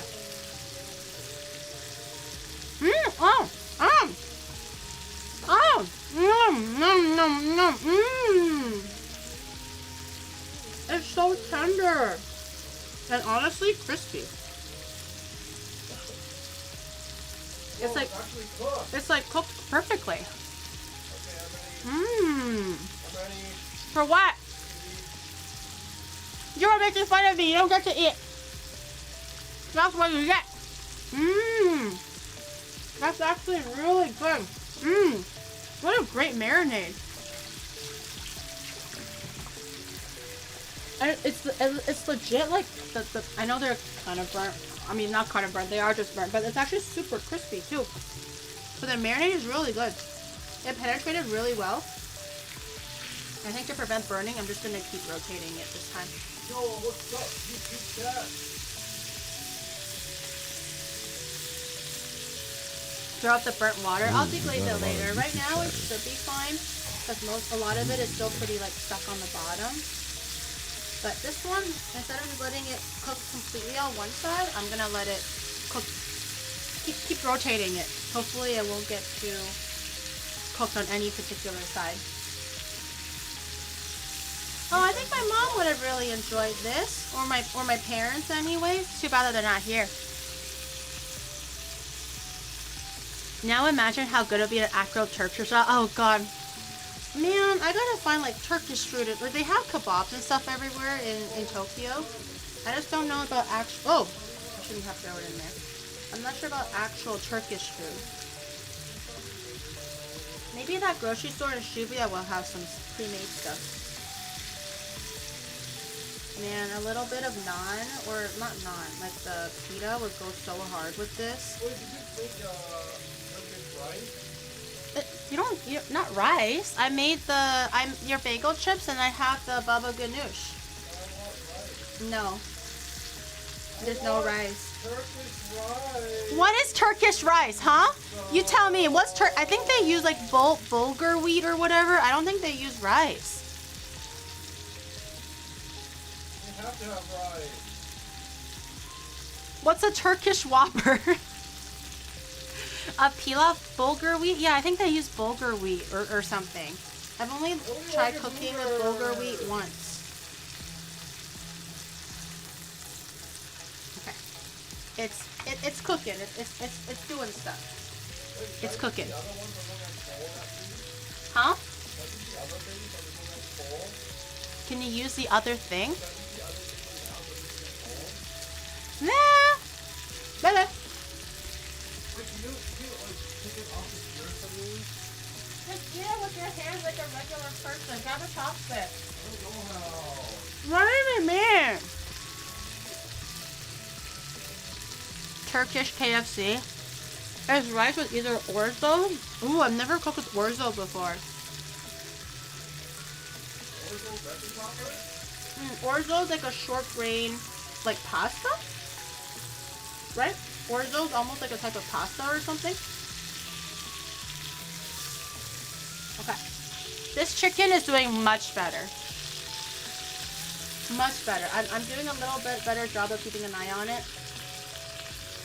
Alright, that actually looks good. Also, would a Turkish Whopper be just kebab meat instead of a burger patty in a Whopper? Honestly, if Whoppers had kebab meat in there, I would probably go a little feral for the Whoppers. I'm not a huge burger lover, but if the meat is good and savory and flavorful and juicy, I would fuck that shit up. I just feel like the regular burgers are just so boring, like the Burger King Whoppers. If they replaced it with some like fucking kebabs like this, if not better than this, which is pretty easy to attain, I'm pretty sure, that shit will go so hard. It's because the burnt bit stuck in the pan prevent the direct heat into the current meat. Oh, so smart. I'm learning stuff. So smart. Oh my god, this kitchen is getting so greasy because all the oils are jumping all over the place. Okay, I'm flipping. Not turning off right now, is it? Okay, it's good.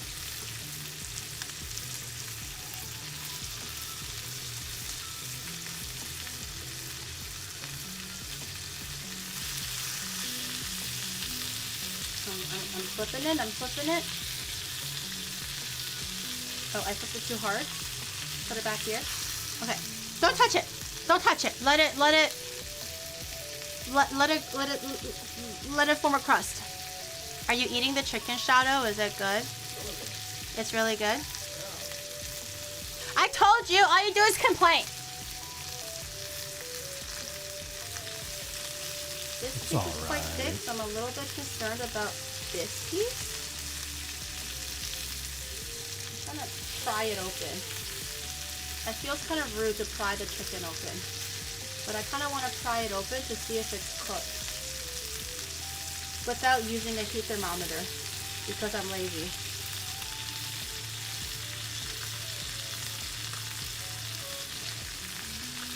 Me peeling off the burnt bits on the back quietly and secretly.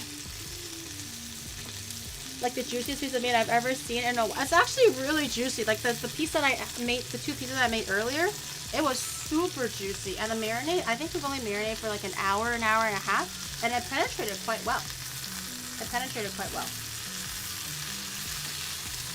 It's very, like, I don't think that one I put in any MSG or anything, but it's very umami.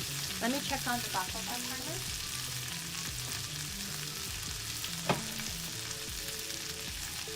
Okay. It's still cooking. It's looking interesting. The baklava is looking interesting, but it's cooking. I think there's another like 10 minutes roughly left on the timer. If the baklava fails, it'll just become a really yummy pistachio pie. That's all I can say about that. Nut pie.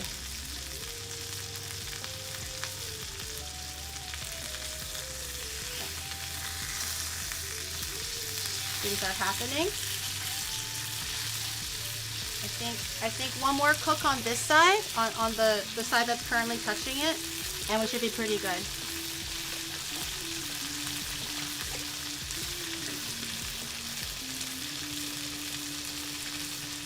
It's still raw on the inside. I was gonna take the fat piece out and open it a little bit to test if it actually was raw. But not now. I'm gonna wait for the bottom part to char up a little bit. I found tennis ball. Yay! Congratulations! You found the tennis ball.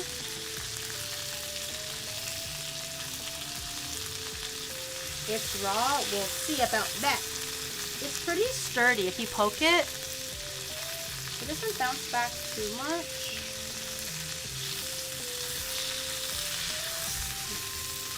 A little bit of... Huh? Oh, thank you. You ate the whole thing? Girl, that guy fucking demolished it. Look, he ate the whole thing. Yeah, damn.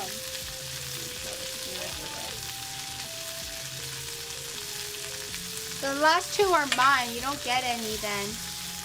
The last two are my chicken. Okay, I'm gonna start peeling this and seeing if it's cooked.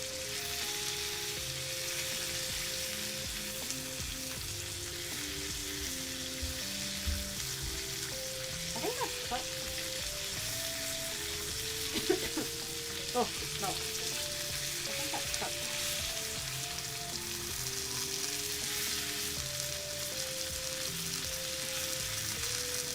Ow. Let me go at it from another angle before I give myself raw meat by accident. Oh, that's pretty cooked.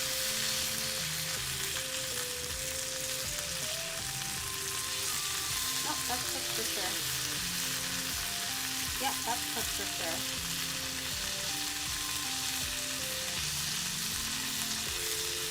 How is this juicy? Okay, I think we're good, gentlemen.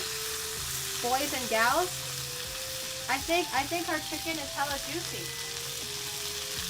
I think we're good. Your chicken. Oh, now you want the chicken. Now everyone was like, oh, it's burnt. Oh, it's raw. Oh, it's this. Oh, it's that. And all of a sudden now it's your chicken. Not my chicken. Now it's your chicken. Huh? You little punks. You little punks. All of a sudden now it's your chicken. As long as it's not wet and it's pink and it's good to eat when the meat is good. It's juice. Well, it's chicken thigh, so it's pretty juicy. It's definitely not pink inside anymore, which is pretty good. What's playing? There's like sound playing. Dude, there's sound playing, Shadow. Make sure your thing is muted. Would you squeeze some lime on it? Ooh, I don't have any fresh lemon right now. That will be pretty good though. Here, I'm gonna let it cool down a little bit. Okay, I'm gonna grab the baba ganoush. I have my veggies here. Okay, I'm gonna grab my baba ganoush.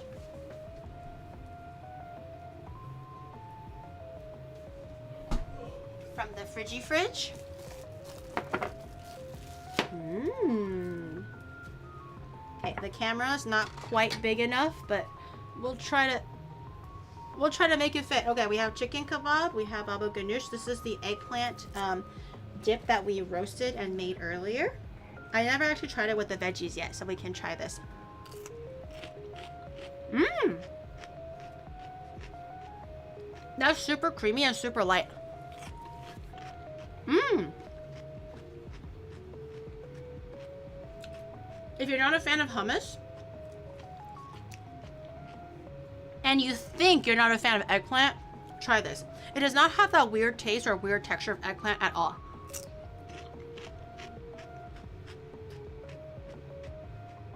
It's just a nice, creamy, silky dip.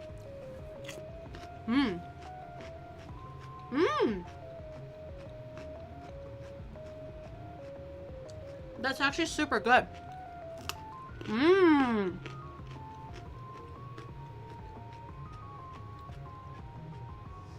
Shadow, do you want to try some? Veggie? Veggies? Mm-hmm. Try it. I already ate a banana. That's why it's too oily. Is it oily? It doesn't look oily, but I don't know. Mmm. They're not Malaysian. These are Turkish or Middle Eastern now. Middle Eastern. Not Malaysian. Mmm. A whole third cup. Yeah, they told me to add a third cup of olive oil. That's what I did, but anyways. Let's try the chicken. Oh, I'm gonna have to deglaze the pan, don't I? Actually, let me turn the heat back up. I'm gonna put a little bit of water and I'm gonna try deglazing the pan because this shit is caked on. I don't even know how I'm gonna start removing it yet. That's gonna be a problem for later on, Giri. Okay, let's try some of this chicken. Ooh. Ooh. Ooh. That is a juicy piece of chicken. Let me try, huh? Mmm. This marinade is so fucking good. Holy. Mmm. It's hard to describe the flavor, but it's very, very like, it's just really nice. Let me get some water to deglaze my pan. Give me a second. Gonna bring a little bit of water here. Don't splash me, don't splash me, don't splash me. Okay. Let's see how that goes. Oh man, actually this with a bit of rice would be so good. Mmm. That's what I'm saying. Mmm. Patreon? Yeah. I can definitely put this on Patreon if you guys want. Mmm. What a great success. This one? Yeah, these are all the thicker pieces are all fully cooked through. Juicy. Mmm. Flavorful. Mmm. Okay, yeah. That chicken. Hello? Oh. That chicken goes super hard. Mmm.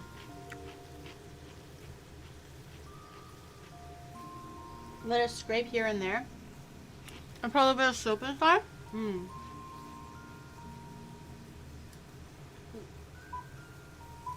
Do I boil the soup? Or do I just let it sit in hot water? And some soap. Mm.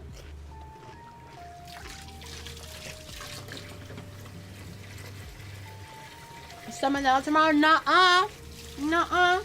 You saw the chicken. It was completely white on the inside. As it slowly boils, scrape it with them. Cast iron always scares me a little bit because I'm not super confident with cast iron. I don't use it a lot. I can still feel a lot of resistance. I don't know if I should let it wait or let it sit. It's like slowly coming up. We still have the baklava, so we're not quite done yet. We're done everything else. We're just waiting on the baklava. Okay, I can feel it slowly coming off. Very, very slowly. There is still hope yet. I remember one time I accidentally fucked up one of my cast irons when I was younger. I really wanted to like cook like a professional, you know what I mean? I got a cast iron and I used a scouring pad because at that time I didn't know, I didn't bother researching. So I was like, oh man, there's so much like crust on the pan. I used a scouring pad on it and I literally the next day rusted completely through. It was so bad. So after that, I read up on how to like season it and be careful with it, but part of me is still super, super worried in the back of my head that like, if I scratch it wrong, even with like a wooden spatula or whatever, that it would get super fucked up. There's still a little bit of resistance on this side. It hurt my heart. It didn't hurt me physically, but it hurt my heart. It can be restored. I tried seasoning the pan from scratch, but it was super, super smoky. I feel like maybe seasoning a pan at home is a bit too hard unless you have like a really, really strong oven. Because I tried doing it, because what you're supposed to do is you heat it, you put oil on it, right? And then you heat it at like 450 degrees Fahrenheit, like something really, really hot in the oven. And then you let it bake for 2 hours, you let it cool down, you rinse and repeat, and it becomes super, super smoky. And I just couldn't handle my house covered in smoke and the fire alarms going off and shit. The smoke detectors going off. So I just learned to be careful while washing it so I don't accidentally injure it. Lime would rust cast iron. Lime help? I think lime would do the opposite, yeah. Charcoal yummy soup. It's coming off. I can definitely feel some resistance. Okay, I think the okay, I think the baklava timer went off. Let's see if I made a baklava or if I made a pistachio pie. Either way, I'm sure it's gonna be good. It's just, you know. We'll just have to see now, won't we? Fuck.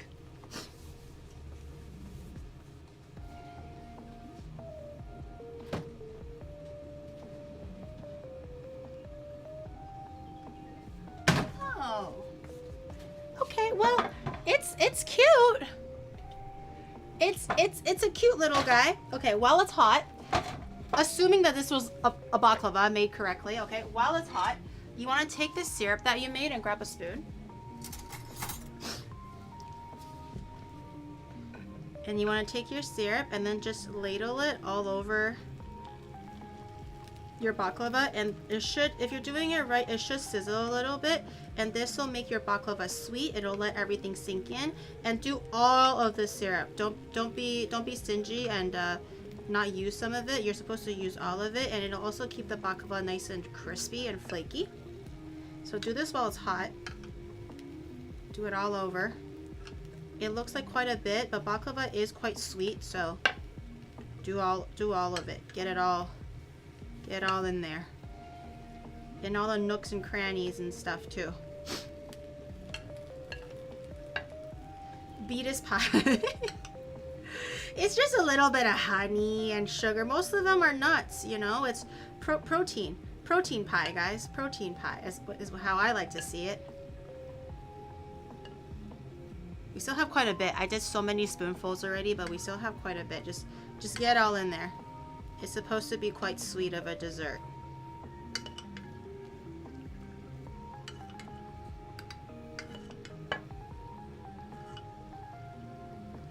All in the, and just let it soak in. Let it soak in all of that sweet syrupy goodness. Okay. I'm gonna let that sit for a little bit. Pour it, get that saturation. I just don't want to accidentally pour it and then have it all in one area because I have terrible aim. Okay, we're gonna let that sit there for a little bit. I'm just gonna check on my, I think this feels pretty good. I feel like most of the big parts have lifted. I feel like there's not a lot of sticky stuff left in there. You're supposed to let it sit, but I'm so impatient. What if I want to eat one now? Can I eat one now? You're supposed to let it soak and ideally leave it until tomorrow. This is the ideal situation. You're supposed to make the baklava today and eat it tomorrow, as if there's some kind of like sick joke that our ancestors played on us, you know? Make the most delicious pastry dessert ever, but no, don't eat it today, eat it tomorrow.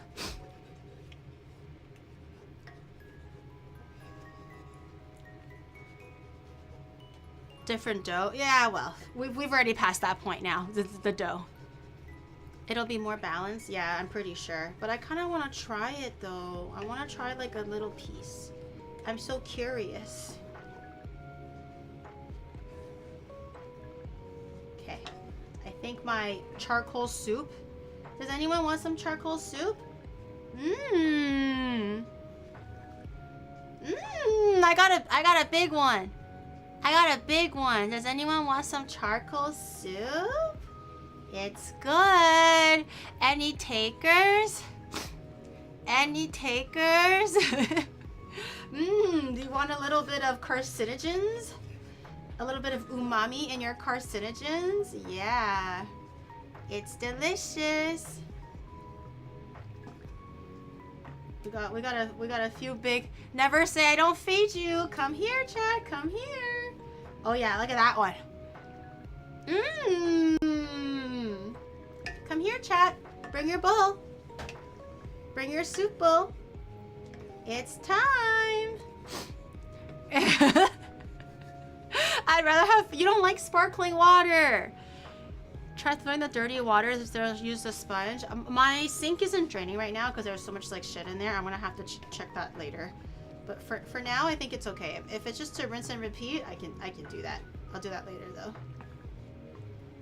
Grab your soup bowl. Dinner is served. You've always wanted some. You always complain. Yeah, I feel like you just have to find the right one, or ones that don't have like the extra salt in them, or was it carbon? I don't know. It's like the sparkling water tastes weird because it has that weird flavoring to it, right? I think the sparkling water in Japan is way better. It just tastes like water. It's fizzy, yes, but it just tastes like water. It doesn't have that weird salty or carbon flavor that a lot of like Western ones have. You know, like Perrier, it has that weird flavor that's like nasty and shit. The Japanese ones don't have that. It's actually quite good. I'll do it for my idol. I'm an idol now? Oh dear. I think I will make a terrible idol. I really, really do. Okay, I'm gonna let this sit now and let it do its thing. I will deal with that later, at a later date. Okay, I know I'm not supposed to like eat it. I'm supposed to leave it tomorrow, but I'm gonna just try. I just want to try. I just want for science. I really want to see how far we went with this baklava and if it's really like that much of a lost cause or not, you know? Okay, let me grab the tiniest little spoon.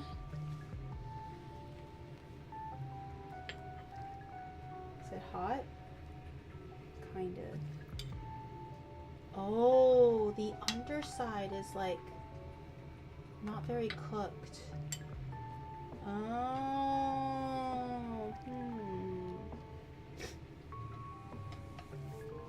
Okay, let's try. The underside is not very The underside is not very cooked. But we can still taste test. Okay, itadakimasu.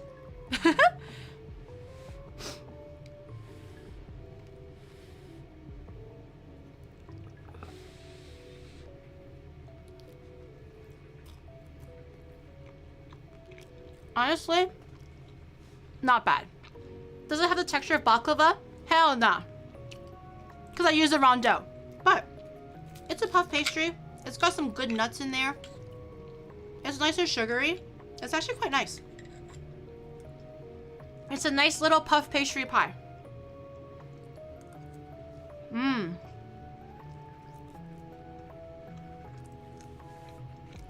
Not bad for Gary. Which is bad. No. It's actually quite good. It's I wouldn't really call it a baklava. I feel like if you gave it to a person who doesn't know what a baklava is and you told it to them, they're gonna be like, oh, okay, this is good. But because I know what it is, I'm like, it's not quite exactly there, you know? But it's good. The flavorings are good. Well, if anything, I have actual phyllo dough coming tomorrow. So we can try it again. We can try it again with actual real phyllo dough. The only reason why I couldn't make it today for the phyllo dough was because it's shipping tomorrow when it told me today. So we can try again next week and make an actual correct one. Can your mom rate it? My mom's not here. She's in Mount Fuji, remember? She's coming back tomorrow night. Oh, it's really sweet though. I'm gonna let the syrup soak through and have it do its thing. Let this cool in room temperature. Don't cover it. Don't put a lid on it. Let it you can just put a gentle layer of dry towel or something. But let it cool to room temperature. Don't suffocate it, or else the steam will kind of soften it again and it'll lose its crunchy texture. Again, if this was actually phyllo dough, okay? But I'm gonna let this kind of rest at room temperature for a little bit overnight. And overnight, once it's done, you can actually leave this on your countertop, covered with a lid or whatever, when it's completely room temperature cold. Covered with a lid, and it can stay on your counter pretty safely for about a week or so. You can also cut into pieces and freeze them and thaw when you're ready to eat. But it's quite, what is it called? It's quite shelf stable for what it is. So just leave it on your counter. Don't worry about it. How did Oni mom go to Mount Fuji before you did? She didn't go climb Mount Fuji. She went to a prefecture near it to look at Mount Fuji. With ice cream. That'd be pretty bomb too. She did not run up, no matter how fit my mom is. She did not run up Mount Fuji. How dare you? My mom is really fit, much fitter than me, but she's not Superwoman, okay?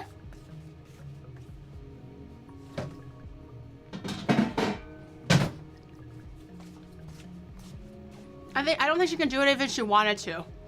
But my mom is actually crazy fit. She can outwalk me, outrun me, out everything me.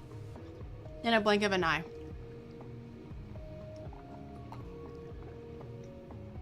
My mom is super fit for her age. Okay, chat. I'm gonna go enjoy my baba ganoush, my chicken.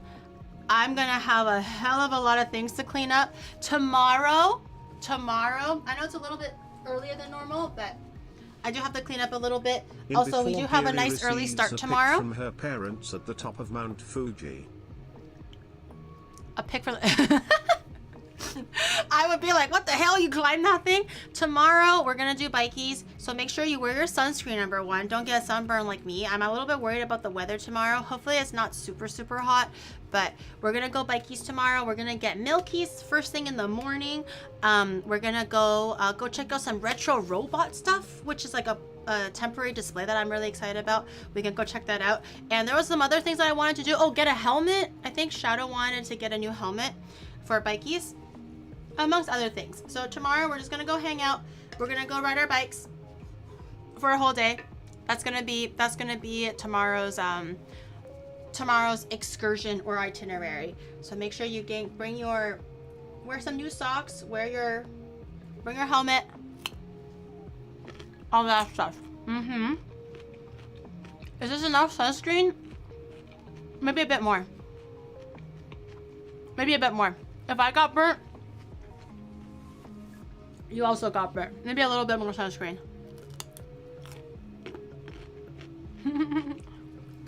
Yes, wear your pants, please. Okay.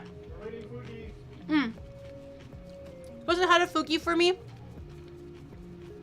Thank you for hanging out with me today, guys. I appreciate it. We'll give Baklava another try next week. Okay. I'll see you guys tomorrow. Bye, chat. For Bikies. 12 noon JST. So in 12 hours.